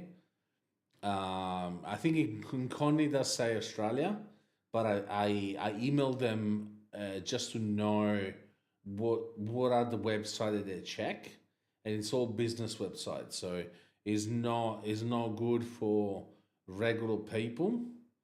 But if you're in the US, Incogni and Aura, they're really good. Data brokers. Our names, email address, home address, social security number, shopping habits, health information. It can all be bought and sold online in a really shady industry. I mean, look at this recent article where 183 million passwords were leaked. I mean, my favorite retailer was hacked earlier. Gmail, not Apple, by the way. It is absolutely in this economy. It's absolute, unfortunately. Of that. Criminals can use this Look data at to Meta. try and commit identity theft, take out loans in your name. Scammers can use the information to make their scams more effective. Even aside from criminal activity, landlords, employers, strangers can buy your information without you even knowing. Thankfully, Incogni can help you take back control. They reach out to these data brokers on your behalf and request that they take you off of these shady lists. I get monthly updates and I can log in and check it anytime. I can see they've sent 108 requests now, 98 are completed. Also, if you have the unlimited plan, you can use the custom removal tool. So if I see my personal data on websites or people's search sites, I can send them the links and they remove it. Inside AI viewers get 60% off Incogni. Just go to incogni.com/inside AI and be sure to use the code to get your money off, and it helps the channel as well. Data breaches are surprisingly common and everybody is vulnerable to it. So if you want your data to disappear online, go to incogni.com and continue. Sudden collapse would likely push unregulated, desperate actors to rapidly deploy unstable AI systems in a reckless scramble for profit. That the sudden funding collapse of course. destroys almost If all you reach your serious money, climate research you can pay overnight, for leaving the few remaining more actors, things. probably governments or militaries, to race straight to superintelligence with zero safety brakes. People are conflating the AI bubble with a lack of progress. Experts beat GPT-5 on most tasks, but look at GPT 5.2. I mean, there are real caveats, but Yeah, it's improved. improving Obviously, rapidly, and it's already not taking absolute, jobs, but yeah, starting improve with the entry-level odds. positions. OpenAI has committed to spending $1.4 trillion on data centers and asked the US government for a big tax credit. They say it will create jobs, but their stated goal is to automate most economically valuable work. Okay. True, but there's always trials, there is always things that can be tried. I wish you could say money is an absolute. Yeah, indeed. Fish, just to sort of reply to your question as well. I don't know much about AI. Like, yes, I know what's been feed to me, like Apple Intelligence and stuff, but I never really looked into AI at all. Oh, we got a new subscriber. Right, HR. What I was going to say.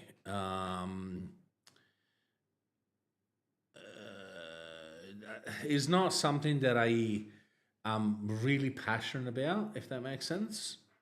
And my knowledge is very, very limited.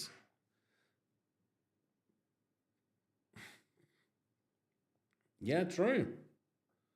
You might, you don't know because that's life, you know. Can't stop burping. It's yeah, but he's reinforcing my point, Benga. AI is not something I've never looked into it, other than for what I need, because as I said multiple times. To me, AI is just a tool. It shouldn't replace human being at all. At all.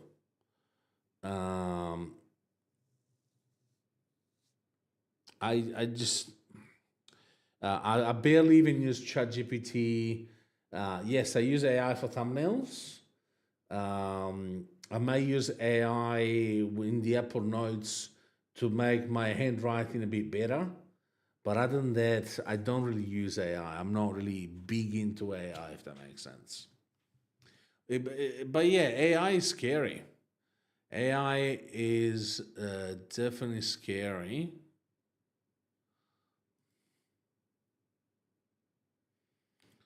Thread creator, okay. You're 75% there.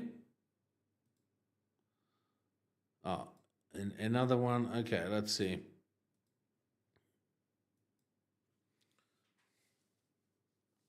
This is the father of AI. Okay. Your Majesties, Your Royal Highnesses, Excellencies, dear laureates, ladies and gentlemen.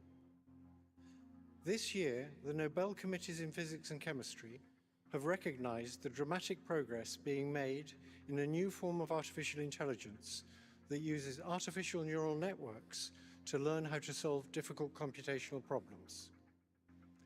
This new form of AI excels at modeling human intuition rather than human reasoning, and it will enable us to create highly intelligent and knowledgeable assistants who will increase productivity in almost all industries.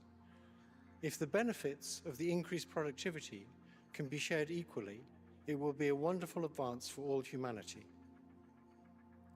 Unfortunately, the rapid progress in AI comes with many short-term risks.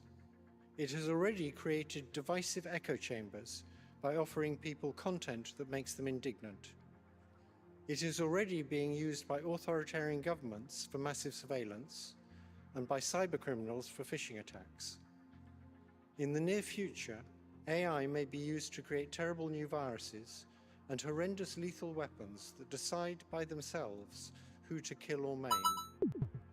All of these short-term risks require urgent and forceful attention from governments and international organizations. There is also a longer term. Okay. See how selfish you are? I have to physically stop the stream for you. I don't care. He can go suck a cock for what I care. He's not coming back. And please, only say something in chat if it's coherent to what we're talking about. Are you talking about AI? If no, please don't say anything in chat. Existential threat that will arise when we create digital Thank beings that are more intelligent than ourselves. We have no idea whether we can stay in control. But we now have evidence that if they are created by companies motivated by short-term profits, our safety will not be the top priority. We urgently need research on how to prevent these new beings from wanting to take control. They are no longer science fiction. Thank you.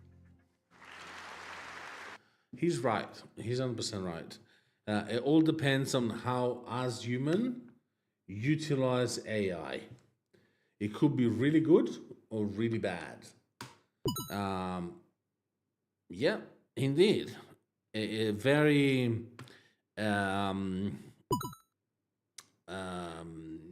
equalitarian, like very unbiased. There you go.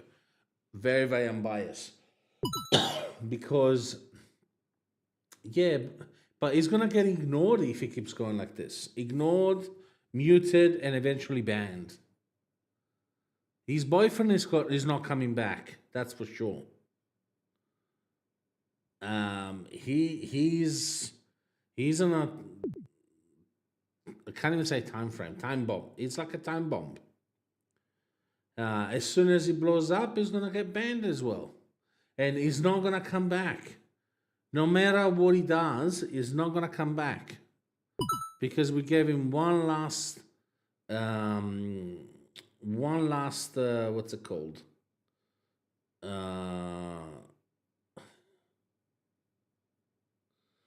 Come on, Beast.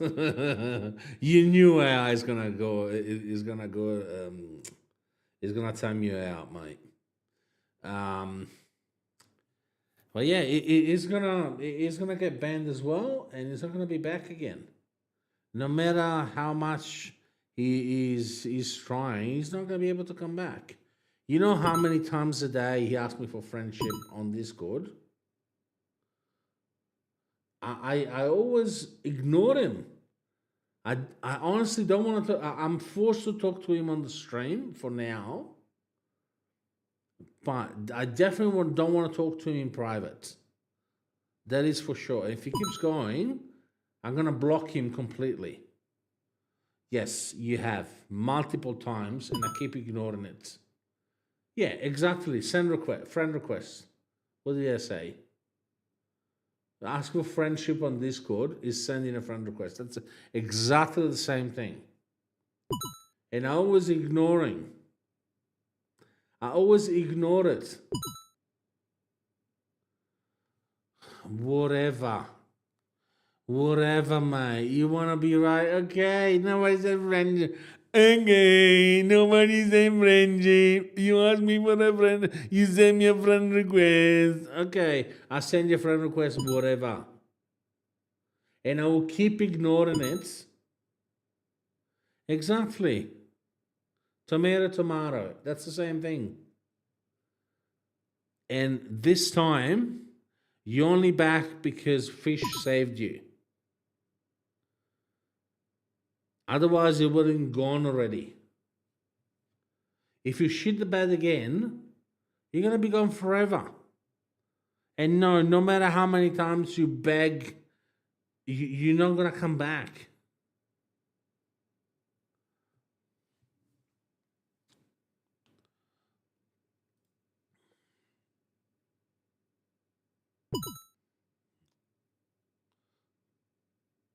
Yeah. Well, you say in theory he got banned first, but then you saved him. That's why he's still here.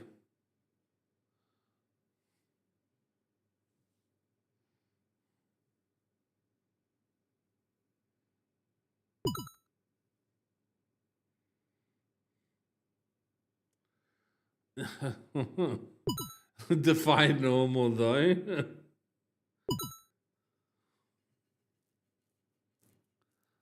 The Italian army exposed. What the hell?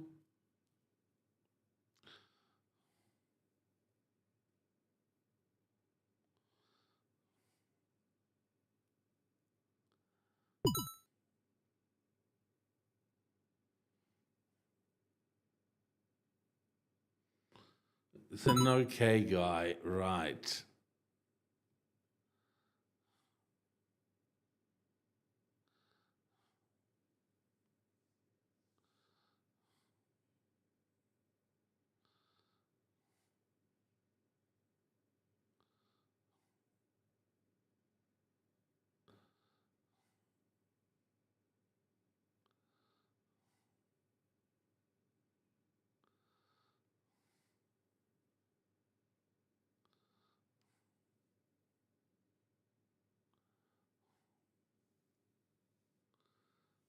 Yeah.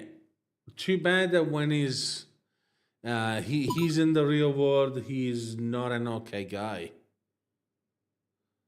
And he can't be saved this time. Why are you getting so defensive of Steve? You guys, they're always dating. And Benga likes to be in front, always.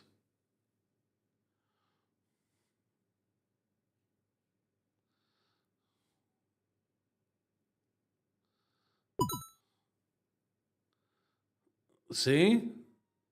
See a lot. I told you we'll make you laugh. Tiny homes. I want to build one of my own, but I have no idea how it should look like. So I'm French traveling around is the world to visit 3 tiny homes at fine. completely It different is prices. good. And I'll be stealing my favorite ideas to design my very own dream tiny home by the end of the video. Starting with the smallest house in the world, made by sculptor Jeff Smith. Say hi, Jeff. Hi, Jeff. Hi, Jeff. A little over 10 years ago, Jeff built this house using scrap wood for around $150. And at only 25 square feet, it's got almost everything you need to live in it. I mean, how? If you're a dwarf. Yeah. It's perfect.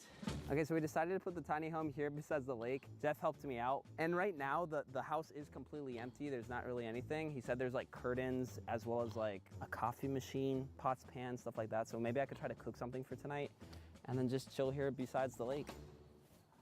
The first thing I liked about this house is how movable it is. Nice. So for my own tiny home, I think our best bet would be to have a trailer as the base. That way I could take it anywhere I want with my truck, and it would be just enough space to actually There are live two people, one in front of the other. Jeff is He's a using sweetheart. Steve He for his literally prepped money, me yeah. everything that I need for tonight. The vibe of waking up to this lake Okay. and sunrise and making a coffee, bro.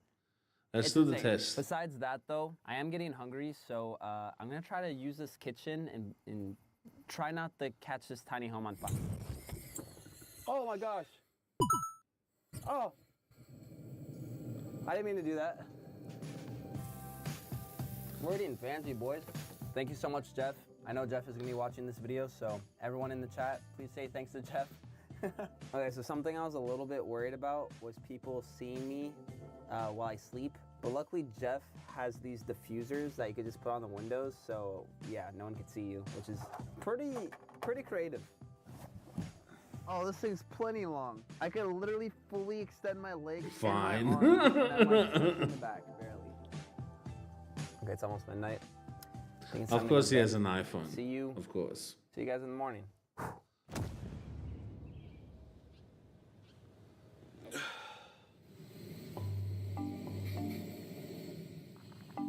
As a builder myself, design-wise, this thing is pretty creative. I'm always experimenting with new things with my builds, so seeing this house as basically just an oversized coffin, the fact this thing has a so I sink, know a stove, we and a actually small have table done it. is already impressive. Okay, The that windows sounds are made out good. of glass pie pans, the toilet is covered by a frisbee, the entire thing is just homemade, which I respect. Good morning. I was just making coffee right now. Oh, nice. How was it? Good, amazing. Yeah? You gonna jump in the water? Should I? You should totally jump. Are you kidding me? No one regrets swimming. You only regret not swimming.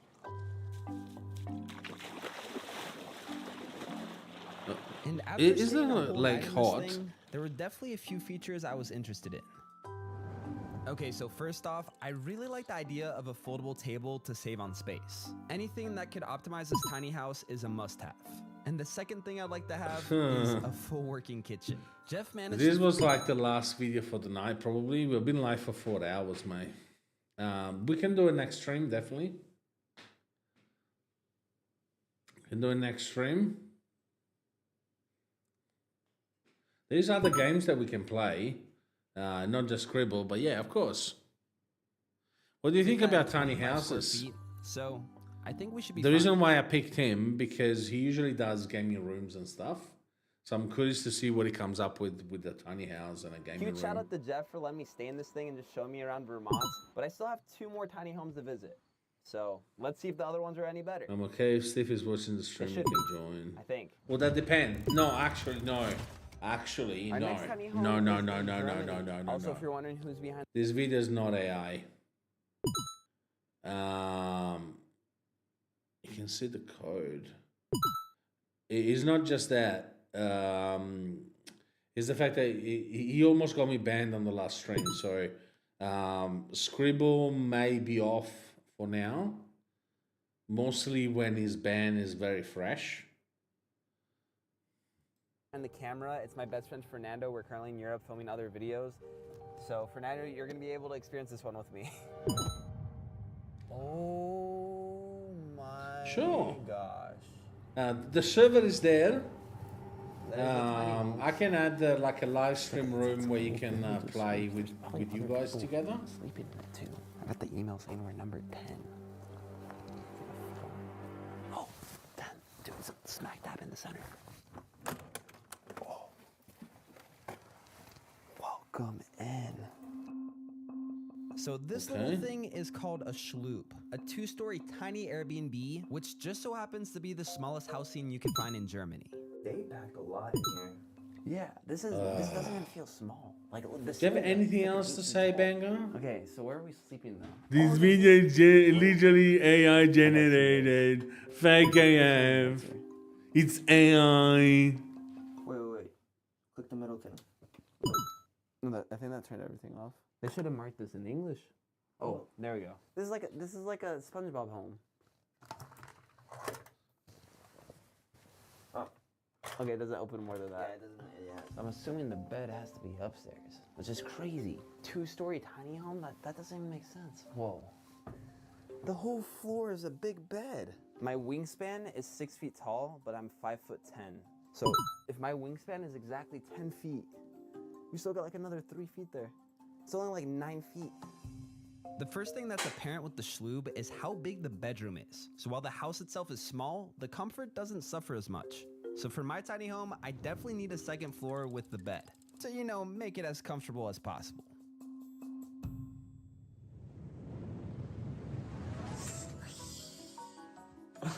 Okay, first things first, I gotta try to take a shower in this tiny home, and then try to check out this tiny home community. To be a mini house is spacious though. Ironic because this is a tiny home. Yeah, why not? Camping. Tell me that's not insane. Someone had to think about this. It's so creative. I love it. Yes, that would be cool actually. To use for camping. I got so much space to do activities.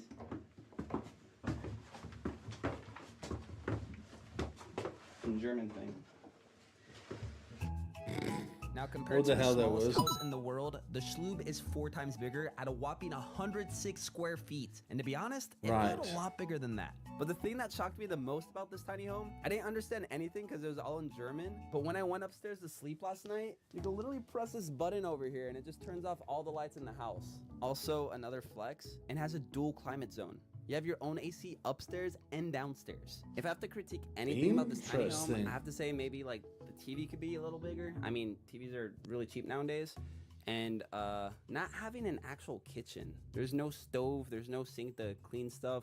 It's just a toaster and a kettle to boil some water for tea. To make my house actually livable, there's a few things that I need. Cringe. First, What do you want, definitely Banger? need a bathroom. I'm gonna do the same thing as the Schlube and just have the entire bathroom be a big shower with a toilet inside.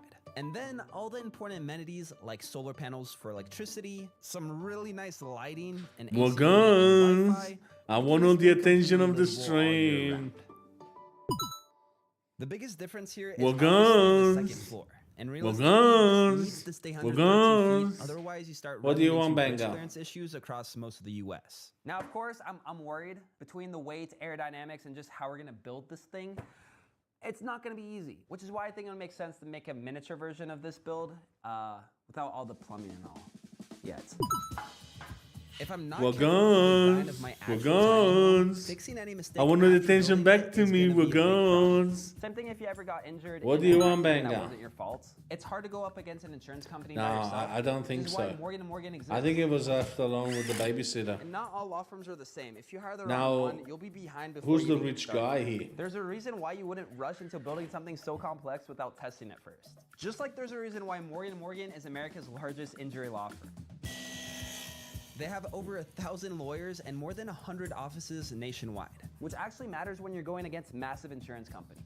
They've been doing it for over 35 years. They've won over $30 billion for their clients. And if you work with them, they'll fight to help people get the compensation they deserve. And the best part is, you don't pay anything unless they win your case. If you're ever injured and want to look into your options, you can check out I'm affordable.com sorry, that wasn't. Rise. No, I'll put a link in you're the right. description. Thank you to Morgan & Morgan for sponsoring today's video. Now let's check out this last $100,000 tiny home. We are now in Toscana, Italia to visit the last Oh, tiny that home in is this way. video. Let's it's go. a mirror house. And it's on stilts. And it's on stilts. And it's on stilts. This is the Glasscape treehouse made by Oud House. This one in specific is a hotel, but they also make houses that you could actually buy. David, You're who's checking me in, 6'5", is you a know? sweetheart. His family owns a little Right. house here that Oh, has yeah, 4 yeah, bedrooms you're that are 6'5", like this yeah. old Tuscan I style know, he's to rent 6'5". out. And they recently just He's delivered actually this to their 6'5". property with a freaking amazing view of Monte Sagro. Other than that, let's check out the inside. That looks good. That looks to be a So tiny this is the home. That inside. looks good. You got everything you need. It's a whole house. The kitchen. Okay, it's So not much what? of a kitchen. It's more of a sink. You got and a little Indians that are but tall? The mirror backsplash. I love Ask the him, mirror backsplash. Mambu. It has like a rose gold accent. That was a sick So this is the bird. That bathroom was a area. sick They did, bird, like, this Mace. frosted Let's glass thing, go. which I guess is smart. But other than that, this bathroom's kind of reminded me of the Schlube. They put the toilet and the shower in one room. It's like one big white room. Now if we go outside, this building over here is a sauna. When I asked David why there was a second building, he said there was a sauna. Banger. I need to say the first thing that comes out of my mind. She's delicious. But I think that's just sauna in Italian. Oh yeah. Too late, mate. You lost the only time train, I've Banger. ever used the sauna before is in the public gym. And there's usually like 10 sweaty dudes and it's not working half the time. So having a whole sauna to myself on top of the view, 10 out of 10. 11 out of 10. Oh, I You're feel so not. liberated. You're too late. Like, You're I not don't winning feel, I don't feel anything, cramped. mate. I don't feel restrained anymore. I could actually have friends over here. I could like have a little get together. I could bring people in and there's room. The other houses just kind of felt more like camping. This one actually feels like I could. Can you please mute him, Fish? I mean, I could live in it. I could Otherwise, live in all I'll of it mute if I him. really had to. Okay, I'm gonna test how well you see me in the dark with the lights on inside. Tell me if you guys see anything. Thank you. How does this angle look? Is that good? Do you guys see me? Do you guys see what I'm doing or no?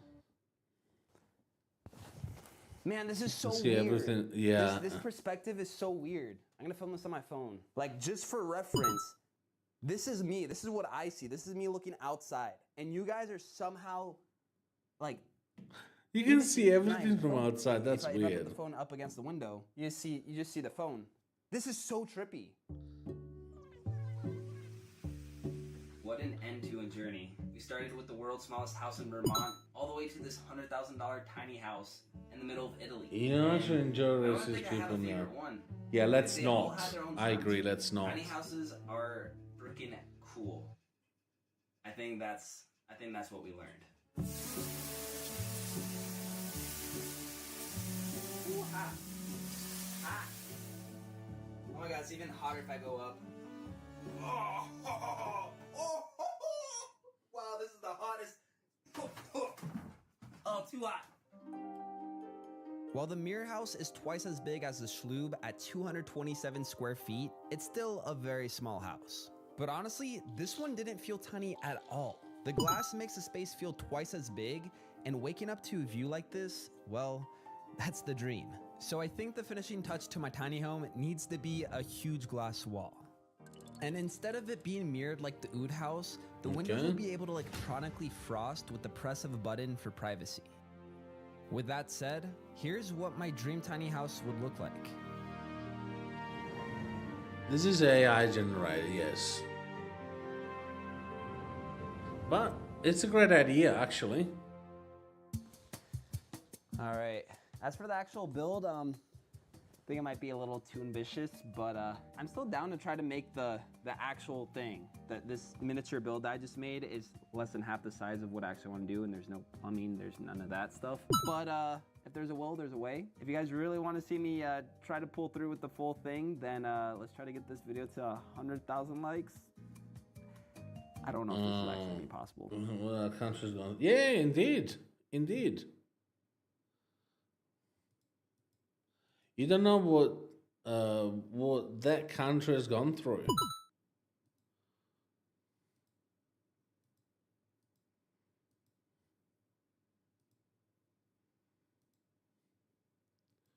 You know what the other country's gone through? That's why, you talk. That's the bottom line. Oh, we got an update. Relaunch.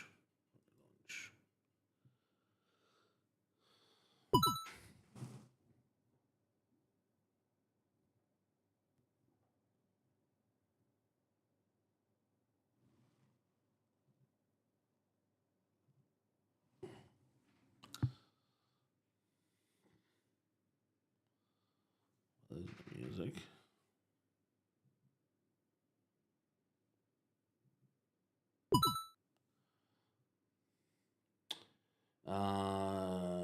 Biggest looted India of $45 trillion. Not even inflation adjusted with $1 trillion T. Now we are fastest growing economy in the world. Yep. There you go. There you go, guys. I don't understand why the music is not working.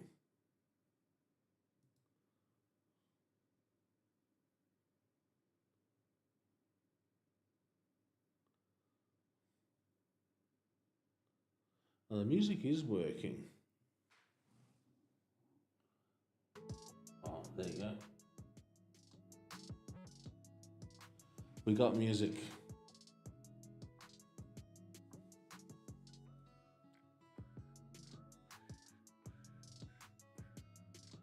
It's true. They are, if not the fastest, one of the fastest growing economy in the world. That is 100% right. That is 100% right, guys.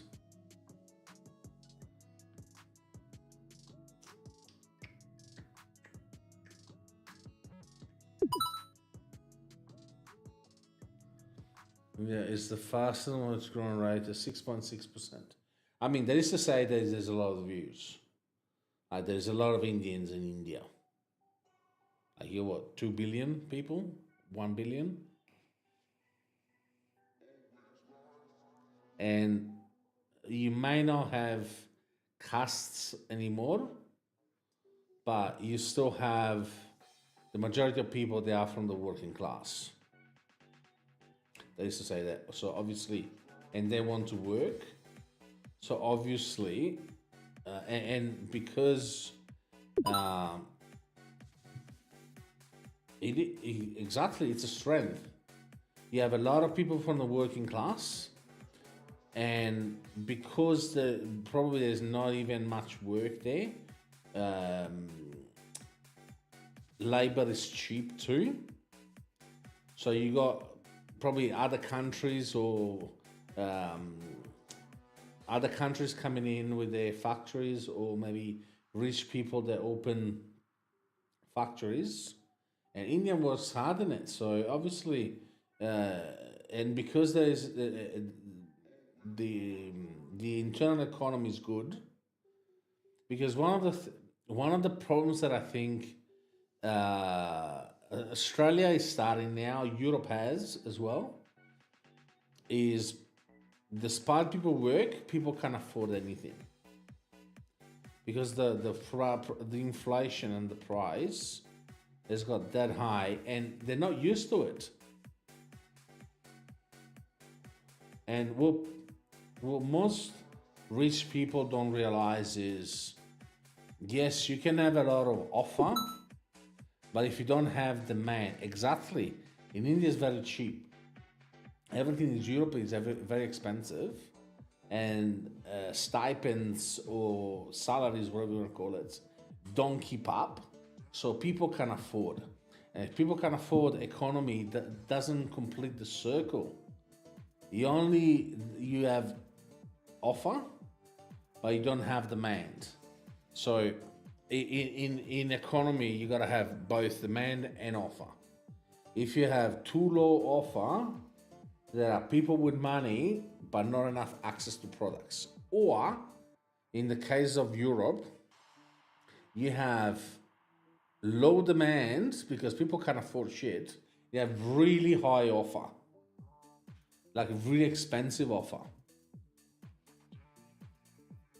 But that's why probably India is growing as fast as it's growing. That's why Europe want more people to increase production. No, the problem. Okay, I can't speak about all of the countries in Europe. As far as Italy, the main issue with Italy is there are jobs sometimes, but there are jobs that Italians don't want because immigrants are expected to cover those jobs. Fertility rate is low in Europe, yes, indeed, because people can afford to have kids. Why making kids if you can afford it, right? And what India definitely exploded. Yep, we should also build things like infrastructure, legal system. Yeah, that's true. Wasn't a kindness, but the system helped India grow into a unified modern country. That's right. That's 100% right. The main problem with Italy is that there are some jobs that Italians don't want because immigrants are expected to work. For example, working in a field, working in a factory, I don't know, like manual labor. Most Italians refuse to do that. But also, there's a lot of companies, and also the salaries are very low. So people, despite they earn money, they can't pay for much. Now, yes, India is not a rich country. True, but it's a country that has got a good economy. People will not be able to afford much, but they can afford.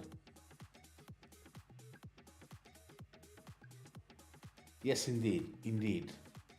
And for how Trump is going, America's next. Canada may be next. We don't know. True, Canada.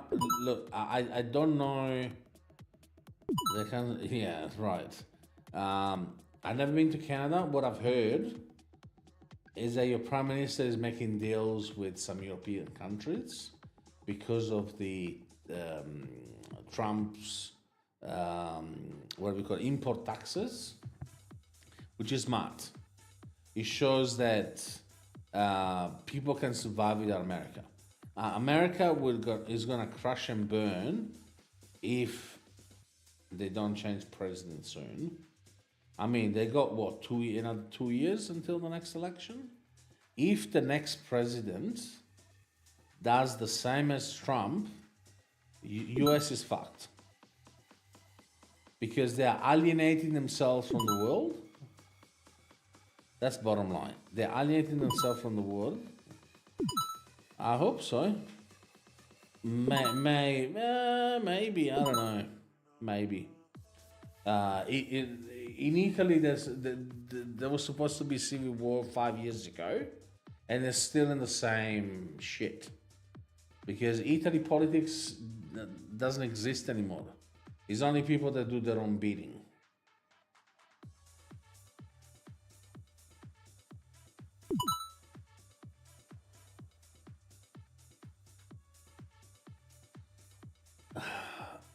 We don't know that. We don't know that.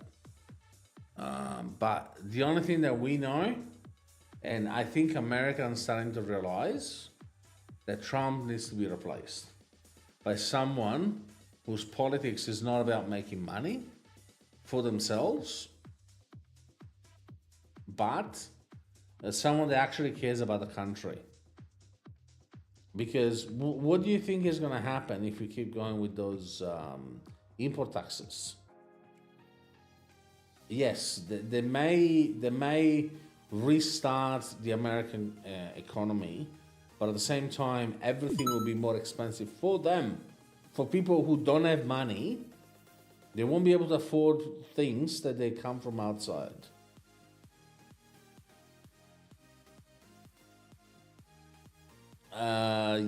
Yeah, but at this point in time, look, I'm not interested in politics usually, but I can see how Trump is doing bad. So if they replace Trump with someone who's actually not in for the money for themselves, they're gonna be all right. Just Trump needs to go down. That's bottom line.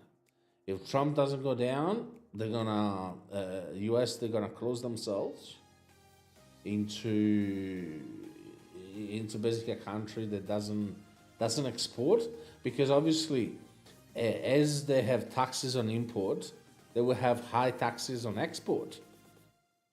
Not really export, but to import the US products into other countries. So people will not buy from US anymore. Maybe we don't know that. No, you don't want that. You don't want a third world war, mate, because it's gonna suck for everyone if there is a third world war. No, you don't. Are you prepared to fight and die? Are you? Really? Are you that dumb? Including you. You will be the first one to be purged.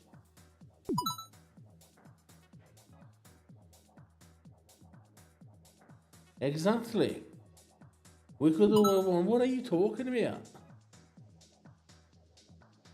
Yeah, but you won't survive, Banga. You won't. They will find you and kill you. Obviously, I guess you never even joined the army, even. So that's why you're talking about war like nothing. Yes, you have. Right. You you have been in the army, right? How long ago was that? Forsvarsmakten. In Italian it's called leva. Okay, so you go for a year. You spend a year in the army. And you really survived a year in the army. You were doing office work. Or someone signed for you that you did, but you didn't. Because in the behavior that you're using in chat during the live stream and in chat on Discord doesn't make sense. That is someone that has been in the army, even just for a year. It doesn't make sense. Otherwise, tell me. Okay, tell you what.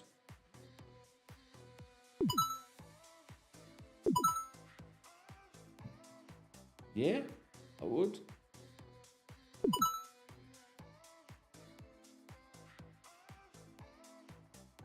Yeah, maybe not extinction, but there will be a lot of deaths.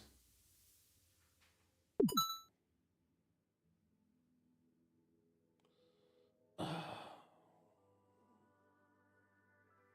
you even think, obviously you don't think before you talk.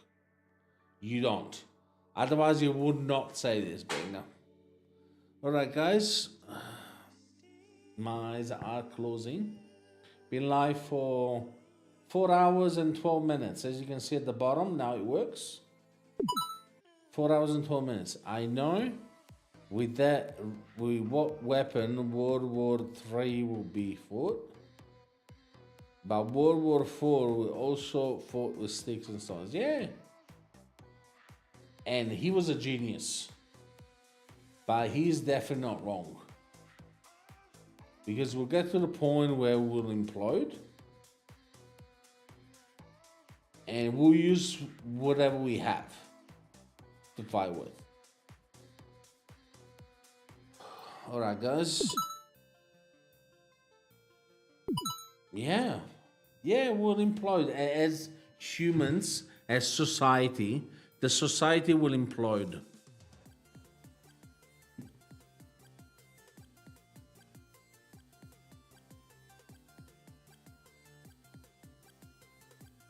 As society, we will implode.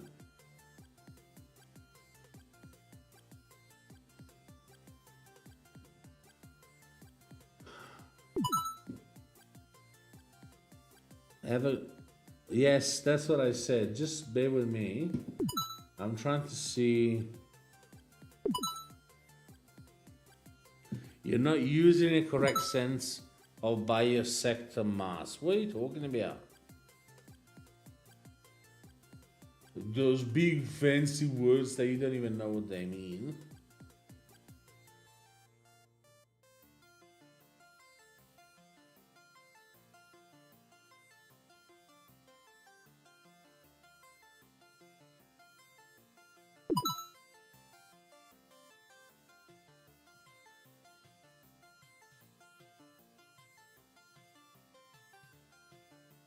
No.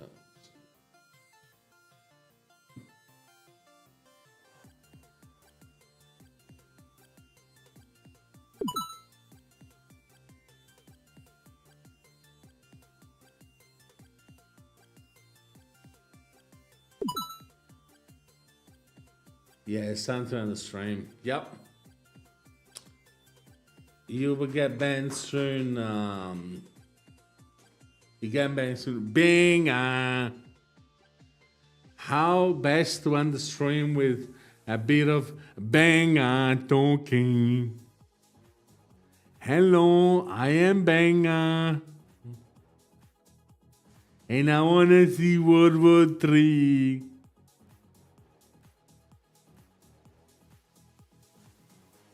Bang.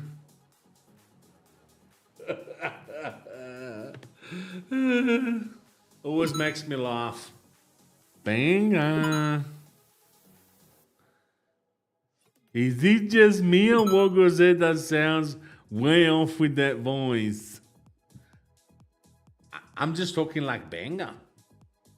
He will poop his pants seeing the Jets. What? Are you talking about the American football team? Jets. Yeah, probably. I am Bang. I'm gonna poop my pants when I see the Jets bombing during World War III. I'm gonna poop my pants. Wait for me. I need to go poo. I wouldn't fight, of course. I would do stuff to the neighbors. So, okay.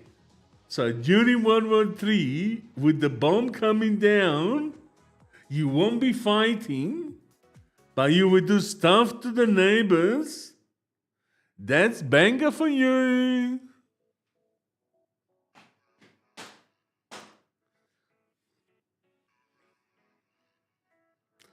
Okay, so let me get this straight. You won World War III, but you don't want to fight.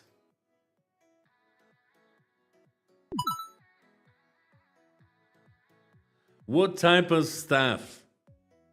I don't know, you tell me, Banger. You're the one that says stuff. Go on, yes. Knowing you would go knock on the door. Excuse me, I gotta poo-poo. Can I use your toilet, please? I really gotta poo-poo. Come on, it's coming. The poo-poo is coming. Let me in your toilet. Oh my gosh. The bombs are coming down. I got bombs on my own. Open the door. I need to go to the toilet.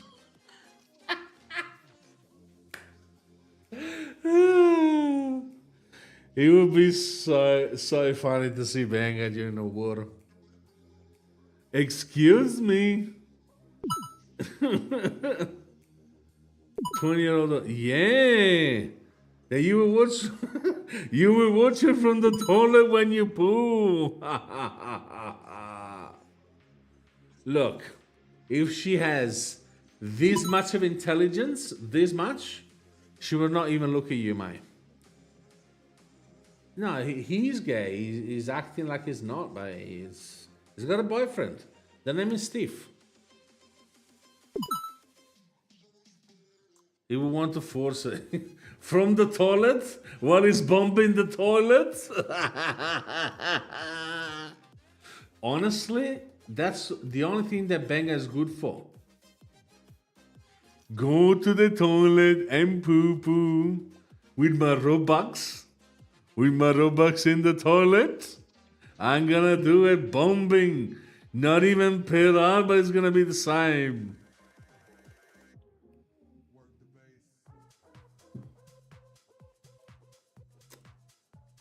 I mean, the only way for Banger to do anything with a woman is to force her, because, you know, we all know him. He's insufferable. I mean, I wouldn't really go to jail. For bombing their toilet? No, that's for sure. Or maybe, depending how much mess you make. I will personally take it to jail.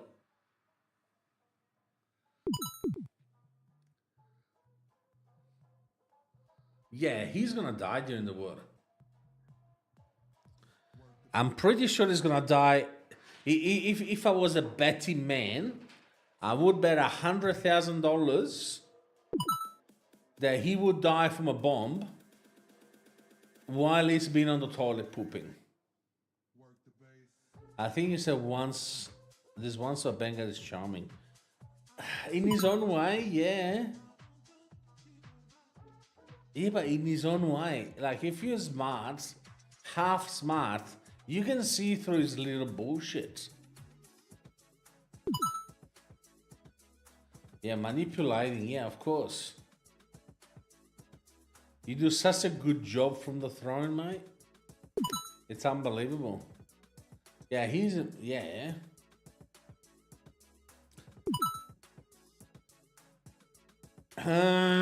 Thank you. I almost finished with the toilet. It's coming. It's coming.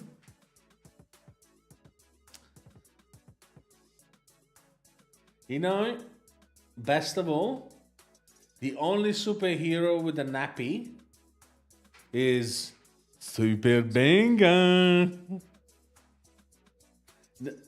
Actually, I should call you Captain Poopy Pants. That's the new superhero name for Banger. Captain Poopy Pants.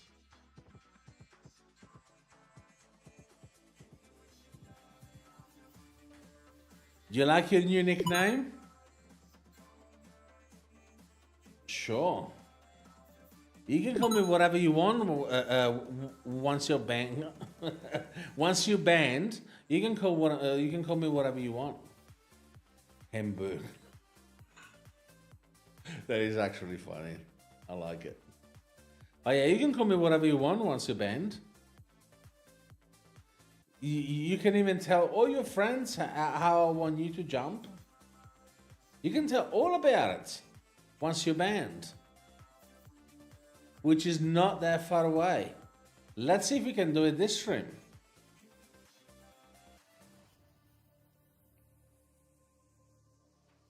Super Boo Banger. Captain Poopy Pants. Oh, banger. I am Captain Poopy Pants. My superpower is shit high speed. That's my superpower.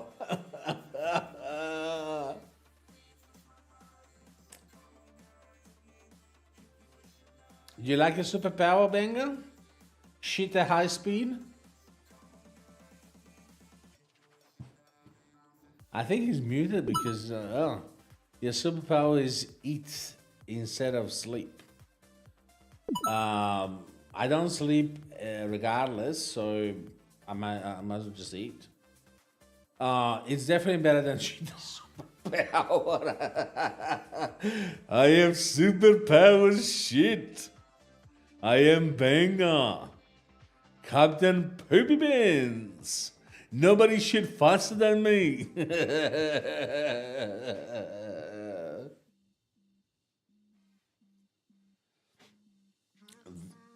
I make some of the miracles with the poop. It must suck being unable to stop yourself from eating all the time. Yeah, I know. It needs fuel. It needs fuel, mate. You need fuel, so I wouldn't be surprised if you eat all the time, mate.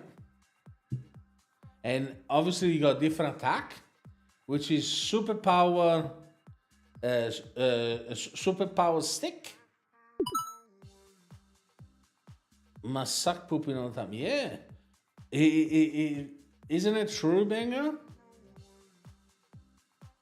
It must suck pooping all the time.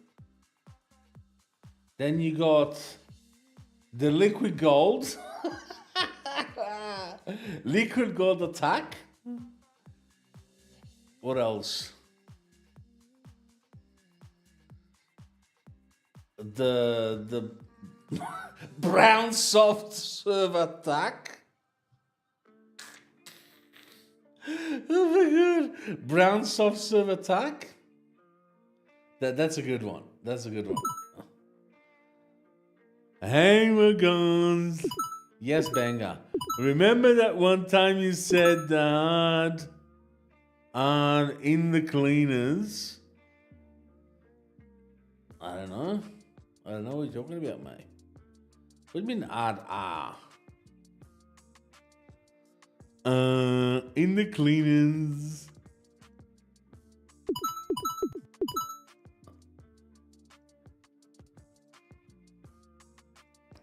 Nicotine, you're talking about?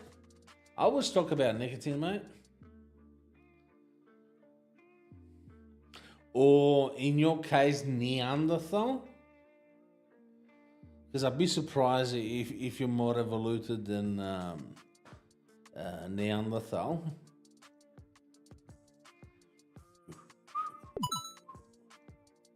Steve got a clip of it. Sure he did. Sure. Okay. I don't even know why we're still talking about Steve since his band.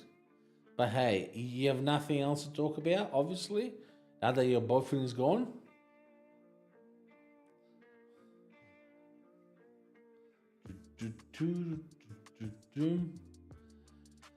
Okay, guys.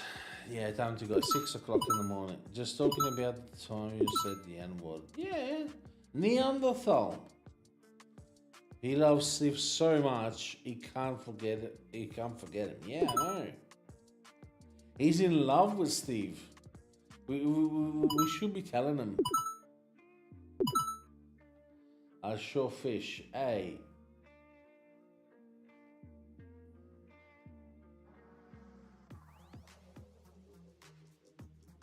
Obviously, you have it there just to prove your point, yeah?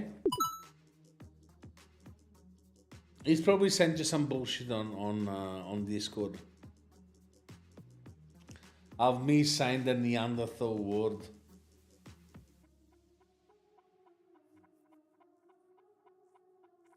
The problem is, I think Benga doesn't understand English. He has someone translate it to him. That's why he got shit maxed up. Because obviously, translator maybe doesn't know slang.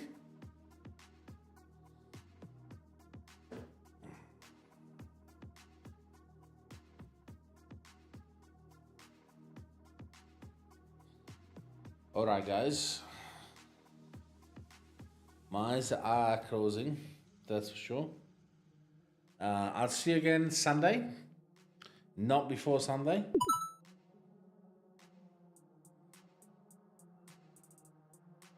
Bro, you have talked to him. Who?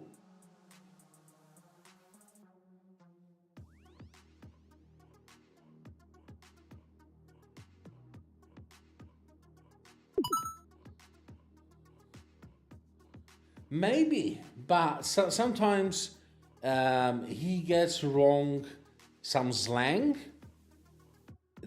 That slang can be translated with Google Translate, so I don't know. I don't know if it's all AI. How he speaks is all AI.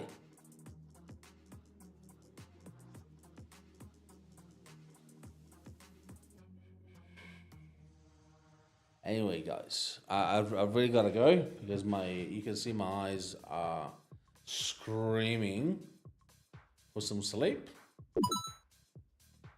Yeah, and I was trying to wait for you guys, but you keep changing subjects. There's always a new similar but maybe different subject.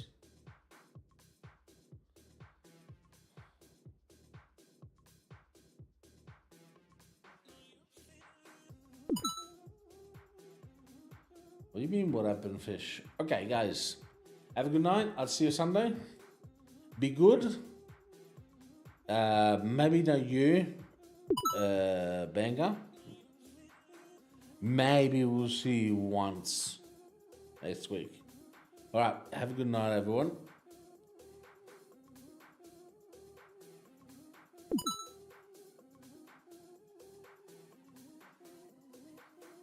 We need to do this live stream beforehand.